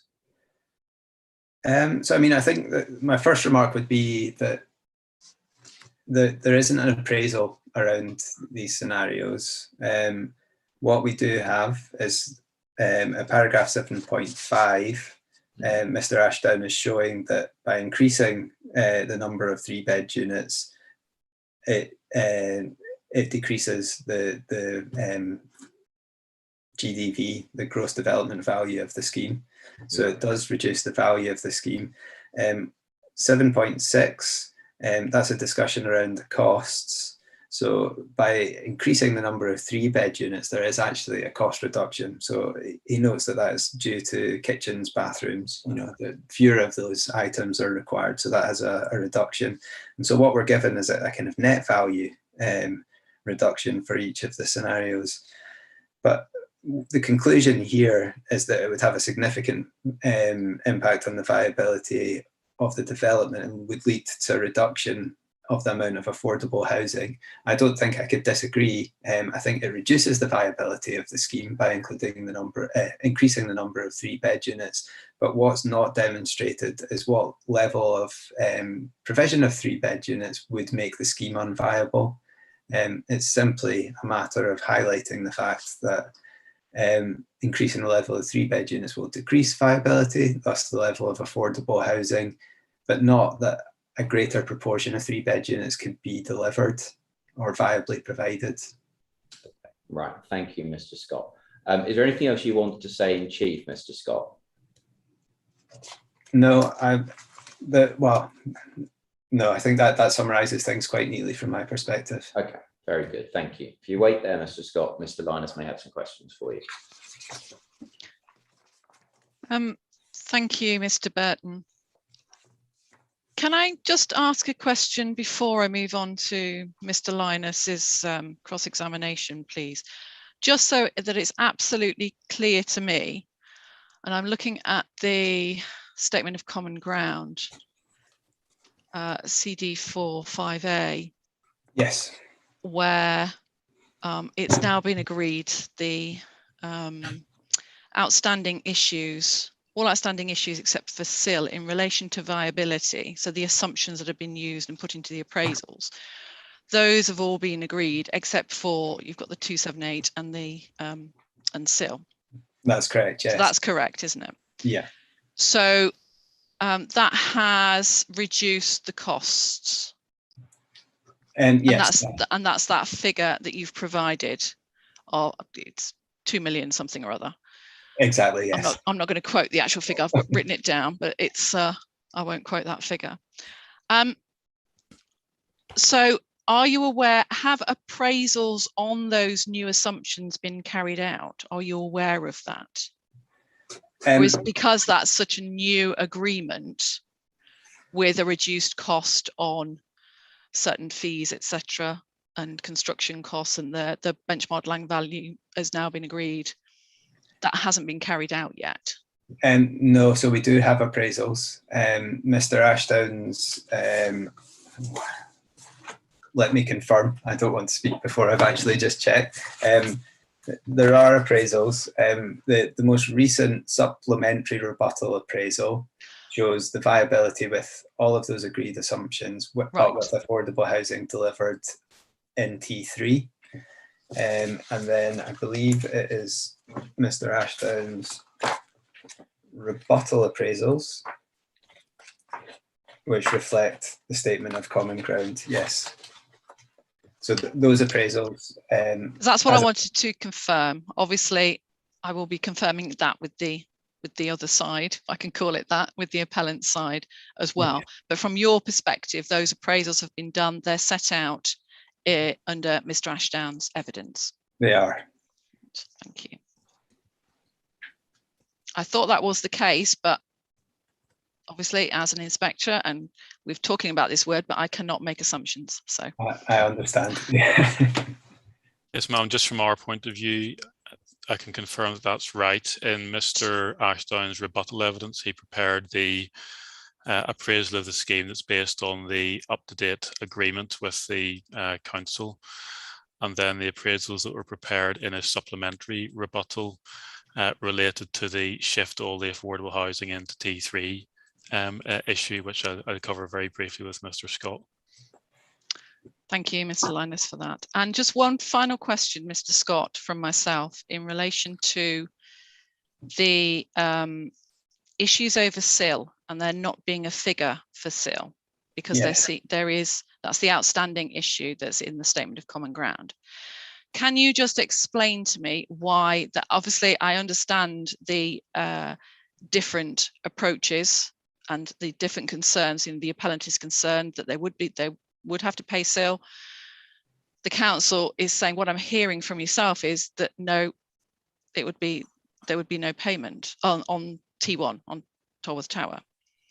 So can you just explain so that it's clear to me, and then obviously I will ask similar questions on the appellant's side when we come to deal with the appellant's viability witness. So could you just explain to me exactly from the council's perspective, or if you can, obviously, because where the council sits in terms of viability, or from your perspective, in terms of SIL? Yeah, what I will do my best is what I shall say there. You may not, obviously. Obviously, I'm providing a summary of what absolutely has been made to me from the council SIL officer. Their interpretation of the SIL regulations is that because certain parts of the buildings at the site are in use under the SIL regulation calculations, they mean that there would be SIL relief because the buildings are in use as defined in the SIL regulations. So this is the SIL officer's interpretation. They've suggested that relief should apply for those in-use buildings, and that is the council's position. Obviously, the appellant's position is that full SIL charge would be payable. I hope that goes some way. Thank you. And uncertainty on that can't be provided at this stage. I'm unable to provide certainty on that. Madam, I don't know if it would be appropriate or not, but and I'll look to Mr. Linus, but this is a rarity in areas, as it were, that is actually agreed between the parties in terms of the solution, the mechanism for this. I'll say no more because I don't want Yes. to speak out of turn. But yes, ma'am. That's fine. I'm going to bring Mr. Linus in now, because I'm sure. In short, ma'am, Mr. Burton's right. I hope that it was clear enough from my opening that the parties take a different view at this stage on the applicability, or the interpretation, I should say, of the SIL regulations, but it's not necessary to resolve that matter now, because that will come at the time of any demand notice being issued under the regulations. What should be done now is that provision needs to be made to cover either eventuality in the Section 106 agreement. So if the council are right and SIL relief can be claimed, that would effectively create more space for affordable housing provisions. We'd have to provide more, all other things being equal. If we're right, then that would obviously change the amount of affordable housing provision to be made. And the idea behind the Section 106 is to allow for either eventuality, such that you don't have to address this issue now. That's agreed, and as far as we're concerned, it's not a matter which needs to be debated in evidence at the inquiry. Okay, thank you. Indeed. Yeah. Thank you, Mr. Linus. Thank you, Mr. Scott. Mr. Linus, would you like to start your cross-examination, please? Thank you very much. Good afternoon, Mr. Scott. I actually have a very few questions for you for reasons that I'm going to come on to. What I'm going to do first of all is tell you what I'm not going to ask you about. There are some points raised about the Montague Evans report, which I think, in all fairness, you haven't sort of raised in your evidence before. We've heard them for the first time today. I'm going to ask Mr. Lee to cover that in his own evidence, rather than ask you questions about it. The 3-bed issue, I'm going to come back to that towards the end, but again, I'm not going to go into that in detail. I suspect there may be scope for further discussions between the parties on that, given the way that this issue is now being raised. Okay, but I'll come back to that. The first point I want to deal with is this 35% in T1 issue. If we can put that as our heading, please. And in the appendix to your first proof, we don't need to take it out, you set out a number of appraisals, including what you describe as a scenario that the council asked you to consider, which was Tower 1 on its own, effectively as a single development. That's right, isn't it? That's correct. Thank you very much. And you emphasize in more than one place, both within your proof and the appendix itself, that you're actually requested to do that by the council, rather than you sort of volunteering that as part of your overall rule. That's right, isn't it? That's correct, yeah. Thank you very much. And again, in a similar vein, you emphasize both in your proof and in the appendix that appraisal is not intended to determine an accurate amount of affordable housing that the scheme can viably support. That's right, isn't it?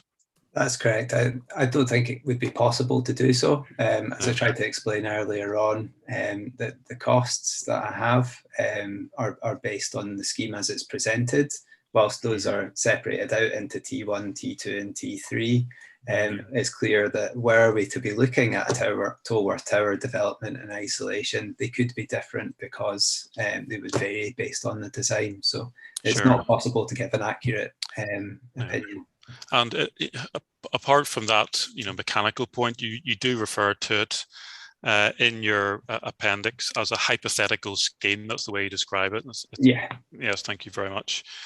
And again, you confirm that the rule is to assess the scheme as it is presented to you. That's right, isn't it? That has been, that is the reason for my appointment. Thank you very much. And I'll come on to how that sits in policy terms in a moment. But I mean, have you ever been asked to conduct this sort of exercise before by council? I have, yes. Right. Just tell me about that. This is where a council asked you to essentially appraise the viability of part of a scheme. I think it's not uncommon to look at the different elements of a scheme and how they relate to one another. Very well, okay. Let's just see how where this sort of goes then, please. London Plan, policy, can we take out CD 5.3, please? I'm going to work off the paper version, but I'll give the PDF page if I can. It is PDF page 188, paper version page 173.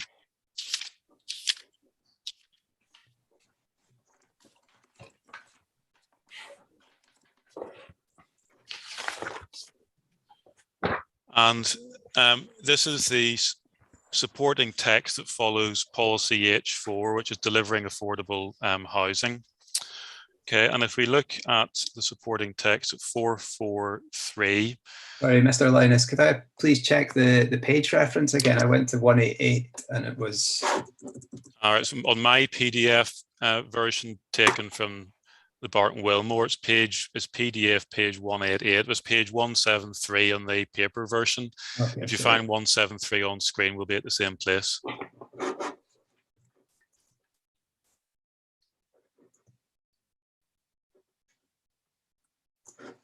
173. Yes. Okay, yeah. Okay. And there at 173, it's describing what the 442, it's describing the threshold approach to viability, which doesn't immediately concern us here because we're not meeting the threshold. But at 443, it goes on to say schemes that do not meet this threshold will be required to submit detailed viability information. And then again, if one looks at 444, again, another reference to schemes. Just collecting these references, if we then turn over to page 176, policy H5, policy H5A, the threshold approach applies to major development proposals. And under F, turning over the page to paper page 177, it's where an application does not meet the requirements set out in Part C. It must follow the viability tested route. And final reference under G, viability assessments required to ascertain maximum level of affordable housing deliverable on a scheme. Do you see that? I do. Okay, yeah. So as far as policy is concerned, the correct approach, which is reflected in the way that, in fairness, you have presented your role to this inquiry, is to assess whether the scheme as presented as part of the application can deliver the maximum reasonable amount of affordable housing. That's right, isn't it? No, that's correct, yes. Thank you very much.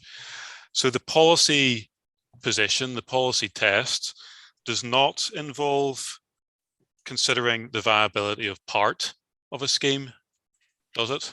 No. Thank you very much. And in general terms, it's not unusual for one part of a scheme to be more viable than another, is it? No, I would agree with you there. But what I would say is that it's quite uncommon for the first phase, in terms of my experience of dealing with viability, for the first phase to be very viable, and then the latter phases to be very unviable. Yeah, well, I'll come on to this scheme in a moment, but for the purposes of what the inspector's having to do in answering the question as to whether we provide the maximum reasonable amount of affordable housing, she's not to be looking at the question of whether one part of the scheme is more viable than another. She's got to answer that question by reference to the scheme as a whole, as presented as part of this application. That's right, isn't it? I would agree, yes. Thank you very much. And it follows then, there's no conflict with policy if one part of the scheme happens to be more viable than another, is there? Not that I'm aware of, no. Thank you very much. Okay, so that's just clarifying what the proper policy approach is at this inquiry. Let's turn to the dispute as it stands between the council and the appellant as far as the provision in T3 is concerned. Now, the position as we understand it is that it is common ground, given the appraisal work that's been produced by Mr. Ashdown, that if you did change from the proposal, which is to split affordable housing provision between T1 and T3, to a position where you put all of the affordable housing into T3, that would involve an increase in the number of units and habitable rooms from the current offer, and that is included in the first appraisal of Mr. Ashdown's supplementary rebuttal. We understand that to be essentially sort of common ground. Is that fair? That's fair, yes. Okay, thank you very much. Now, the question is the implications of that. There's no dispute that the question is to ask whether the level of affordable housing is the maximum that the scheme can reasonably be expected to bear. That's right, isn't it? That's correct, yeah. Thank you very much. And in answering that question, Mr. Ashdown has assumed some occupancy restrictions, but as I understand it, for present purposes, they aren't being treated as relevant by the council, because its position is that rather than look at occupancy restrictions, the appellant should really be committing to simply delivering the scheme in its entirety. Is that right? My understanding is that the council's requested some form of mechanism to ensure and guarantee delivery of the whole.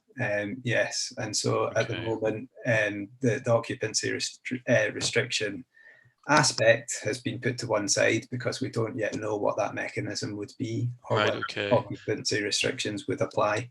Okay, and as I think we have identified before, that's really, as far as we're concerned, a matter for submissions and whether that's a reasonable approach to expect us to take. I'm not going to ask you about that. We just want to understand as the source of this suggestion by the council. I mean, this indication from the council are looking for a mechanism to secure the entire delivery of the scheme. Did that result from advice or suggestion that you had given them, Mr. Scott? No, that's not come from me. No. And I mean, are you aware from your experience of affordable housing delivery of schemes where appellants have been asked to or agreed to commit to a mechanism which secures the entire delivery of a scheme? I must admit it's not something that I have come across previously, but I've not come across this sort of situation previously either. So okay, so you haven't come across it before. No. I anticipate, though, Mr. Scott, that the corollary of that is that you have come across circumstances where affordable housing is delivered as part of a phased approach in a wider redevelopment site. Yes, I have. Thank you very much. And is it fair to say that in your experience that is the normal approach that is followed in phased schemes, where affordable housing is delivered in different phases of those schemes to ensure its delivery? It's a common way. I wouldn't say it's the normal way. I have seen it used previously, but I wouldn't suggest that it is always the case. Occasionally, what would you say is the normal way if that isn't it? I would say that it can vary. I wouldn't say that there is a one size fits all or a kind of a norm. Okay, I think we can agree for the purpose of it's not uncommon, at the very least, not an uncommon way of dealing with it. Yeah. And the rationale behind it is that one can ensure the delivery of affordable housing as part of a phased scheme, so that you restrict the amount of private housing that comes forward in order to essentially act as an incentive to deliver the affordable housing properly. And that's a common approach that's followed, isn't it? That is the mechanism, yes. Thank you very much.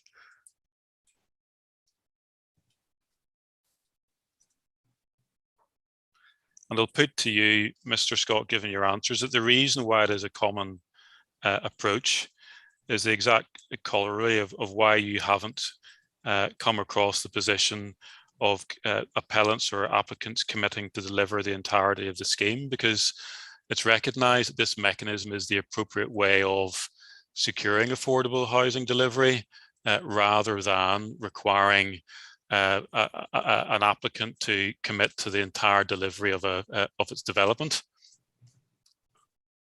I can't speak to that. It's not my role to draft the section 106 or suggest what mechanism is appropriate. Thank you very much. I say we can deal with this in submissions. I suppose just one final point on this. If the concern of the council is that the appellant would stop essentially at T1 under the current proposal, We know that the existing proposal allows for 56% of all the affordable housing from the entire development to go into T1 to demonstrate its commitment to delivering affordable housing under the phased approach. You accept that figure, don't you?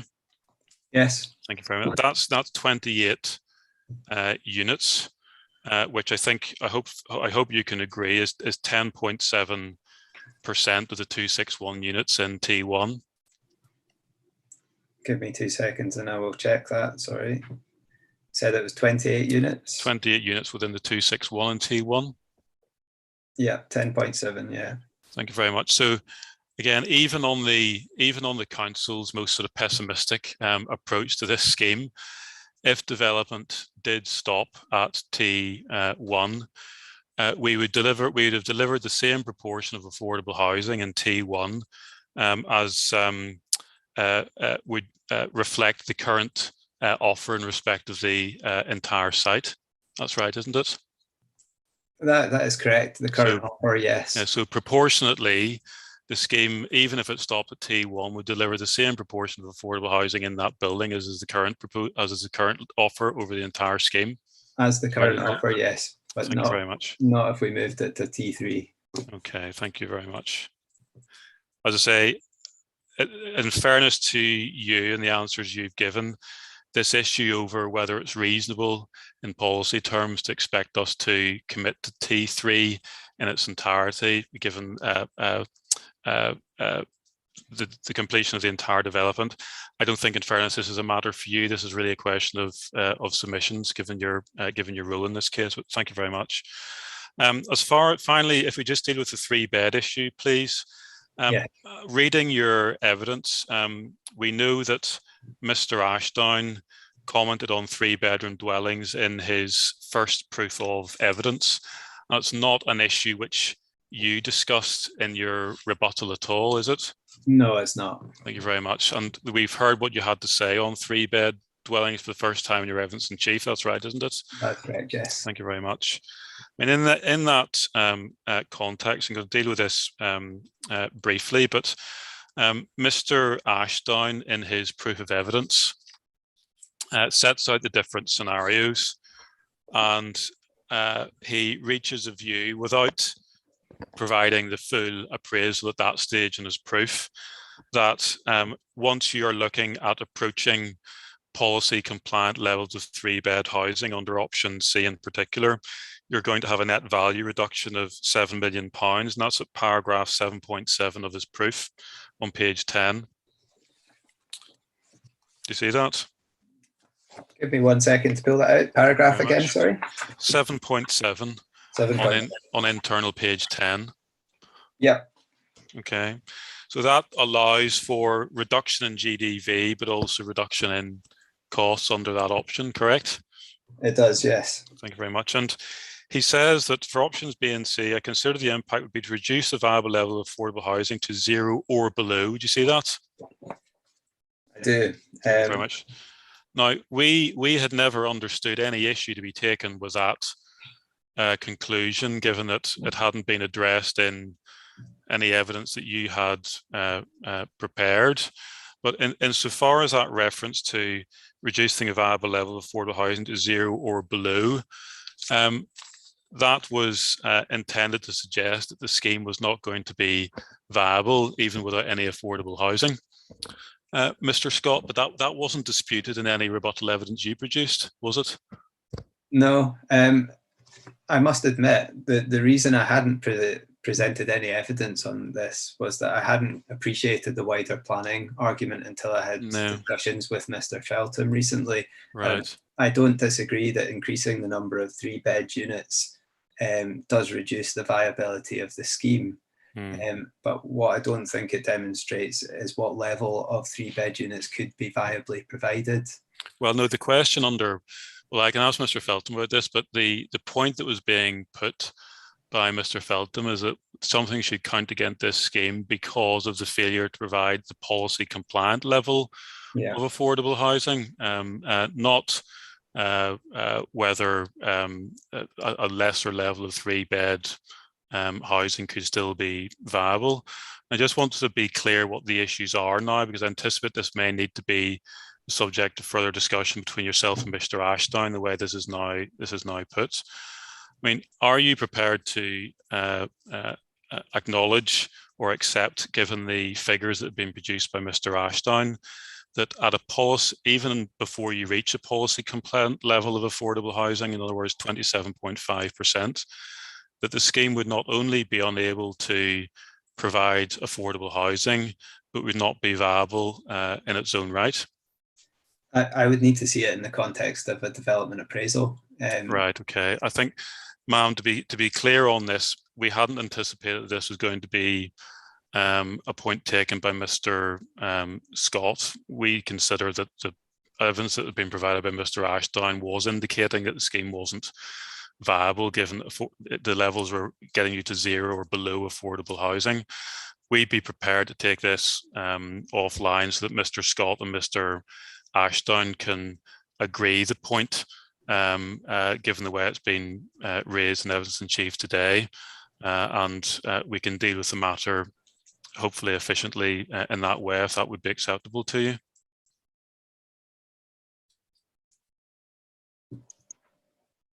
Yes, that would be acceptable. I think it would be a much more conducive way of coming to, or at least under whether you can come to an agreement or not. Thank you very much. That will be up to yourselves, but thank you, Mr. Linus. Yeah. And I can ask Mr. Feltham as well, but just to understand the way it was put to you, Mr. Scott, I mean, do you understand that if the position is that more 3-bed units could be provided, even if that was going to affect the overall level of affordable housing provision, do you understand that to be something that the council is wanting to pursue with the appellant, such that it wants to provide more 3-bed accommodation, even if that decreases the overall amount of affordable housing that's being provided? I must admit, I don't understand, and I don't want to speak on behalf of the okay. council on that point. I think that would be best taken up with Mr. Feltham. Thank you very much, will do. In those circumstances then, Mr. Scott, thank you very much. Thank you. Thank you, Mr. Linus. Mr. Burton, if you'd like to start your re-examination, please. Thank you very much, Madam. Yes, and Madam, could I begin by apologising to you and my learned friend, because he's absolutely right. I might have perhaps for myself read paragraph 7.8 of Mr. Ashdown's proof in the way that my learned friend did, but I really should have notified him and you that I was going to ask a question on this, so that he can know I was going to ask a question, and we could have taken it offline before. So I'm sorry. I'm not going to complain about it. I'm just looking at the most effective way of resolving it, ma'am. There's no need to worry about that. Fine, thank you. So, Mr. Scott, not very much at all for you. Let me just very quickly check my notes. Now, I believe that I've only one or two questions for you. So you were asked various questions by my own friend just now about circumstances in which councils have or haven't sought a mechanism to secure delivery of an entire scheme. You were asked, and this is the point I want to focus on, this question: have you come across this previously? That followed a question: did you suggest it? And you said no. Have you come across this previously? And you said no, but I've not come across this sort of situation previously. Now, do you recall that exchange? I do recall that, yes. What did you, I think we probably do know from other answers, but what do you mean by this sort of situation? What did you mean by that? Thank you for the opportunity to expand on that, actually, because I do want to get that across. I think, as Mr. Linus suggested, it's not uncommon for phase developments to have different buildings, areas of the scheme which are more viable than others. And what I meant in terms of the situation is that what's quite clear from that scenario testing, from the cross-subsidy appendix of my proof, is that phase one is viably supporting the rest of the development. So it's quite uncommon for that first phase to be very viable, but then, you know, the rest of the scheme, phase two, to be sitting with very little viability, if being unviable in that way. So it's, you know, what I would typically expect is you might have different buildings within those phases which help to kind of cross-subsidize one another. But it's quite uncommon for the split to be presented in the way that it is. I see. And may I ask, why does this matter? Well, I think from the council's perspective, and going back to that, asking for confirmation about delivery of the whole scheme rather than just the first phase, Mr. Linus pointed out that we have those 28 units in the current offer in building one, which would equate to 10%. But if that first phase were to come forward and then the rest of the scheme left, but it could have provided 35% or above as a single phase of a development, I think that is of concern to the council. Obviously, as we have touched on, under the policy, I am here to test the viability of the scheme. So I can acknowledge that, but I do think it is of note. Yeah, I see. So if I follow, and bearing in mind the caveats that you very properly gave as to your ability to say this is precisely the percentage of affordable housing that the Tolworth Tower on its own as a scheme could deliver, bearing in mind those caveats, you are comparing a world in which, under the umbrella of a permission for this scheme, only the Tolworth Tower element came forward, in which case that permission would have a requirement for whatever percentage of affordable housing it would be, which my learned friend explained, and with a world in which one could have had the Tolworth Tower as a scheme on its own and comparing the different required affordable percentages. Is that what you're doing? That's exactly it, yeah. Okay. Thank you. Well, I think in one fell swoop then, that means you have answered my only other re-examination question, which I was going to ask you, but you've now actually picked it up. So there we go. So thank you very much, Madam. Those are my questions in my one question in re-examination for Mr. Scott. Thank you. Can I just confirm with yourself, Mr. Burton and Mr. Linus, whether you would require, because there are now going to be some offline discussions, whether you would require Mr. Scott to come back onto the witness stand at all? Ma'am, for my part, I'm hoping not, because we have the basis for the calculations that are already set out in Mr. Ashdown's proof. In other words, the change to GDV and the change to construction costs. It should be a case of essentially sort of plugging these into the appraisals that have already been done, and then seeing what the implications of those are. So I'm hoping that can be agreed as a sort of as an addition to the existing statement of common ground, and dealt with in writing. If it's not, then I completely understand that Mr. Burton, if there is an outstanding issue on this, may want to recall Mr. Scott briefly to deal with this discrete point.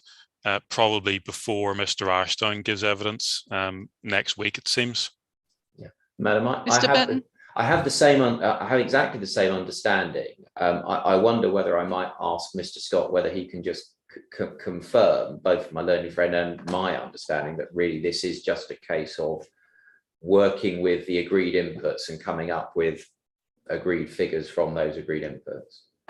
I would completely agree. I think that we have all of the fundamental inputs into that appraisal agreed, so it is simply a case of reflecting those different scenarios in an appraisal and confirming what the outcome is.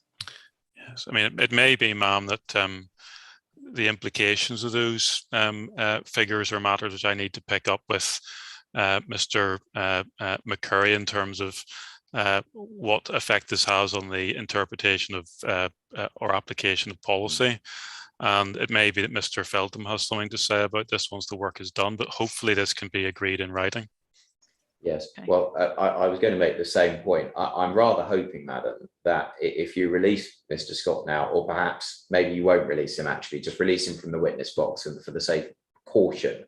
But I'm hoping that he and Mr. Ashdown, I don't know if Mr. Ashdown is available, but he might well have been listening to Mr. Scott's evidence. They might be able to get that, my learned friends knowledge, they might be able to get their heads together fairly promptly on this. It'd be quite useful to have it. Thank you. I mean, I'm hoping it can. I'm just trying to be a little bit cautious just in case we need to bring Mr. Scott back into the witness stand. So yes. I think at this stage, I would. I'm quite happy to release you from the witness stand. That's it for today, Mr. Scott. But I would just like to not completely release you from any further questioning just for now. It's highly unlikely that you'll be required, but just in case, and it could be you can sort that out with Mr. Ashdown and resolve that very quickly, and then I can say that you're no longer required yes, at a future hearing. Ma'am, if it helps, I anticipate that if this is just a short, discrete issue, if something did need to be done in terms of recalling Mr. Scott, that could be done broadly within the timescales that I allowed for calling Mr. Ashdown, so it wouldn't have a major implication on timetable next week if we did need to do that.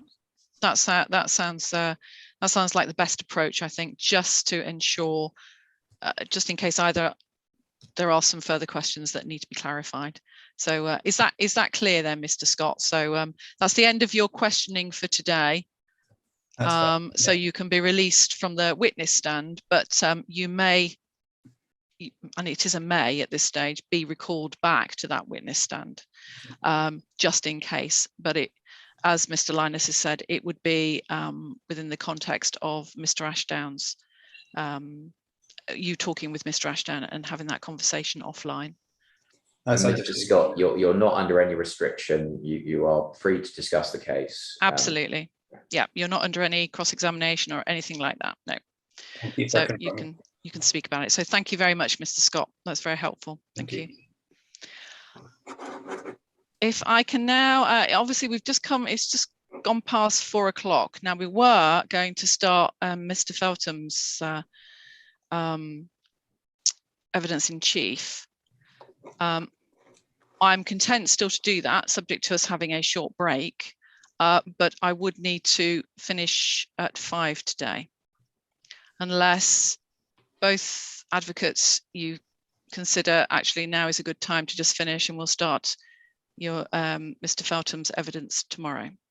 Ma'am, I'm in Mr. Burton's hands. Really, I understand he may not want to break evidence in chief overnight, but if he's happy to make a start, I'm more than content to sit on to 5 o'clock. Mr. Burton, it's up to you, Mr. Bentz. I know it will take longer than, and you would literally only have about 40 minutes, probably. Yeah. Well, I won't. So we won't finish. But having said that, madam, Mr. Feltham won't be under any restriction. He can discuss the case with me overnight, and I anticipate, and like you, am keen to use whatever time we have. So on the full understanding that Chief will not conclude today, by all means, let's have that. I'm content to use, what I want to do is try and use what time we have got in the most efficient way. So if we can have a 10-minute break, come back at 20 past, and then finish at 5 o'clock. I think that would at least start Mr. Feltham's evidence in chief. Yes. So thank you. Thank you. I'll adjourn now until 20 past for them. Thank you.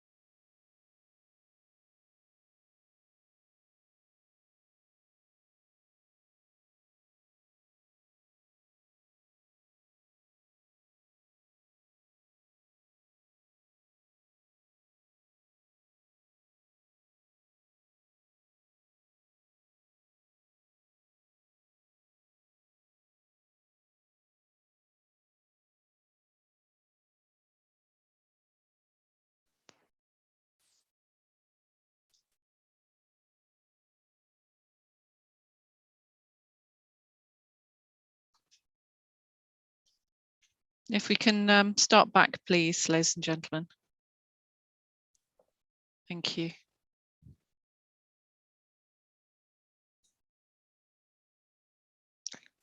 Thank you. Mr. Burton, then, please. Would you like to call your next witness? Thank you very much, Madam. Yes, as you know, I'm going to call Mr. Feltham, who, subject to anything that occurs between Mr. Scott and Mr. Ashdown on that discrete point, will be my final witness, Madam. Now, Mr. Feltham, let me begin by introducing you. But before I do so, have you, Mr. Feltham, like Mr. Maguire and Mr. Scott, prepared a list of the documents you plan to refer to in your chief? Yes, I have. Yeah. Have you been able to? You are, of course, in charge of sending things out. Have you been able to send that round to the appellant and to Pins? I will just send it now. Okay. Yes, it is gone. Great. Thank you. Now, in terms of introductions, Mr. Feltham, we might have to do a little bit more with you than with Mr. Maguire and Mr. Scott. You're Toby Feltham, and your qualifications are a postgrad diploma in town and regional planning from Sheffield University, and you're a member of the RTPI. Is that correct? That is correct. Now, what I believe, Mr. Feltham, you haven't actually done in your proof of evidence, and it may be because you've been sending all sorts of emails to Pins telling everyone who you are, but I don't think you've actually told us in your proof what your role is. So yeah, my role is lead officer for planning, delivery and strategic major developments at Kingston Council within development management. That's very good. And how long, may I ask, have you been in that role? That role, about 2 years. And prior to that, in a broad sweep summary, what's your experience in town and country planning? How long have you been in this? So I've worked in total for 25 years. Prior to this immediate job, I was lead officer for an area team, which now no longer exists. So we had a sort of restructure. And then prior to that, I was dealing with major developments for Kingston. So I've done 7.5 years at Kingston, then previous to that, 10.5 years at Wandsworth Council, doing a mix of probably what I've done at Kingston. Fine. Okay. We probably don't need to go back beyond that, Mr. Feltham. That's probably that's probably enough. I suspect it's completely obvious from what you just told me, but let me ask the same question that I do ask all expert witnesses. In terms of a split of your work between the local planning authority, acting as local planning authority, and developers, what's the split? It's 100% local planning authority. Fine. Okay. Thank you. Now, you have prepared for this inquiry a proof of evidence that runs to 28 pages and a rebuttal proof that actually doesn't have page numbers, but I count it under the flyleaf as 6 pages. Is that correct, Mr. Feltham? That is correct, yes. Good, thank you. Is there anything, Mr. Feltham, that you need to alter or amend or correct in either of those documents? Just in terms of page 15 and 16 of my proof, the core documents I refer to are not the correct ones. So the reference, it's just the references that are wrong. Hold on. Page number 15 and 16. 15 and 16, right? Yeah. So CD5.7 should be CD5.14. Yeah. CD8.14 should be CD5.6. And CD8.15 15 should be 5-6A.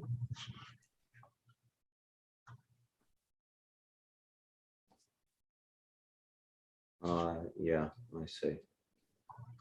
Got you. So they all, right, so they all need to be in the 5 section. Yes. Yeah, I see. Okay, thank you. Anything else? No. Right, okay. Now,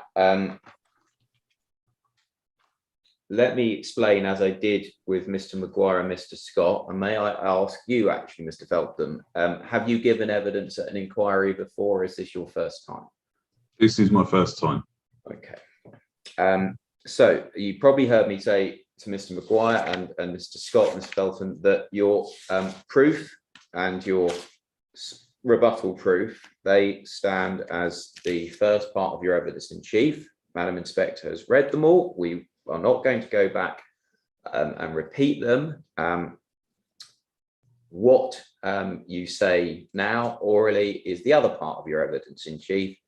And as Madam Inspector has made clear, the name of the game is to identify the key points, draw out the key points to just ensure that Madam Inspector obviously has them and understands your position without repeating. Okay, so of course there have been, we've already been hearing about them from the council's previous 2 witnesses, there have been some shifts in what's being proposed and so on and so forth, and the position on various issues since the appeal started. So do you have a plan as to how you would like to present your evidence in chief? Yes, I do. Yeah. Okay, what is your plan, please? Okay, so basically to go through the sort of remaining outstanding issues, which I would summarise as scheme viability and affordable housing. Yeah. Loss of employment floor space and ground floor commercial space, shopping frontages, the percentage of 3 or more bedroom units, that's residential units, tall building. In terms of that policy, it's basically about amenity, the quantity and quality of amenity space. Yeah. And then just a part on energy and overheating and urban greening, albeit that's been covered in detail by Mr. Maguire. And then finally, just to go back to the planning balance. Yeah, fine. Okay. Well, so in essence, it's Madam Inspector's inquiry issues, the ones that remain outstanding, and you want to tick through them. Okay, fine. So, bearing in mind, of course, that we've already heard Mr. Scott on issue 1. What do you want to say about issue 1, so viability and affordable housing, as matters standing back from the evidence as it's now being given? So I guess firstly to highlight, as I have in my proof, that in terms of H5, we're talking about the maximum amount of affordable housing. Okay, so this is policy H5 in the London plan. Absolutely, policy H5, yeah. Yes. I don't know whether we actually need to look at that, Mr. Feltham. Should we turn it up? Yeah, we could do. Yes, absolutely. So it's page 176 of the actual document. Okay, so this is CD53, page 176, policy H5, threshold approach to applications. Yeah. Yeah.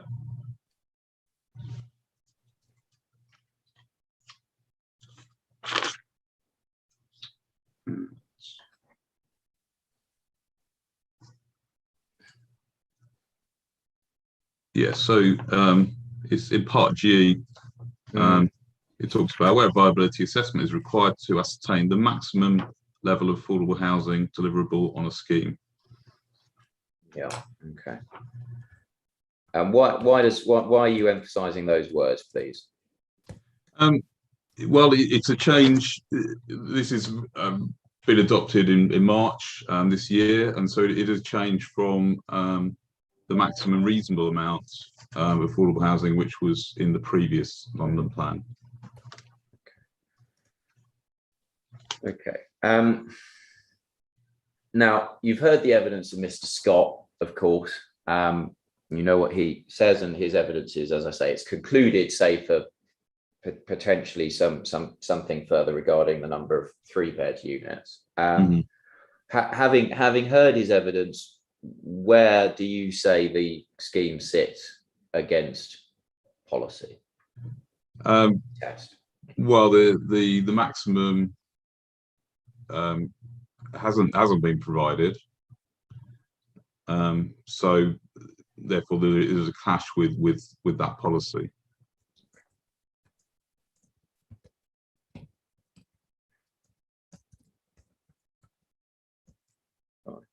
Okay. Now I don't know whether, can I just check, when you get to the planning balance at the end of your chief, are you then going to tell the inspector how you weight, so what weight you give to individual non-policy conflicts you identify, or are you going to do it one by one? Do I need to ask you to do it one by one? I was going to do it all at the end. That's fine. That's fine. Yeah, you stick with your plan. Okay, yeah. Right. Fine. Now, I've got a question for you about this topic, or a couple of questions for you about this topic. But is there anything more? Just thinking about the key points you want Madam Inspector to take away, that you want to say about issue 1, viability and affordable housing? Yeah, so obviously as we've heard Mr. Scott's evidence, it's T1 that is the most viable, and it's that which could on its own get close to or be a fast track scheme, so hitting the 35% affordable housing. This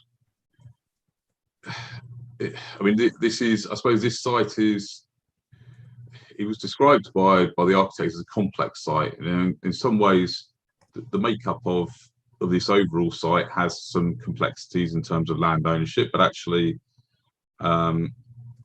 this isn't necessarily that difficult. It consists of a tower which is proposed to be converted, and then on a sort of separate part, I suppose, of the sort of Tolworth Tower site, effectively, then there's a row of sort of 2-story buildings which contains ground floor retail, and there you would be provided two new towers. So in that respect, it's straightforward. There isn't sort of that much being provided on, if you just take that part of the site, it's a relatively small area of public realm between the two towers, notwithstanding the work to put some sort of landscaping on top of the existing car park.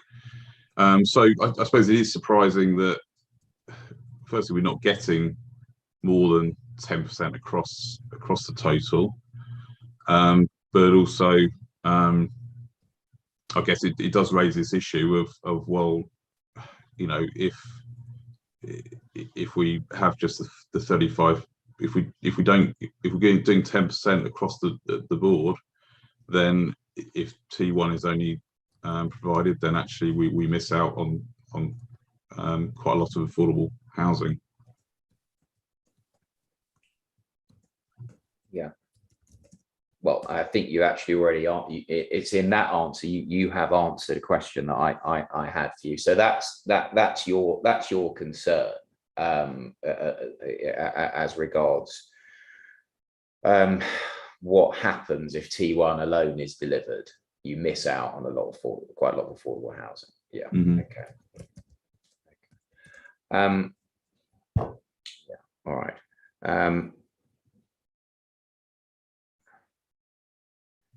Anything else on issue 1 before we move on to issue 2, which is the office, well, the first part of issue 2, which is the office space, Mr. Felton? No, don't think there's anything more on that. No, fine. Okay.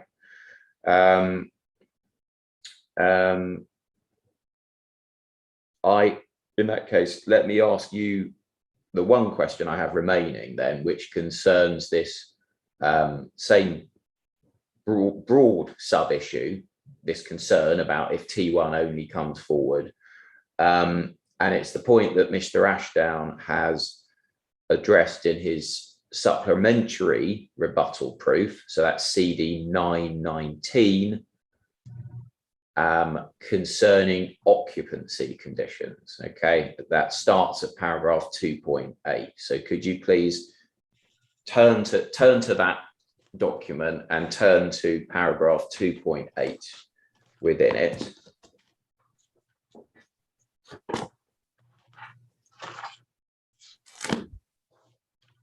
So which document this is? So it's called document 919. It's Mr. Ashdown's supplementary rebuttal. So it's the most recent one, the one that came in last Monday.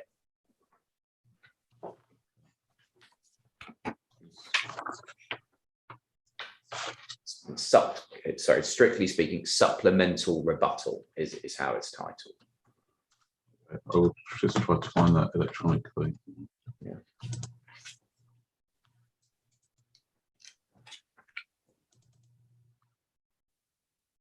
Sorry, CD 919. 919. So section 9. 919. Yeah, got it here. Okay. Got it. Okay. Well, on the fourth, but page 4 and electronic page 4, you will find paragraph 2.8. Yeah. Where Mr. Ashdown, he says what he says there about the question of occupancy conditions. Yeah. Now, and he says, he asked Mr. Scott, with you copied, for confirmation of what the council would seek to secure the affordable housing obligation were it to be provided exclusively in phase 2. He says he understands the applicant's legal advisors have requested the same from the council's lawyers. You see this in discussions regarding the section 106 unilateral undertaking, and he suggests in the final sentence there's been an absence of a substantive response, so he's considered what might be acceptable, and he then goes on to discuss essentially occupancy conditions that he has applied. Yes, absolutely. Yeah. Now, what is your position, please, on what is said at paragraph 2.8? Perhaps firstly regarding this, I think, suggestion that the council hasn't engaged substantively.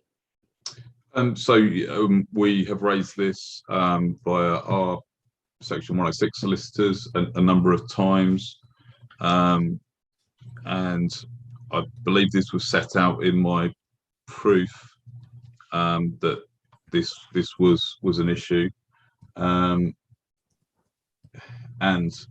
in terms of occupancy conditions, then as we've heard, that potentially impacts on the viability, but also there's if we don't have that, we then miss some of the benefits, such as the public square coming forward. Yeah, I mean, can I ask you about the about what Mr. Ashdown has modelled in his supplementary rebuttal, and for that if you just look a little bit further down the page, so he's said, but bearing in mind that what he's doing here is he's discussing a scheme in which all the affordable housing comes forward in T3. Okay. Yeah.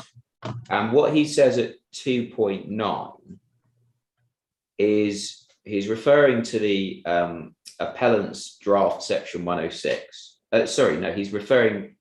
Apologies. It's not the appellants, it's the sister companies. Draft section 106 agreement for the 28 resolution to grant scheme for the Tolworth Tower, which restricts occupation of 50% of private dwellings before 75% of affordable housing is available for occupation. Yeah. And then 75% of private dwellings until 100% of affordable housing is available for occupation. And he says this: however, if we applied this formula to the appeal scheme, the developer would be able to occupy 225 private dwellings in phase 1, leaving only 36 private dwellings in T1 unsold, and that may not be sufficient to secure delivery of affordable housing in phase 3. Okay, and then he goes on with to model another scenario, which was to restrict occupancy of 50% of private dwellings in T1 itself, and he explains the effect of that. Now, I don't know if you've had a chance, Mr. Felton, to get your head around what he is suggesting in terms of occupancy restrictions or what he's considering there. But the question I have for you is, would these things, if you have, would these things he is considering, would they meet your concern? Would it deal with my concern? No, it wouldn't. What and why is that? Because we a couple of things. One, we would, if only T1 were delivered, we wouldn't be getting the full amount of affordable housing on that. The T2 and T3 have been shown to be unviable on their own, so there's no there may not be an incentive for the developer to carry on with that. You could, worst case scenario, you could end up with T1 being converted into residential, the two-story sort of retail on Tolworth Broadway having been demolished, and nothing to replace it, and certainly none of the benefits that would flow from that. So I think that's broadly my concern with that. Yeah. Okay, fine. Thank you. That answers my question. Anything else further now on issue 1 then, before we go on to issue 2? No. Okay, good. Right, so issue 2 obviously splits into 2 parts. We've got the loss of office space, and we've got the loss of shopping frontage / retail or commercial space, rather. I think everyone's dealt with it in that order. So I suggest we do the same. Where do you want to begin? Hitting your key points. Yeah, I suppose it would be just useful to clarify the employment designation. Yes. Yeah. That's probably the first one, and then there's things like opportunity areas, but then it's probably onto the sort of marketing and the loss of the overall tower and what mix of office could be potentially provided, and whether that's been considered. Okay, right. Sounds like you have a plan then. So okay, so employment, this apparent dispute then about an employment designation here first. Mm-hmm.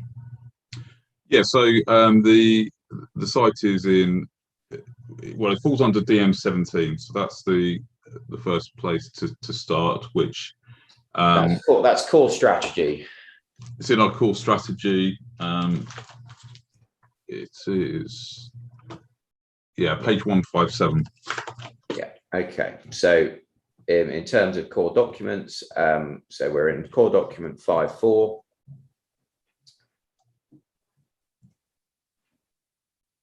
Yeah.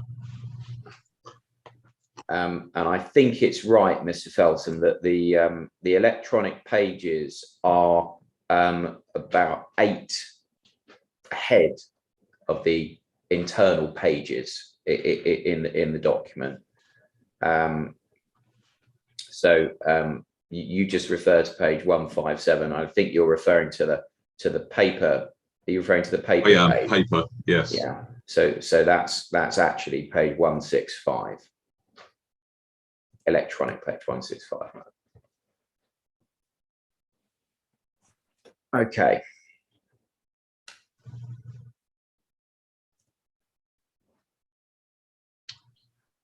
Okay, so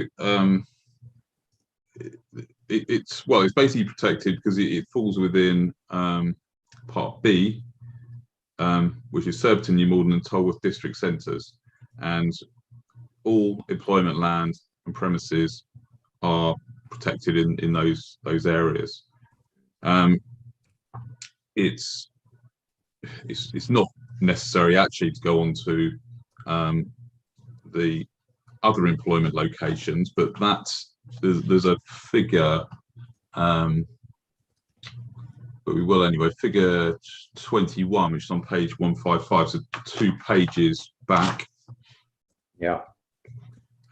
Which shows the whole borough with some blue dots, and you can see there, if you can see Tolworth as a grey outline.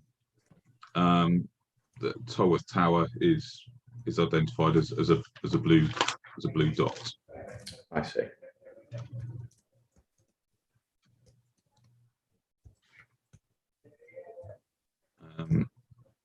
It's also protected in relation to the London plan. There's a on page 481. Right. So that's just remember that Madam Inspectors work electronically. So that's CD53.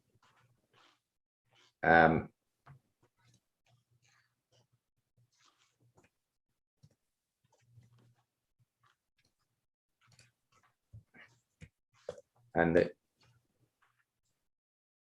electronic and the paper, I think, don't quite match again, although you can search the document for page 481. So that at page 481, there's the annex, which is the town centre network. Is that where you're aiming at? Absolutely, yes, it is. Okay. So you'll see there that at the bottom of that page, number 148, in terms of office guidelines, it's category C, which we go back to page 473. Yeah. Which is entitled Office Guidelines. Yeah. Then part C protects small office capacity.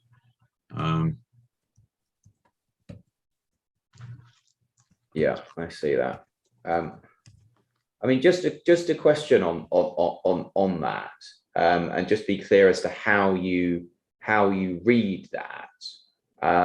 Obviously, I don't think there's any dispute that with the Tolworth Tower we have an awful lot of office space sat there. 250,000 square feet or something like that. So how does that fit, in your view, into these office guidelines, and in particular part C? How do you say Madam Inspector should interpret and apply this part of the London plan? Well, I suppose it is to look at whether whether any employment floor space should be retained. I mean, it talks about small office capacity. Well, there's been no demonstration that this site, this office building, couldn't retain some office capacity. Previous schemes have proposed that, and this policy is saying there is a demand for that. So, you know, even if it was demonstrated that there wasn't demand for all of Tolworth Tower to be office floor space, which it hasn't. The marketing goes back to 2015 on that.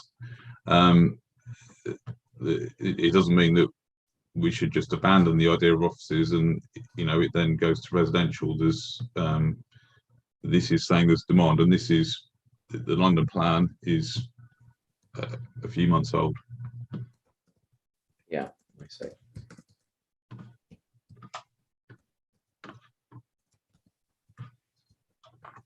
And just to be clear, you were saying this is saying there is demand,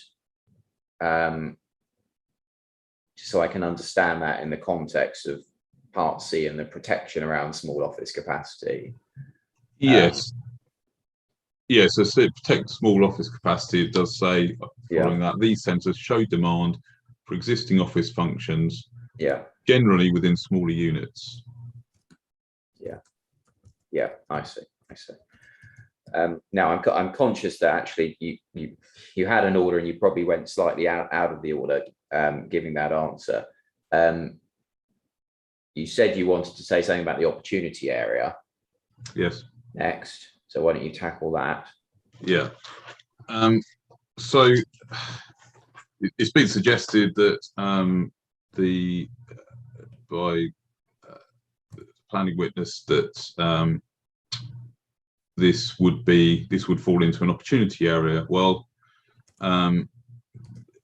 this London plan policy in relation to opportunity areas has only recently come out. We haven't, as a council, yet considered what the opportunity areas might be. Now, Tolworth is identified as an opportunity area, but it's not clear that the district centre would be part of that opportunity area. Much of the development that's happened recently and is happening is on the other side of the roundabout. So we've got Lidl headquarters opening next month. Premier Inn has been built in the last few years, and there's 950 residential units which have planning permission to build on the opposite side of the roundabout. So that area, you know, could form part of the opportunity area. It's too early to say. Yeah. But even if it was an opportunity area, that doesn't mean that we would be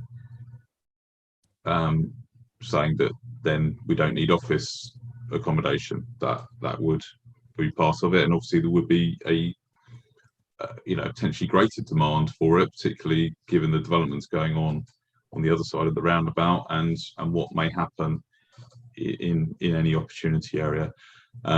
It's probably worth saying as well that the opportunity area was sort of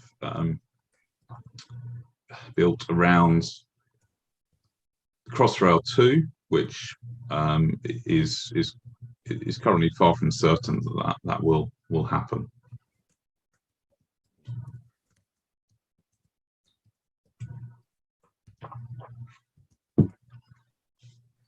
Thank you. Yeah. Now, can I ask you then about you said you wanted to talk about the marketing. So I suggest you do that. I mean, I've got a question about policy DM17, but why don't you say what you want to say, and I'll see if I need to ask my question. Yeah, so I mean, you know, I've set this out in my proof, but the marketing evidence providing support for the loss of office floor space predates the April 2015 application. It's so if you want to see it, it's I think CD 129 is the Cataneo commercial office viability report. But I mean, the crucial thing, 2015 is 6 years ago now, so it's now out of date and doesn't tell us what the current market demand is for the office space.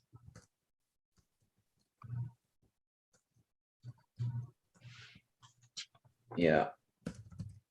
Well, I mean, I think that probably does lead into my question, because I want to ask you about DM17. So if you please take up again core document 5.4 and at the page that it should still be sat at, I think, which is, or at least a couple of pages later, because you looked at figure 21, but DM17, so madam, that's at electronic page 165.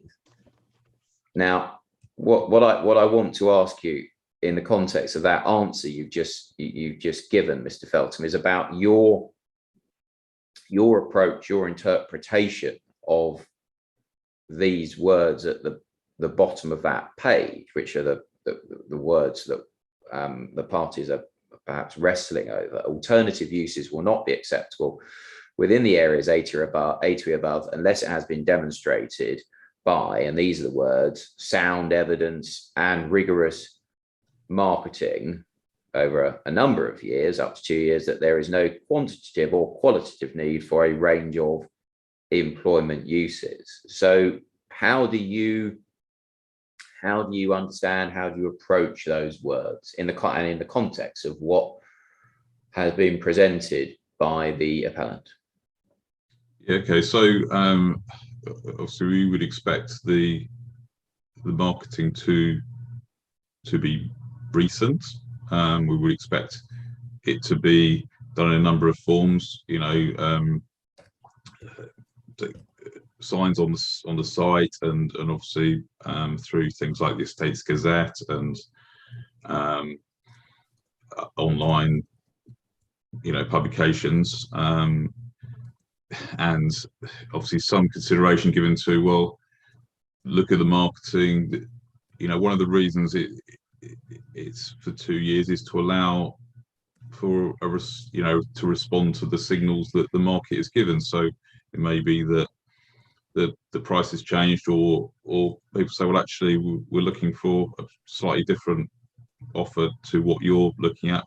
Can you give us that? So to provide that sort of feedback and flexibility to move forward with the intention of letting that that office. Yeah. Thank you.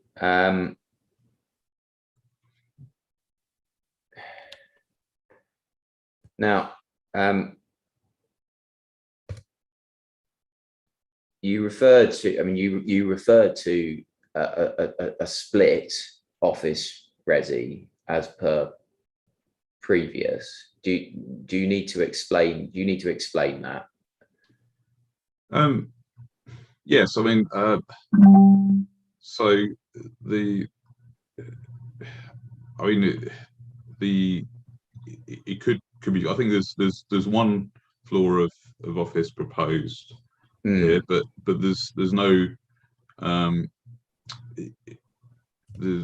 I mean, and indeed, the valuation, I believe, relies on there being a certain amount of office. There's no reason that I'm aware of that the part of this, the whole tower, couldn't be provided for office and part provided for residential. So a mixed use, which would retain some of that employment, would go some way to meeting the policy, but that it hasn't been demonstrated that couldn't work. Yeah.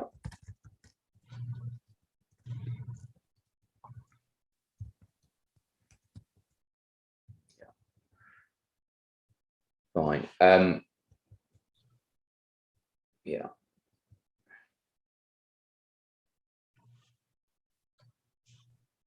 Now, I want to ask you about, and you've noted it in your document list, so I don't know if you want to address it yourself, but I do want to ask you about what's said at paragraph 21 of Mr. Linus's opening statement, Mr. Feltham. Yeah. Do you have that? I can find it fairly easily. Yeah.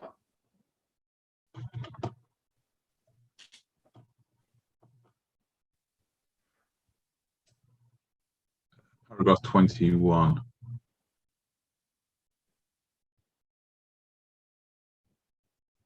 Yeah. Yes. Yeah. Okay. I have that. Yeah. We've got two. There are two previous schemes here that both parties have been discussing in their statements of case and the proofs. There's the 2015 scheme that was subject to a resolution to grant in January 2016, and that's obviously that's the one with about 4 floors or so of office, and the rest is resi in the Tolworth Tower, and it's got all the other towers. And then there's the 2018 scheme that was the subject of a resolution to grant in, I think, about 2 years ago, around about October 2019, and that, I believe, is what Mr. Linus is discussing here in this paragraph, in the second sentence, where he refers to the 2019 scheme. Mm-hmm. Okay, and it's this second sentence I want to ask you about. As the council has previously accepted (brackets) in relation to the 2019 scheme, the loss of office space within T1 would not represent a significant loss of desirable commercial space. And he says the market factors that led to that conclusion remain the same now. Now, I wanted to ask you about that. I think it requires us to go to the office of the committee report into that 2018 application, which is CD 72A. And I believe, because it's a quotation, and tell me when you get first of all to CD 72A, Mr. Feltham. Yes, I'm there. You're there, and if you look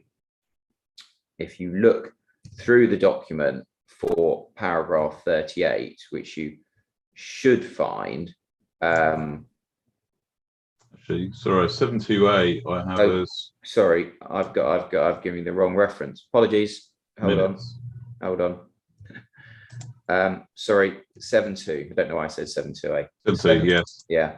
Sorry, apologies, madam. It's 72.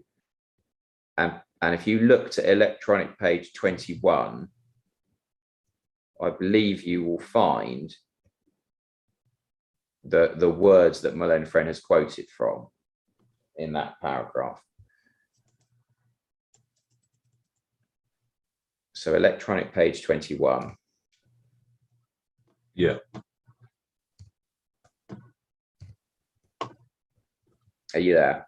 Yes, I am. Yes, absolutely. Yes, I'm there. Yeah. Now, what's your position, please, Mr. Feltham, on what happened there and its relevance to what Madam Inspector's considering at this inquiry? Well, obviously, this is 2 years or so ago. The viability report then would have been a few years old, but not as old as it is now. So, do you mean that you talking about the office viability report? Yes, the office viability report, absolutely. So, you know, it's increasingly, you know, less that we can rely on that to reflect the situation. I mean, I think since then, I guess unfortunately the building has been gutted, so that's there is that challenge. There's some talk about the inadequate floor to ceiling heights, but I'm not sure, although that's mentioned in the report, it didn't necessarily seem that would be a reason for this not to be able to be reused as office floor space.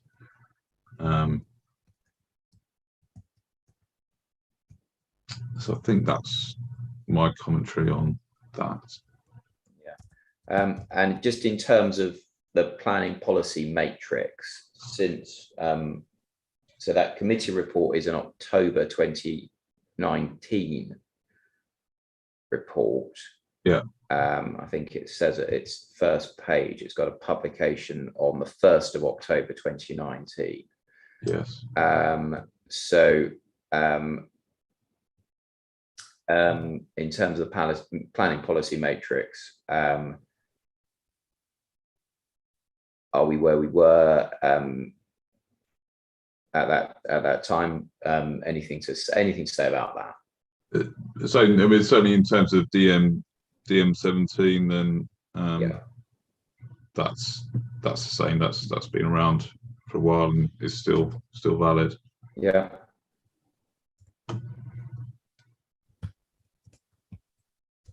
I guess the London plan policies have changed. So we, in terms of there's policy E1 and E2, which are relevant here.